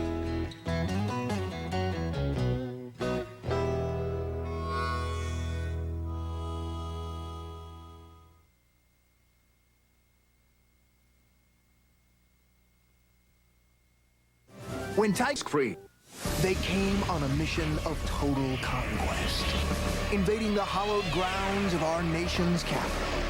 Our only hope is Frisbee Disc Dogs on Animal Planet. Canine Frisbee Disc World Finals on the grounds of the Washington Monument. Masters of Catch compete to become the Canine Frisbee Disc World Champion. Animal Planet's coverage of the Canine Frisbee Disc World Final. The best Frisbee Disc dogs on this or any other planet. Saturday, November 7th, only on Animal Planet. What's Wyland's Ocean World? It's an exciting underwater adventure hosted by famous marine life artist Wyland. He swims with the sea's amazing creatures, then paints them bigger than life. Splash down and explore Wyland's Ocean World every Sunday at 3:30 Eastern on Animal Planet. While I'm a nature nut, I'm not afraid to admit I'm wild about the wild things and I'm proud of it. I'm just a simple case, open and shut. No doubt about it, I'm a nature nut. Today we'll go bird watching. Tomorrow we'll catch toads. The next day we'll take photographs of bugs along the road. I never get the feeling that I'm in a rut. That's why I'm a nature nut. Well, I'm a nature nut, I'm not afraid to admit I'm wild about the wild things and I'm proud of it. I'm just a simple case, open and shut. No doubt about it, I'm a nature nut.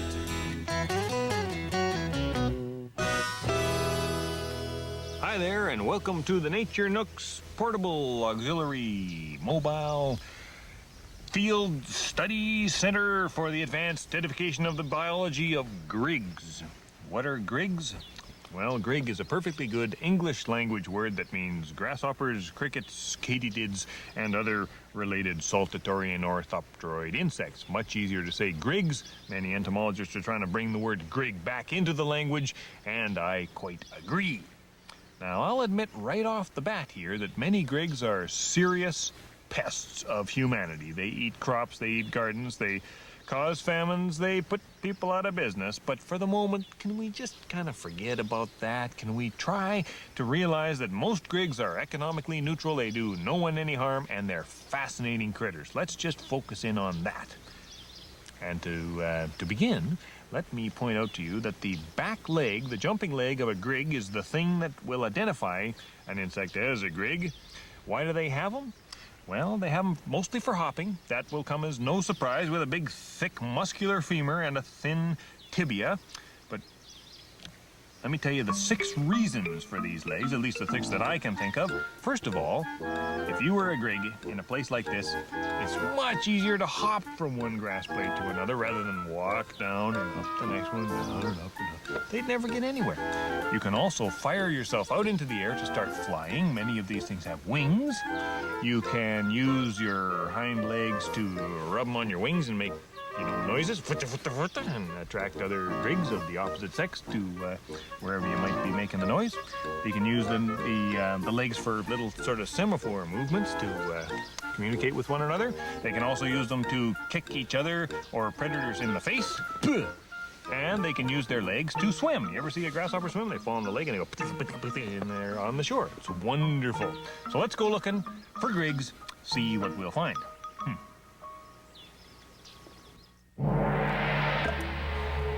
I've got really good news. I've been promoting the use of small, close-focusing binoculars for insect watching for things like tiger beetles and butterflies and dragonflies, and they're good because you can watch insects as close as 2 meters away. But look at this. This is a new discovery for me. I call it my hopper scoper.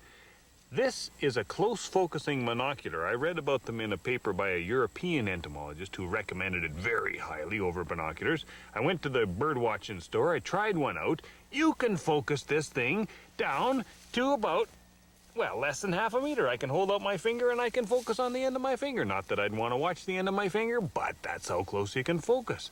Unbelievably cool. So I bought one right away, and that's what I'm using for grig watching here today. It's a simple matter. You just find yourself a grig, watch what it's doing. For example, here's one chewing on a blade of grass. They eat a lot of grass. They are real chewers of grass. And I'll have a look over here. You see that one's an adult grasshopper. It has full wings right down almost to the end of the tail, the abdomen.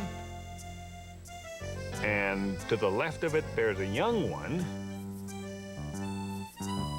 that has just little buds of wings that are not fully developed yet. It'll have to shed its skin before it's an adult.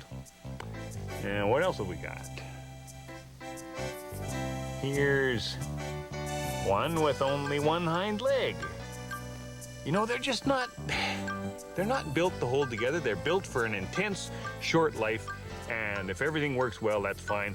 If not, their legs are so powerful they can kick against a predator or whatever and just kick their leg right off the body. Bizarre. They're everywhere here. Look at that one. Isn't that beautiful? That's another young one. Doesn't have full wings, but how do you like that red and green color? Man, that's so beautiful we could do a whole show about it. Put little suspenders on it. Oh, it's the red-green show. Oh, the life of a hopper scoper.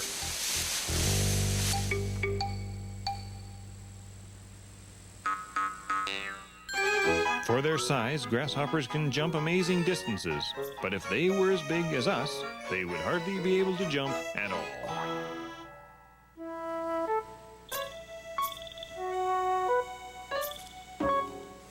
Where did they get to anyway? There were lots of them here a minute ago. I can almost feel their little compound eyes watching me, and I can't find them. How strange.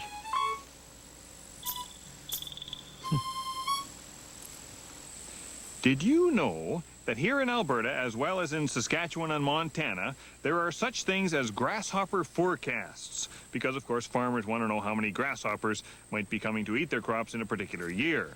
I've always thought that being a weatherman would be a terrible job. Everybody hates you and it's not your fault. But can you imagine being a grasshopper forecaster?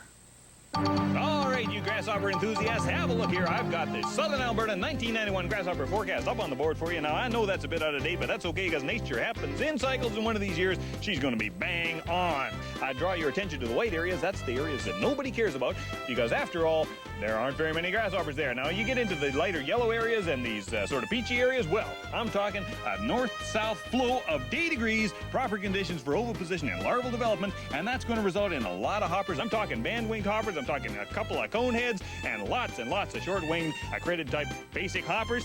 It's going to be heavy, heavy, heavy at Acadia Valley. Stick away from those red zones. Those red zones are going to be deep, deep, deep trouble for you.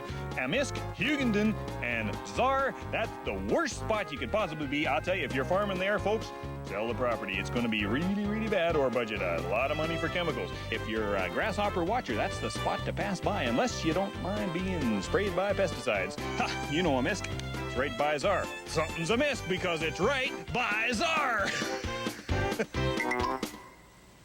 Now let me show you my grasshopper reference collection. This is a very small collection compared to some, and I really quite like it. You know, you think about all the grasshoppers you kill on the front of your car driving through grassy places. You think about all the hoppers that die from pesticides. The fact that someone like me gets a little bit of joy out of a box of dead grasshoppers has got to count for something, don't you think?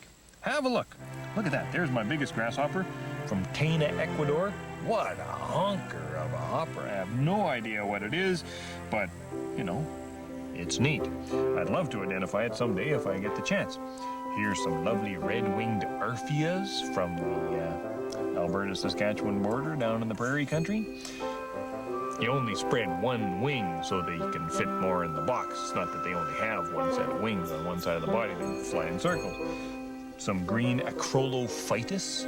And you might be wondering how I know which grasshopper is which. The answer is with these wonderful books by Daniel Otte, The North American Grasshoppers. It's a 2-volume set. Volume 3 is in the works. And I've never seen more beautiful plates in an insect book. Look at this lovely kind of watercolor style. For example, there's one of my favorites right there. Compare it with a specimen. Look at that. It looks like two halves of the same critter. That is, of course, the road duster grasshopper, Disostyra carolina, the Carolina locust. Perfect. Easy to identify.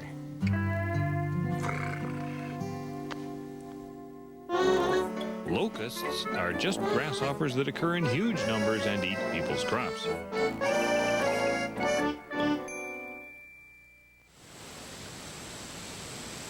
Well, you know, no matter how much time you spend looking through your hopper scoper, there are going to be some grigs that evade you, and for those you need your standard beating net.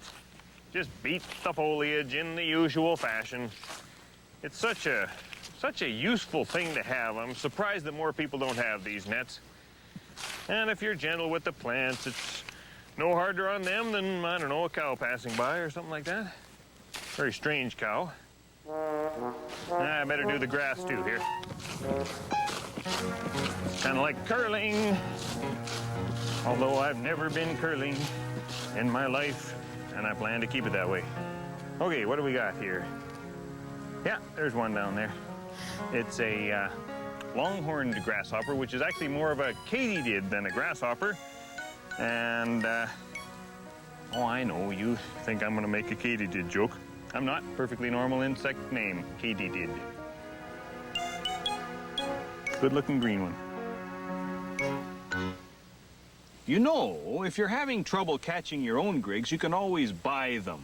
That's the easy way, and you can do it all year. You just go to a pet store, and they sell crickets for people to feed to their pet, you know, lizards and frogs and things like that. These are European house crickets. They're a sort of a domesticated cricket. And if you have a look at them, you can right away tell that they're different from grasshoppers. They're much stubbier. And they also have two little feelers at the end of the abdomen, at the end of the body. Those are called cerci. The males just have the two, the boys. The females, especially the older ones, also have a third prong in the middle. That's the device that places the eggs, the ovipositor, and that's the easy way to tell boy and girl crickets apart. Now I'm going to put these fellows in the shade. Holy crow, the herd's moving in. And let's go looking for native crickets here as well. There are some in this pasture. They're black, and you'll never catch them in a beating net because they stay close to the ground. To find them, you have to crawl along and watch very closely.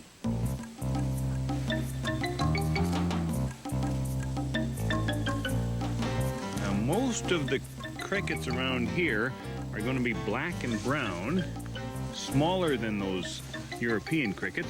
Some of them have orange faces, which is very cute. Little black crickets with orange faces.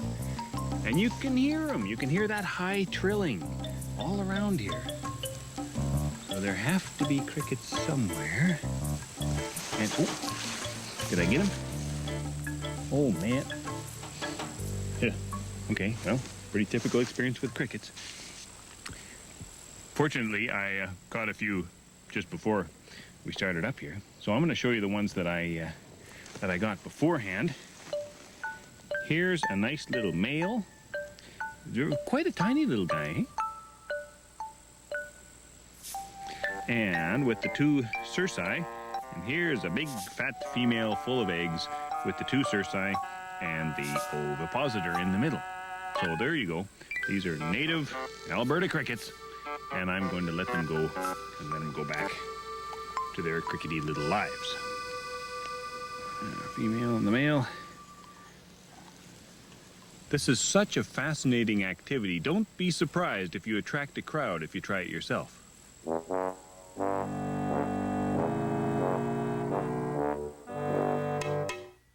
Hey, have you ever heard this story? When I was a kid, my granddad used to tell me that if you picked up a grasshopper, it would spit tobacco on you. And I thought at the time that this was just the way things were. I mean, hey. But now it occurs to me that there's no reason that grasshoppers would be chewing tobacco in the first place. And it turns out, if you're curious, that the truth is something even more interesting and less disgusting. Now have a look here. Okay, do your tobacco thing. Spit. There we go. It kind of looks like chewing tobacco, but it's actually much less disgusting. It's just half-digested plant material mixed with juices from the, digestive system of the grasshopper. And the reason they do this is so that whatever is trying to eat them is suddenly grossed out and goes and spits out the grasshopper, which I will do. Here you go. This is a two-striped grasshopper, by the way, and I kind of wished I could find a road duster for this demonstration because they can really spit the tobacco. But, you can't always find a road duster when you want one.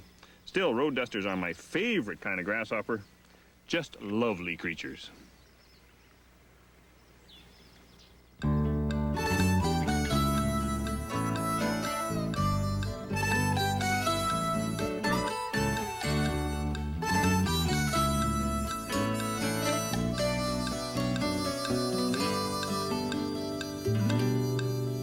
Well, the sun, it smoldered high in the blistered August sky, and the air shimmered hotly off the ground.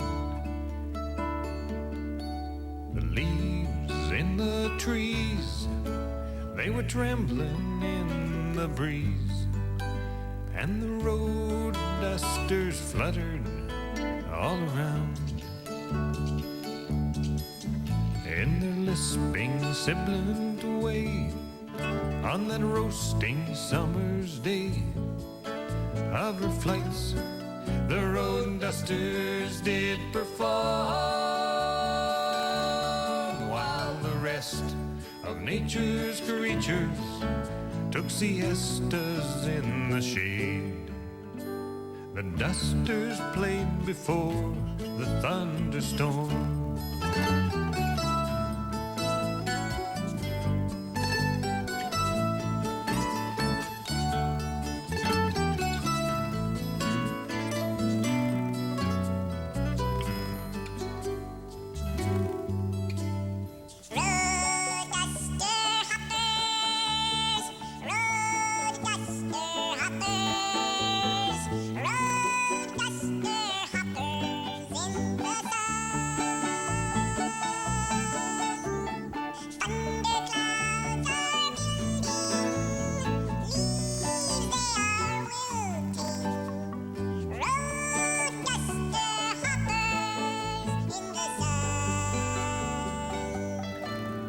On the gravel by the path, soon to feel the hailstorm's wrath, laying eggs in the soil that soon would dampen. as it was in years gone by. Meet the blistered August sky, when no people stood around to watch it happen.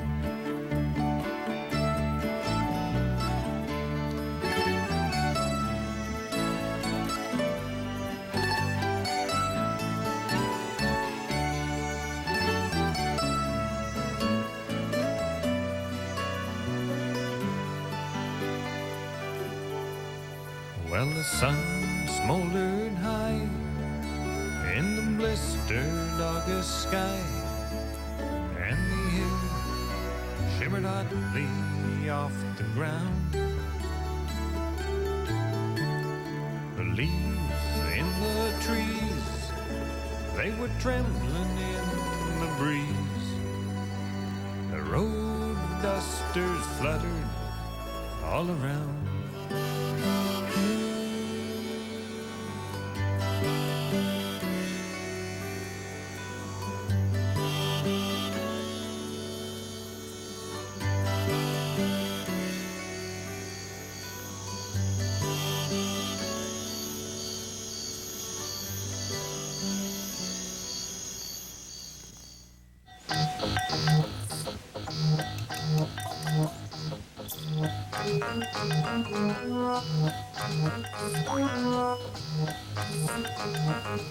Well, isn't this wonderful? You see this little mound of sand surrounded by grass? That's what we call a pocket gopher push-up. The gophers push up the sand when they're making their burrows, and it's a perfect place for grasshoppers. So you couldn't ask for a better spot for grasshopper watching than a pocket gopher push-up on the lone prairie.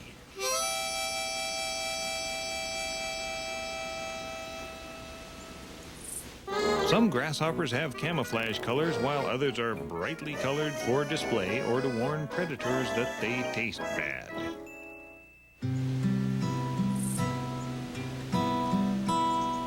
Ooh, I'm not sleeping, you know. I'm just listening to all these grig noises around me. Did you know, by the way, that grig noises come in two basic sorts? Stridulation and crepitation. Very few people know that. Let me tell you the difference. First of all, you got stridulation, and that's what most grasshoppers do. They've got a little sort of row of ridges on their leg, and they get the leg up against the wing. This is mostly male grasshoppers that do this, and then they sort of go voot, voot, voot on the wing. And that's stridulation. And you can hear that around here. It's all that sort of sound that you hear around us here. A lot of stridulation this afternoon. And then you got, well, what crickets do, which is also stridulation. They have a little file on the inside of one wing and another file on the outside of the other wing, and they put their wings together and they go like that. It's actually more like, because they can move their wings very quickly. They could do it with their lips, but they don't have lips. The poor little guys. Very peaceful listening to crickets. Anyway, not to forget about crepitation. Crepitation is also made with the wings of band-winged grasshoppers. And every once in a while you hear that sound, that sort of... Oh, that's a terrible imitation. Hold on, let me try again. Pitiful. Anyway, that crackly kind of sound, well, that's the sound of crepitation, and that's what male band-winged grasshoppers do when they're in the air trying to impress females by crackling their wings.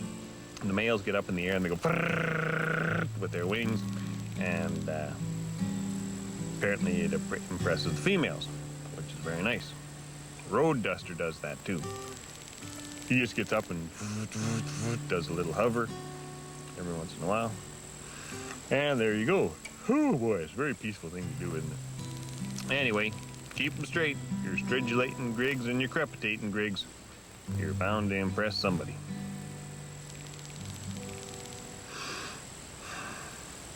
The Rocky Mountain grasshopper was a terrible pest in the 1800s, but it has been extinct since 1903. Well, I hope you enjoyed the world of grigs as much as I did. You know, my personal love of grigs began when I was part of the Department of Entomology of the University of Alberta. fellow entomologist Lisa Reichert and I, we made an amateur video about road duster grasshoppers for the Christmas party. It was a big hit. The highlight was certainly our friend Yatsek's impersonation of a road duster grasshopper in an open rail yard.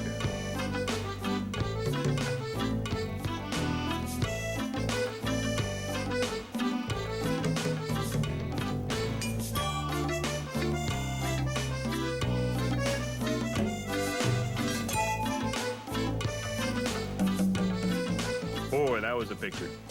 Great pick. A Gregory pick. Ha! He was a nature nut. I'm a nature nut, and I hope you are too. See you again soon.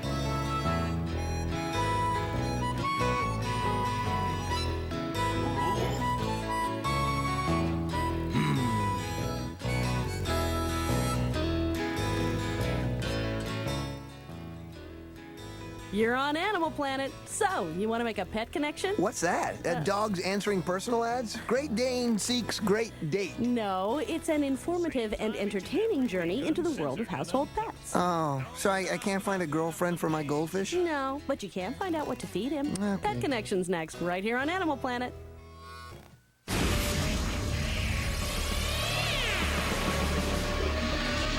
Animal Planet's coverage of the Canine Frisbee Disc World Finals. The best Frisbee Disc dogs on this or any other planet. Saturday, November 7th, only on Animal Planet. An Animal Planet exclusive. Investigating the crocodile hunter phenomenon. Who is he? I'm the real crocodile hunter, mate, and I could wrestle her right now, but I got my good shirt on, so, I can't. What is he? Again, he's all computer. It's the crocodile's not there, Steve isn't there. Where is he? Steve Irwin is not from Nantucket, but he does speak crocs from a bucket. Find out the truth on Animal Planet when the Crocodile Hunter hosts this Sunday from 8 to 11 p.m. Watch him, hear from the experts, then you decide. While I'm a nature nut, I'm not afraid to admit I'm wild about the wild things and I'm proud of it. I'm just a simple case, open and shut. No doubt about it, I'm a nature nut. Today we'll go bird watching, tomorrow we'll catch toads. The next day we'll take photographs of bugs along the road. I never get the feeling that I'm in a rut. That's why I'm a nature nut. Well, I'm a nature nut, I'm not afraid to admit I'm wild about the wild things and I'm proud of it. I'm just a simple case, open and shut. No doubt about it, I'm a nature nut.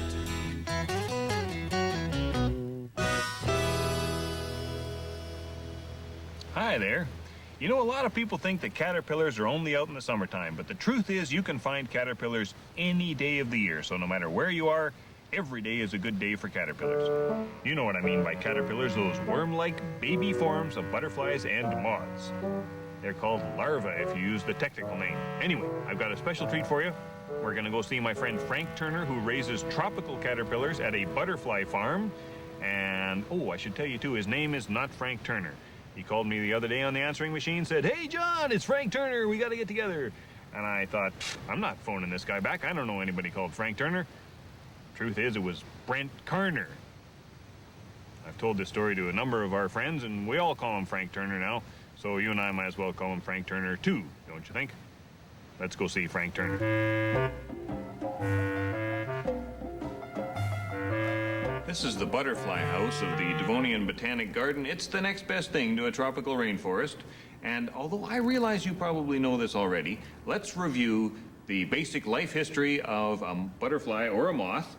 Why are there caterpillars in the first place? I'll bet you know the answer to that question. Hey, is that Frank Turner I see over there?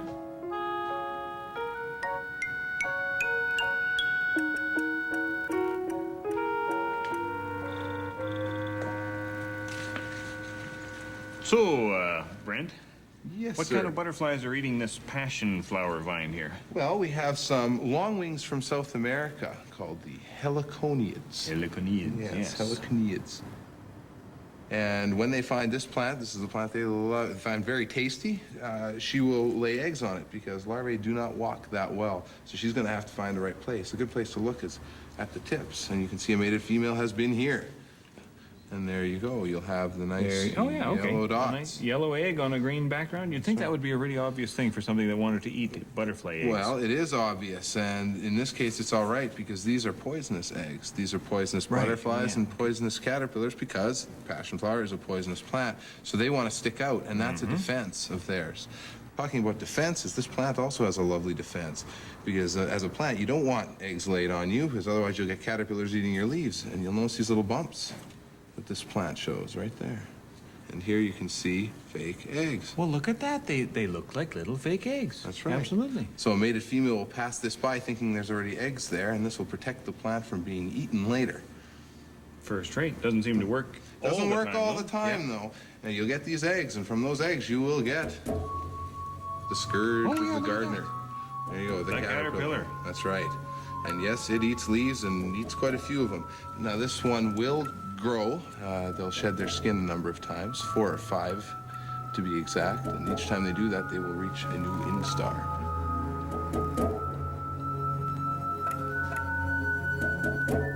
And when he's large enough, he'll start to darken up, and he will become a pupa. The resting stage. That's right, and they'll do that on this plant as well. And we should be There's able to one right find down it. here. Ah, there it is. Although it's often thought of the pupa or chrysalis as a resting stage, there's a lot of action going on inside there. They wiggle, as you can see there, and inside, the body has turned literally to mush and gets reorganized into the adult butterfly. I mean, that's really amazing when you think about it. Incredible. It just turns to gush, and then all these butterfly parts are rebuilt. Nifty. And as you can see right here, It's still got a little bit of movement in it. There's movement there. They are not resting so much that they appear dead. You can get them to wiggle quite a bit. Now, as they get closer and closer to becoming an adult, you'll actually find that the colors of the adult will start to show through. Oh, yeah, I saw one like that up here. A little bit of red and black on it right up there. Indeed. Probably by tomorrow, that one will have cracked open and a new adult will emerge and the cycle will go on. The cycle will go on. From egg to caterpillar to pupa to adult egg, caterpillar, pupa, adult egg, caterpillar, pupa, millions of times. Just millions of times. And the adult can be either a butterfly or a moth. Yes. Well, thank you, Brent. No problem. Butterfly Brent, I should say. Oh, thank you. That's what they know me as around here anyway. Man with many names. Fluttering about. Right then, now before proceeding further, we really should review basic caterpillar anatomy, and for that purpose I will require a model caterpillar. I brought one with me today. But what I mean by that is not a perfect caterpillar, but an artificial caterpillar that will not squirm when we're looking at it during the demonstration. Right then, there it is. Give me that. Thank you so much. Frank Turner's quite a joker. Speak to him later. Have a look at this. This is a plastic caterpillar. It's not a real caterpillar, but it will serve our purposes. It's essentially a tube with feet. Right here, 6 legs, 6 feet. These are the true insect feet. And here, these are called prolegs. They're not real legs, they're prolegs. And with these, the caterpillar moves from place to place, finds leaves to eat, and enjoys the process, I imagine. These here are called colorful bumps. And that's all there is to it. Basic caterpillar anatomy. Some caterpillars live as far north as Greenland, where it takes them many years to grow up. Okay, well, let's talk about identifying caterpillars. Consider, though, that almost anywhere you go, there are going to be thousands of species of butterflies and moths. Each one will have a different looking caterpillar, and each caterpillar will change slightly every time it molts its skin, which is about 5 times for every species. So that's 5 times a couple of thousand, which is a lot of different caterpillars. So it's a very complex thing, and fortunately, those people who have written caterpillar identification books have ignored all that complexity. They've written very tiny books which make it look very simple, which is a big relief for people like you and me. I want to show you this one. This is the Observer's Book of Caterpillars by David J. Carter. It's intended for use in the British Isles, and it's a beautiful little book. Let me show you some of the illustrations here. There's plate 17, a particularly lovely illustration. if I were in the British Isles identifying caterpillars, this is the book I would want to have. Very, very nice. The only thing that I can say as a slight criticism, and it's not really a criticism of this book, is that the principle, the guiding principle of the book has to do with family identification. So you have to be able to tell your Notodontidae from your Lymantriidae, from your Geometridae, from your Noctuidae, and so on and so forth, which is not that easy for most of us, you know, those who don't know what those words mean. I think everyone should know what those words mean, by the way, but I realize that for the most part they don't. In North America, the best book is probably this one, The Peterson First Guide to Caterpillars by Amy Bartlett Wright. Her system is a lot more simple. Basically, the caterpillar is either smooth with a forked rear end, smooth with knobs or bumps, smooth with a rear horn or tail, smooth with fleshy filaments, slug-like, hairy with tufts or pencils, bristled, or with branched spines. Much simpler to use, a better introduction to the world of caterpillars, although it's not as detailed. Let me give you an example of how this system works. Here's a couple of little yellow ones. Come on out of there, guys. There we go. This guy is yellow and black, yellow in the middle, black on both ends, and it does have little white, hairy pencils on it. So we'll just turn to the appropriate spot in the book here. And we look for something yellow in the middle and black on both ends. And apparently there is none that matches that description. However, if you compare these two, that one is red in the middle and black on both ends. It's called a woolly bear. And I'll let you in on a secret. This is another kind of a woolly bear. It too turns into a tiger moth when it grows up. And that's how you identify caterpillars.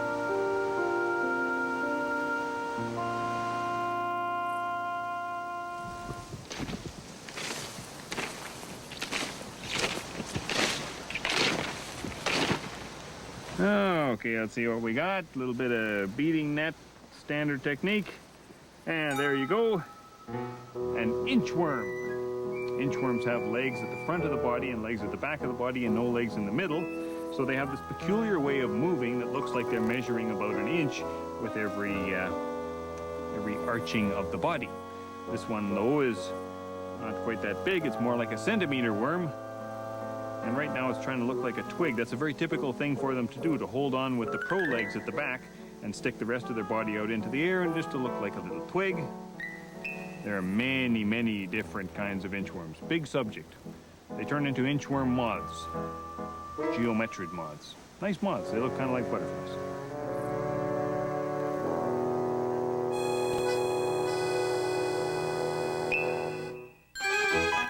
Most caterpillars drop off their plants when disturbed, but some use a silk rope to find their way back to their dinner. Now, isn't this a weirdie? You know, you stare at plants long enough, you're bound to find some interesting caterpillars. I wish I could tell you what kind of caterpillar this is, but I have no idea. It falls into the smooth with bumps or knobs category, and that's as far as I can take it. But I do want you to notice a few things. If you were a bird and you were looking for a typical cigar-shaped caterpillar, this angular shape would throw you off. It'd be harder for you to recognize this as a caterpillar. Look at this little, you know, football-shaped head and stuff like that. Very strange. And the other thing that is interesting about this caterpillar, you notice that white splooch on the back? When a caterpillar has a big white blob on it like that, it looks like bird poop. And no bird in its right mind is going to eat bird poop. So, I wish you all the best, little caterpillar. Should have a safe life. All those defenses. There are tiny caterpillars that live on sloths, eating green algae on the sloth's wet fur.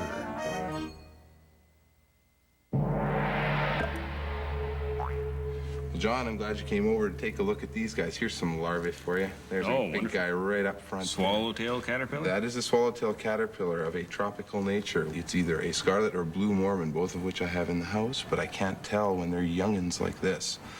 It's a great time, though, to talk about larval defenses. Oh, yes, okay. This guy here, you can just take one look at him. It looks a little bit like a snake. Looks a lot like a snake. Yeah, you can even see here, there's two big eyes right there. But those aren't eyes at all. Those are nothing more than eye spots, and that's the middle of his back. And the real head is down here? The real head is underneath, right darker there. green? Yeah, ain't much to it. Right there. You can't see any markings on it at all? No, not too much. These are wonderful eye spots because they've also got a little white highlight to make it look like the sun is glistening in the eye of the snake. No, you need the white of the eyes. Now, as youngsters, when they're a little bit smaller, they'll look a little bit like bird poop. They can imitate bird poop then, but as they get too big, I'd hate to see the size of that bird, so they better change something, look like a snake. Although they do have another nifty defense as well if you start to bother them with just a little too much. There's big orange horns they can stick out of the front of their head with a real stinky scent. It's called osmeteria. Oh, yes. Stinky horns. That's right, stinky horns. That's what it means in Latin, stinky horns. Latin for stinky horns. That's right. If you bother these guys, it sometimes get them to do it, although this guy is just not afraid. There you go. You've made too much of a friend out of him. Well, yeah. Looks like he's made of rubber. Well, he seems quite soft, but he is covered in cuticle like all insects, so he is a little bit tough if you push down on him. But this guy here is just not scared, probably because I bother them far too much, and now he just doesn't think we're any danger at all. In fact, so little so, I could probably have an easy time picking him off the tree and eating him, which would probably be quite tasty because they do eat citrus. This is a citrus tree. Yeah, a lemon lime flavor for this one? This here is a lemon, but normally I grow them on mandarin orange, so they'd be pretty good at Christmas time. Why not? Up to you, hey. I've never tried the one on lemon myself.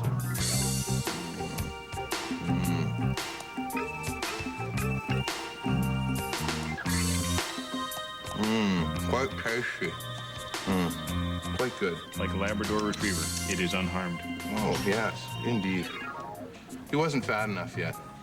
Just not enough of a meal. We'll get him back on his branch. You're still not going to do the osmeteria thing? Well, he's saying even with teeth, he's still not harmed. He thinks he's made of, in a sheet of armor, he is.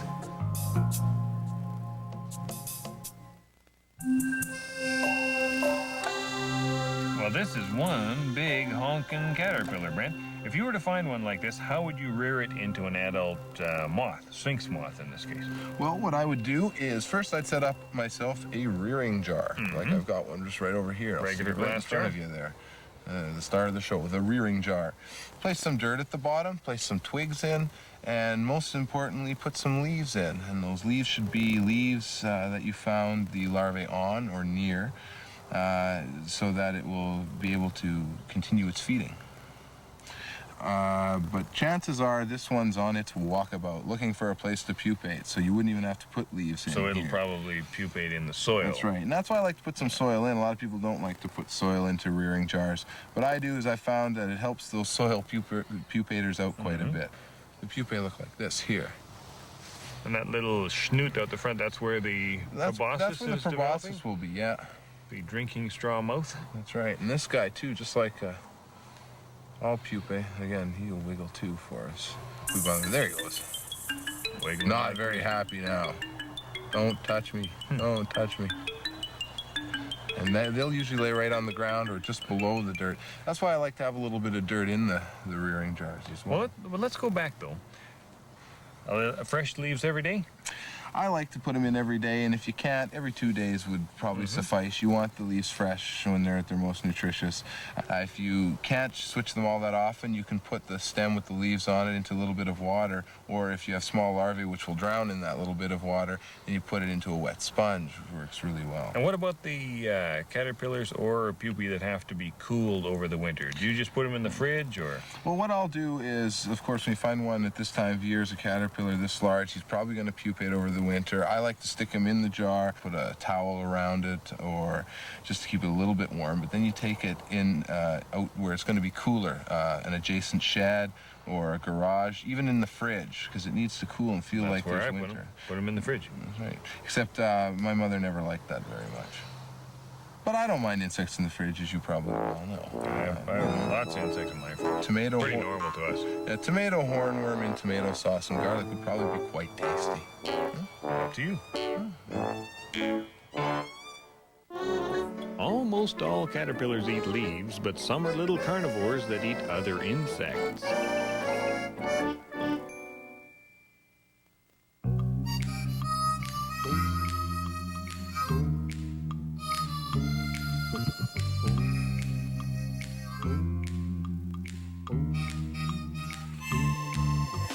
Caterpillar chewing on the leaves of green. Some like pauses and some like beans. Every day the order from the same menu. Close your eyes and listen, you can hear them chew. Chew, chew, chew.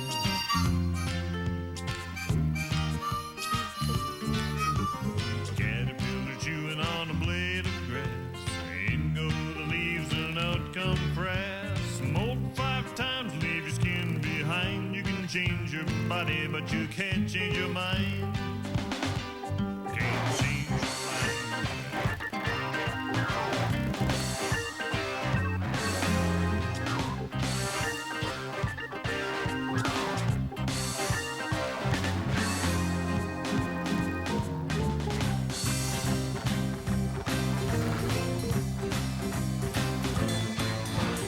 Caterpillar chewing on the tree of life. Out on a limb, why don't you leave me alone? Eating and growing just as fast as I can. This branch might be my breakfast, but it won't be my home for long. I got bigger plans than that.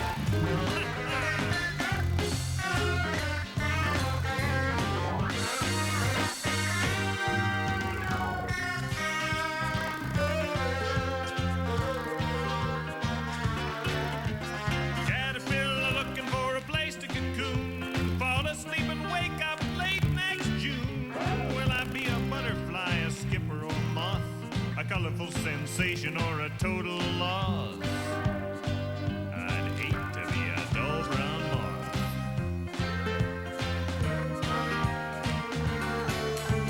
Caterpillar chewing on the leaves of green. Some like pauses and some like beans. Molt 5 times and leave your skin behind. You can change your body, but you can't change your mind. You can't change your mind.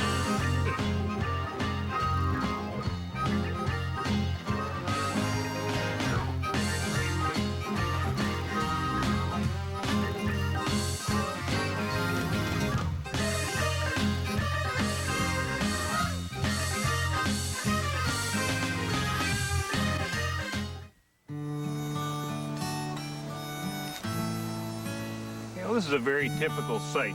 A caterpillar, it's off the food plant, it's walking on the ground. This little woolly bear has left the willow tree that it was feeding on. It's time to quit being a caterpillar and become a pupa, to enter into that resting stage. And what this little critter is about to do is to find a nice sheltered spot where it can spin a cocoon of silk, and it'll take the hairs off of its body and spin those into the cocoon as well, because the hairs are a protection. They make a predator's mouth itchy, so the predator will usually spit the caterpillar out, and they'll work just as well for the cocoon as they did for the caterpillar. Once it's in the cocoon, it sheds its skin, becomes a pupa, rests up over the winter, hatches out as a moth next spring.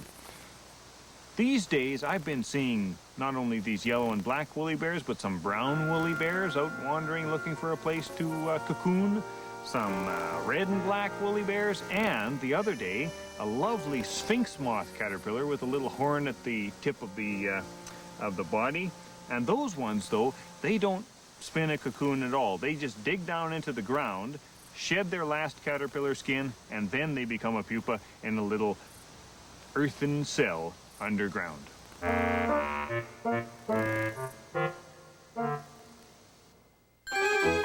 Some caterpillars live underwater inside the stems of water plants.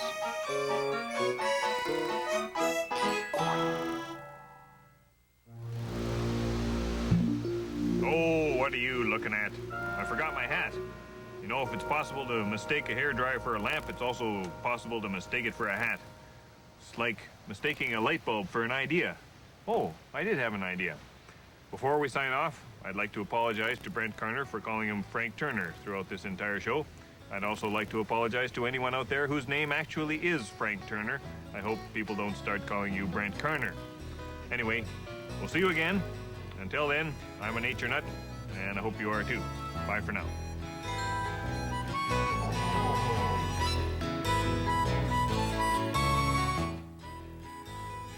You're on Animal Planet. So, you want to make a pet connection? What's that? Dogs answering personal ads? Great Dane seeks great date. No, it's an informative and entertaining journey into the world of household pets. Oh, so I can't find a girlfriend for my goldfish? No, but you can find out what to feed him. Okay. Pet Connections next, right here on Animal Planet.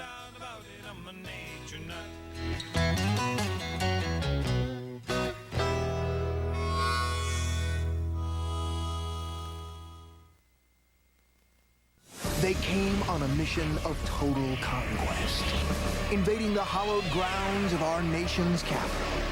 Our only hope is Frisbee Disc Dogs on Animal Planet. Canine Frisbee Disc World Finals on the grounds of the Washington Monument. Masters of Catch compete to become the Canine Frisbee Disc World Champion. Animal Planet's coverage of the Canine Frisbee Disc World Final. The best Frisbee Disc dogs on this or any other planet. Saturday at 9, only on Animal Planet. All this week, Planet Safari celebrates All-American Week. They may be smooth talkers, but they're not running for office. They're just campaigning for food. They're U.S. citizens exercising their right to entertain you. So cast your vote for this week's Planet Safari at 10 on Animal Planet. While I'm a nature nut, I'm not afraid to admit I'm wild about the wild things and I'm proud of it. I'm just a simple case, open and shut. No doubt about it, I'm a nature nut. Today we'll go bird watching. Tomorrow we'll catch toads. The next day we'll take photographs of bugs along the road. I never get the feeling that I'm in a rut. That's why I'm a nature nut. While I'm a nature nut, I'm not afraid to admit I'm wild about the wild things and I'm proud of it. I'm just a simple case, open and shut. No doubt about it, I'm a nature nut.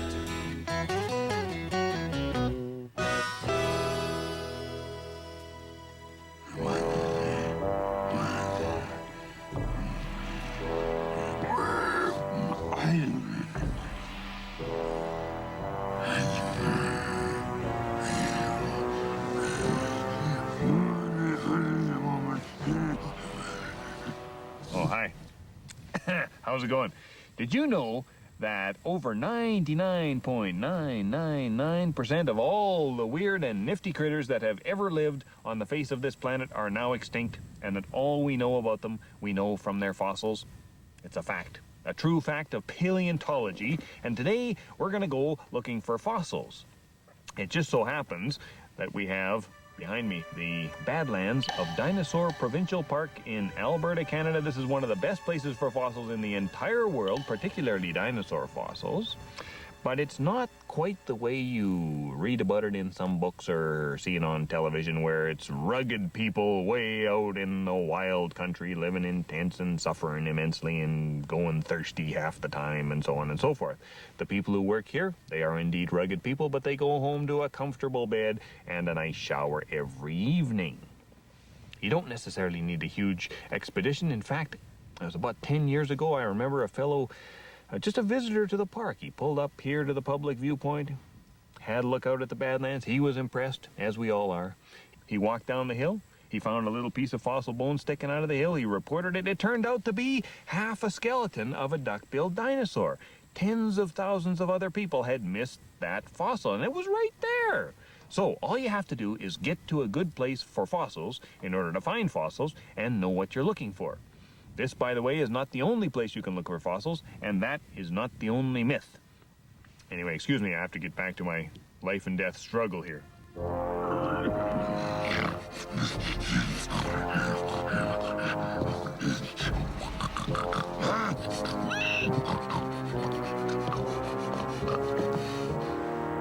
Life in the past, dramatic as anything. When parts of animals and plants are buried and partly replaced by minerals, they become fossils.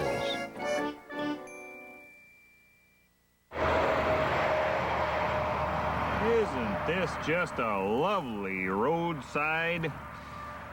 The rocks around here are Paleocene in age, just after the age of dinosaurs. And one summer, about 10 years ago, I spent the whole summer sitting here on this roadside with my buddy Andy. We were employed to look for fossils. And I'll tell you, it was one of the most boring summers of my entire life. All day, every day, we were picking around and finding these little clam shells and snail shells, and even though they're 50-some million years old, they became kind of monotonous. We were actually looking for other things.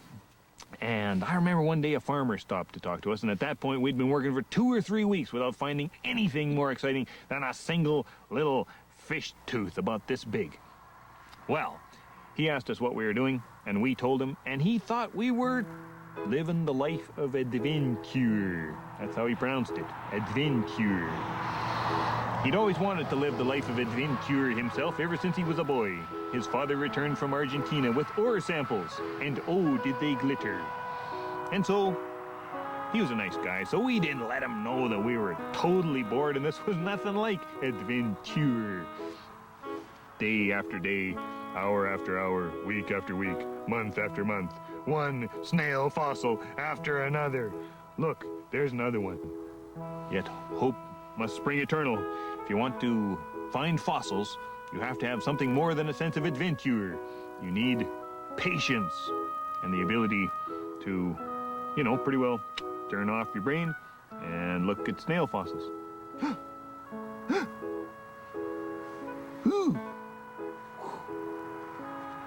Anybody see a fish tooth? Yeah, right. You know, dinosaurs have always been a bit of a Western thing. I figure that's just geology for you. Out here in the West, we got lots of rocks just the right age for dinosaurs. Back east, oh yeah, they got their trilobites, they got their primitive reptiles, but we got the dinosaurs. When the early fossil hunters were out looking for dinosaur bones, they had to hang out with cowboys. Started dressing like cowboys, talking like cowboys, even thinking like cowboys. That's something we like to keep alive even today. And I gotta tell you another thing. When there was dinosaurs around here, there were no badlands. This was a big, flat, swampy delta. And there were no people. Nobody to get up on top of one of these Styracosaurus and ride them across the delta, pull on the horn, turn them one way, turn them the other. Would have been a lot of fun. Of course, it would have been rough if they stopped sudden. Real rough, in fact. Should have called them Hatracosaurus, not Styracosaurus. That's the way I figured it.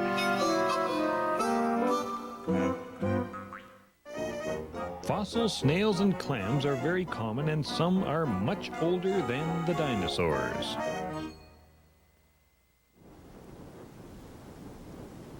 Well, I've got to tell you about the best fossil I ever found myself.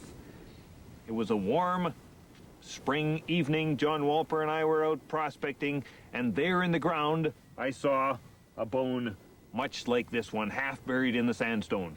Now, I was excited. I knew what it was. Walper knew what it was. But we couldn't excavate it because that's against the rules. So we phoned our friend Phil Curry, Canada's most celebrated dinosaur expert, and we told him that we had discovered the third skull cap of the dinosaur Stenonychosaurus in the history of paleontology. It's now called Troodon. Anyway, Phil, on the other end of the phone line, didn't believe us. And he said, don't worry, boys. It could be any number of things. I don't want you to be disappointed. 3 weeks later, he came out to have a look at it. Whew, was he ever surprised.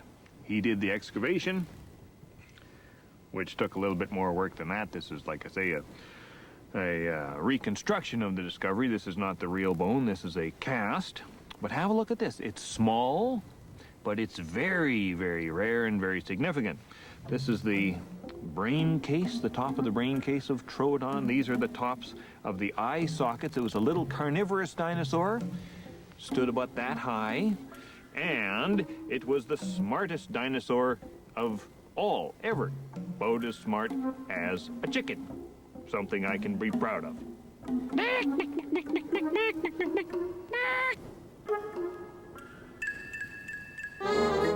Most mammal fossils are just teeth, since teeth are the hardest part of a mammal's body.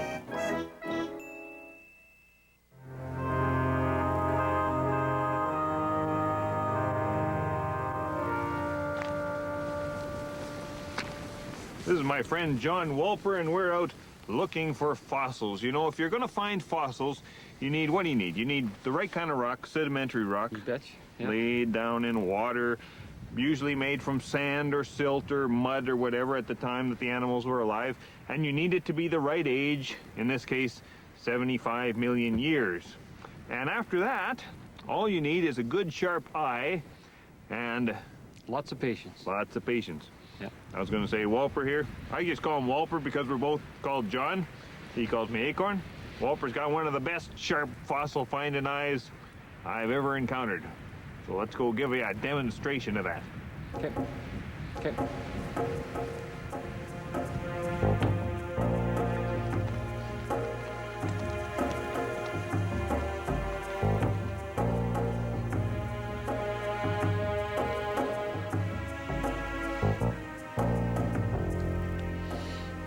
This was a big duck-billed dinosaur. That's huge. Now, this is not difficult fossils to find.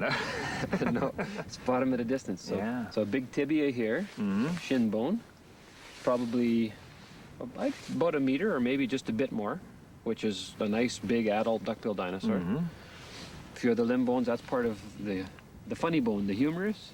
Yeah, it's hilarious. Yeah. So this is probably not one animal. This is mixed up bones. Yeah, part of a bone bed. Yeah. Mostly duck-billed dinosaurs. A few other odds and ends mixed in with them. This is probably a vertebrae right here, this curved part from a horned dinosaur, but mostly duck-billed dinosaurs in this deposit. Now this is pretty easy bone to spot. I was going to mention that some of it has that orange lichen on it, and that's an easy way to spot it at a distance. Yeah, any bone that's been on the surface for a while oftentimes will have an orange or yellow lichen on it. Yeah.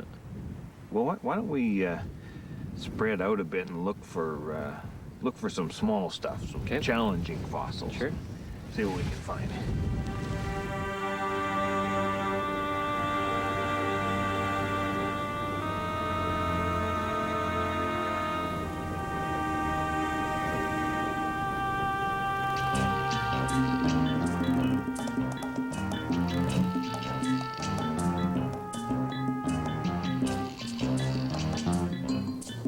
Tendon? Ossified tendon. Piece of a tyrannosaurid vertebra. Oh, there's a little hadrosaur tooth. Garfish scale. By gar. Hadrosaur tooth, so I had to go to the dentist. Bit of turtle shell. More turtle shell.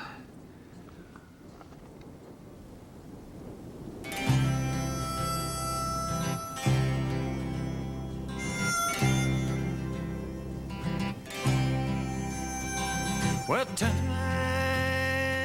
stretches back,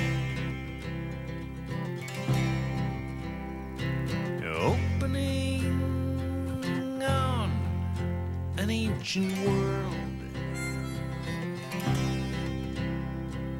Life flows along, the silence of the earth unfurled. Won't you feel the timeless hills?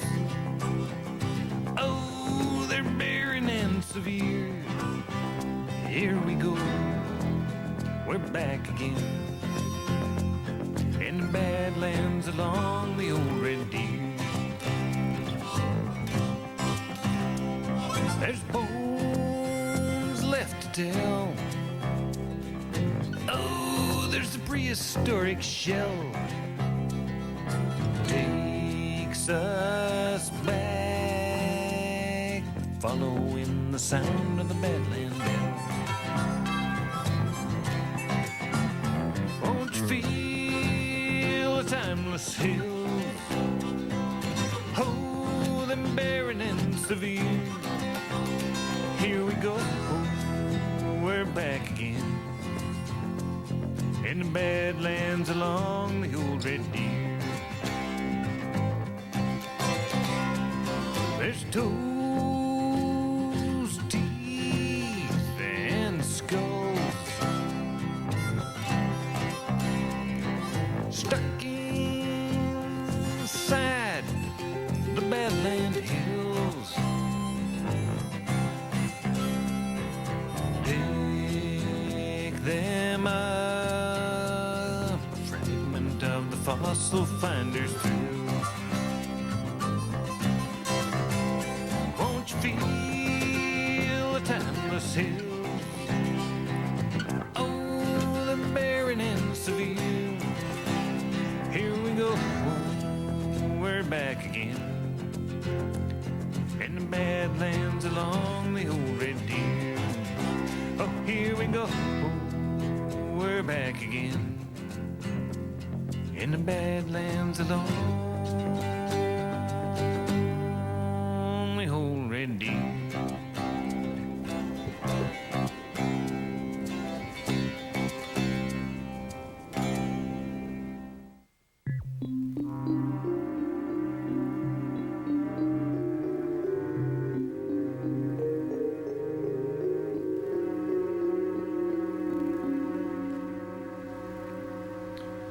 You know, dinosaur museums are wonderful places, and they are, of course, the best places to see entire dinosaur skeletons and to build your enthusiasm for dinosaurs and for fossils in general.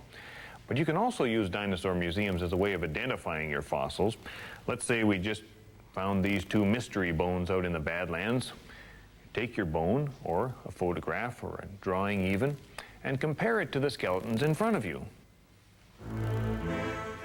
See if you can find anything that matches.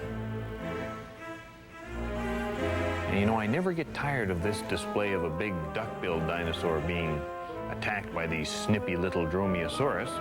Well, let's just see if we can match either of these bones up to anything in the display in front of us. Take your time. I don't think so. I don't think they're going to match anything here.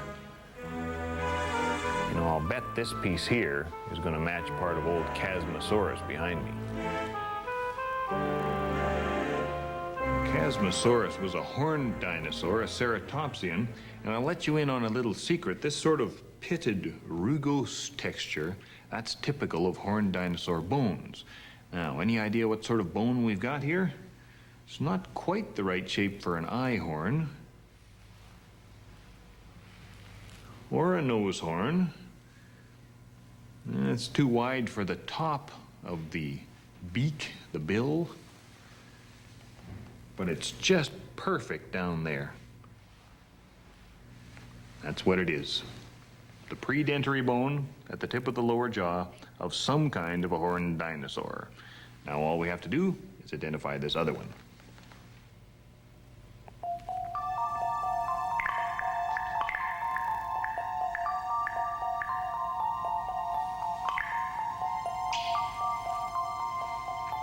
Well, there are a lot of bones in your average dinosaur skeleton, a couple of hundred in fact. This is Albertosaurus, a big meat eater. You probably recognize the teeth, and you might recognize these deep pits, smooth texture. This bone would fit right there. There you go. It's a broken toe bone from the back foot of an Albertosaurus, or perhaps a close relative, Daspletosaurus. Hey, who knows? It's only a toe bone.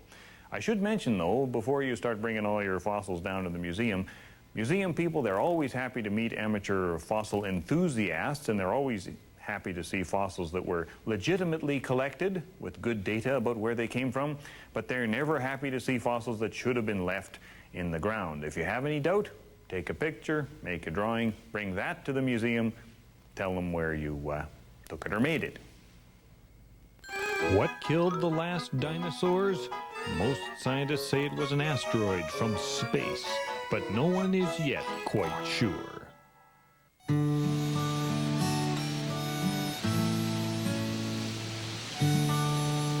Acorn, you have something there? I do indeed. I've got a mammal tooth fossil.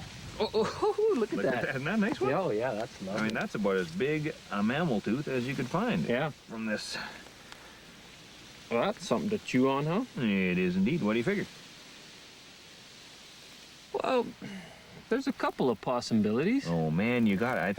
I think that's exactly right. I think that's an extinct possum, Eodelphus maybe, which was basically a possum. One of the few groups of mammals that hasn't changed much since the Campanian time, 75 million years ago. This is a big one. It is. Yeah, probably what, with teeth about big, about a skull about like that. Yeah. And body. House cat size. Even possum size. Yeah. There you go. You betcha. No, that's a beautiful fossil. Yeah, it's well, pretty. one tooth is quite worn down, but the other one has all of the little cusps and bumps and ridges that it would have when it was alive. Oh yeah, it's great. So not bad. Now I know this won't surprise you, but it does surprise a lot of people to know that all the mammals that lived during that time, along with the dinosaurs, and we're interested in them because we're mammals ourselves, of course, were little things, the size of mice and squirrels and things like that, although there were no mice and squirrels at the time. But also that the first mammals evolved at the same time as the first dinosaurs, and by the time this critter lived, mammals had already completed 2/3 of their time on Earth. Yeah.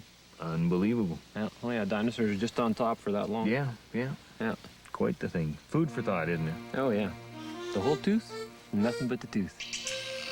I'm glad we were able to jaw about it today. Betcha. See that? Toothy grin. Glad to have found it.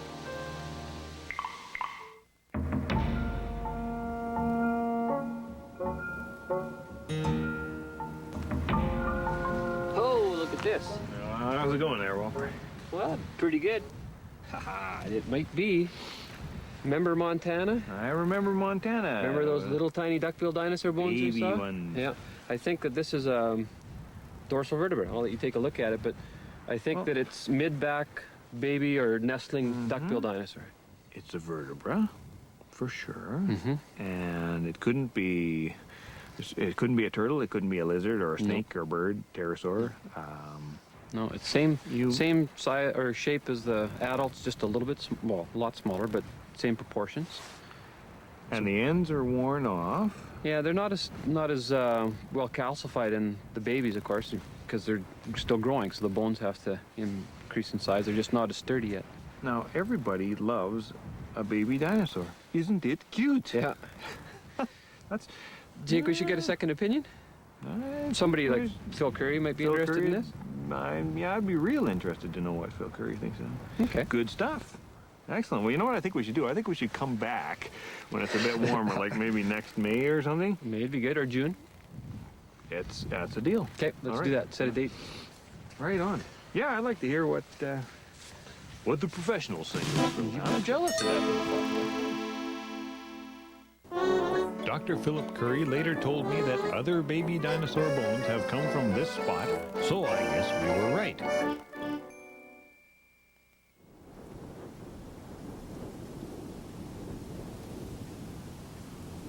Well, I guess that's about all the time we've got for fossils right now. But I have to leave you with one more thought. At some point in your fossil hunting adventures, the raw impact of it all is going to hit you. You're going to realize that whatever you found, it used to be part of a real animal. This tooth used to rip through real flesh.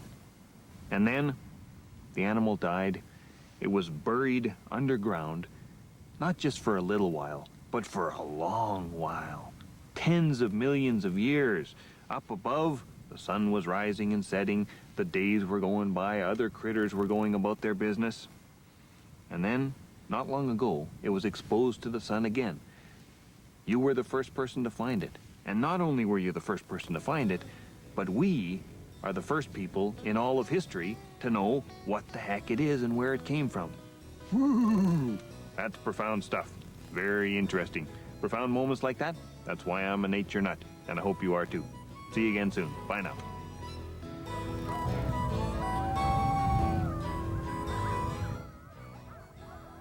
You're on Animal Planet. So, you want to make a pet connection? What's that? Dogs answering personal ads? Great Dane seeks great date. No, it's an informative and entertaining journey into the world of household pets. Oh, so I can't find a girlfriend for my goldfish? No, but you can find out what to feed him. Okay. Pet Connection's next, right here on Animal Planet.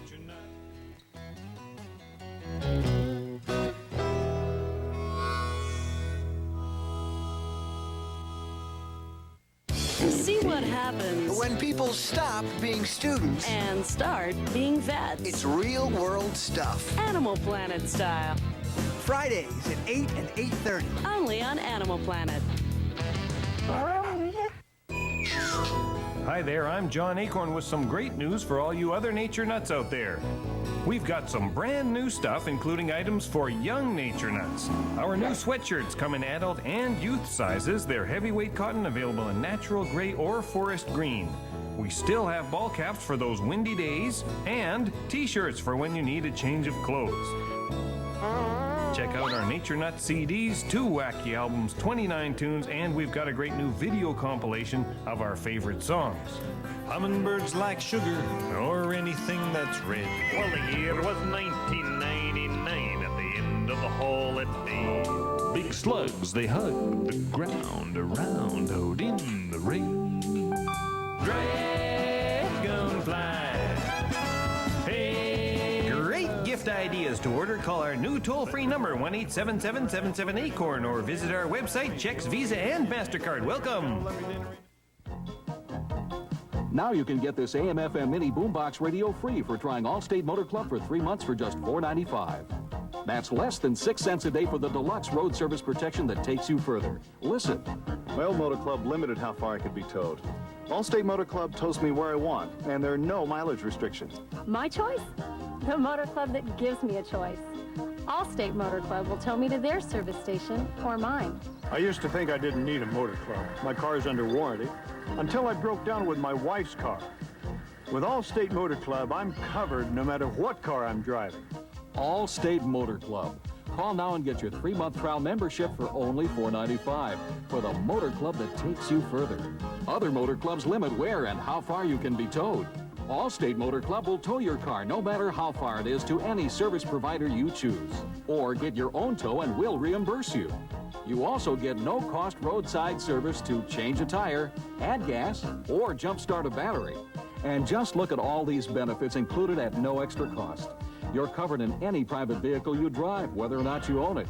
Free coverage for your spouse. Many AAA's charge extra. Emergency locksmith service. Personalized trip planning. You can even use your membership card as an arrest bond certificate just in case. Call now and get this AM/FM mini boombox radio free when you join. You have nothing to lose. If you're not completely satisfied, we'll refund every penny you paid. But we think you'll want to keep your membership year after year, just like these satisfied members. You don't have to have Allstate insurance to join, so act now to get Allstate Motor Club's highest level of road service protection. Here's how. This offer is available to Visa, MasterCard, and Discover cardholders, so have your credit card ready and call 1-800-806-1119. Charge just $4.95 to your credit card, and you'll get the free mini boombox and deluxe membership kit. Call 1-800-806-1119. An Animal Planet exclusive, investigating the crocodile hunter phenomenon. Who is he? Steve Irwin's just a myth, a legend. What is he? I think that he is just a magical little being, much like a leprechaun. Where is he? And if you look really closely, definitely Steve. Unreal. Find out the truth on Animal Planet when the Crocodile Hunter hosts every Sunday night this month from 8 to 11 p.m. Watch him, hear from the experts, then you decide. When it came to computers, I was so far behind the times, I thought I'd never learn to use one. So when Video Professor said they could teach me to run a computer in an hour, well, to say the least, I was a bit skeptical. So to prove it, they sent me this free computer CD-ROM. It's simple. You take the CD, put it in the tray, click, and the video starts playing right here on my computer screen. Hey, I'm learning the computer. And so can you. Just give Video Professor a call for your free CD-ROM or video. Choose from Video Professor's most popular computer lessons. It's a $39.95 value, and it's free. Me in computer school? I don't think so. And computer training manuals may as well be written in Greek. I now can use my computer thanks to Video Professor. Call the 800 number for your free computer learning CD-ROM or video. You have nothing to lose. Video Professor makes computer learning simple, fast, and it's free. Why are you waiting? Go ahead, give them a call. Kids said, you can't read and you're dumb. When your child is hurting and sad, it tears you apart. Everybody called me bad names. The phonics game gave me a way of teaching my child to read. The phonics game helped me a lot. How can you not go out and get a game that will help you teach your child how to read? The phonics game system is so successful, the makers promise improvement on your child's next report card or your money back. Act now. Try the phonics game, absolutely risk-free.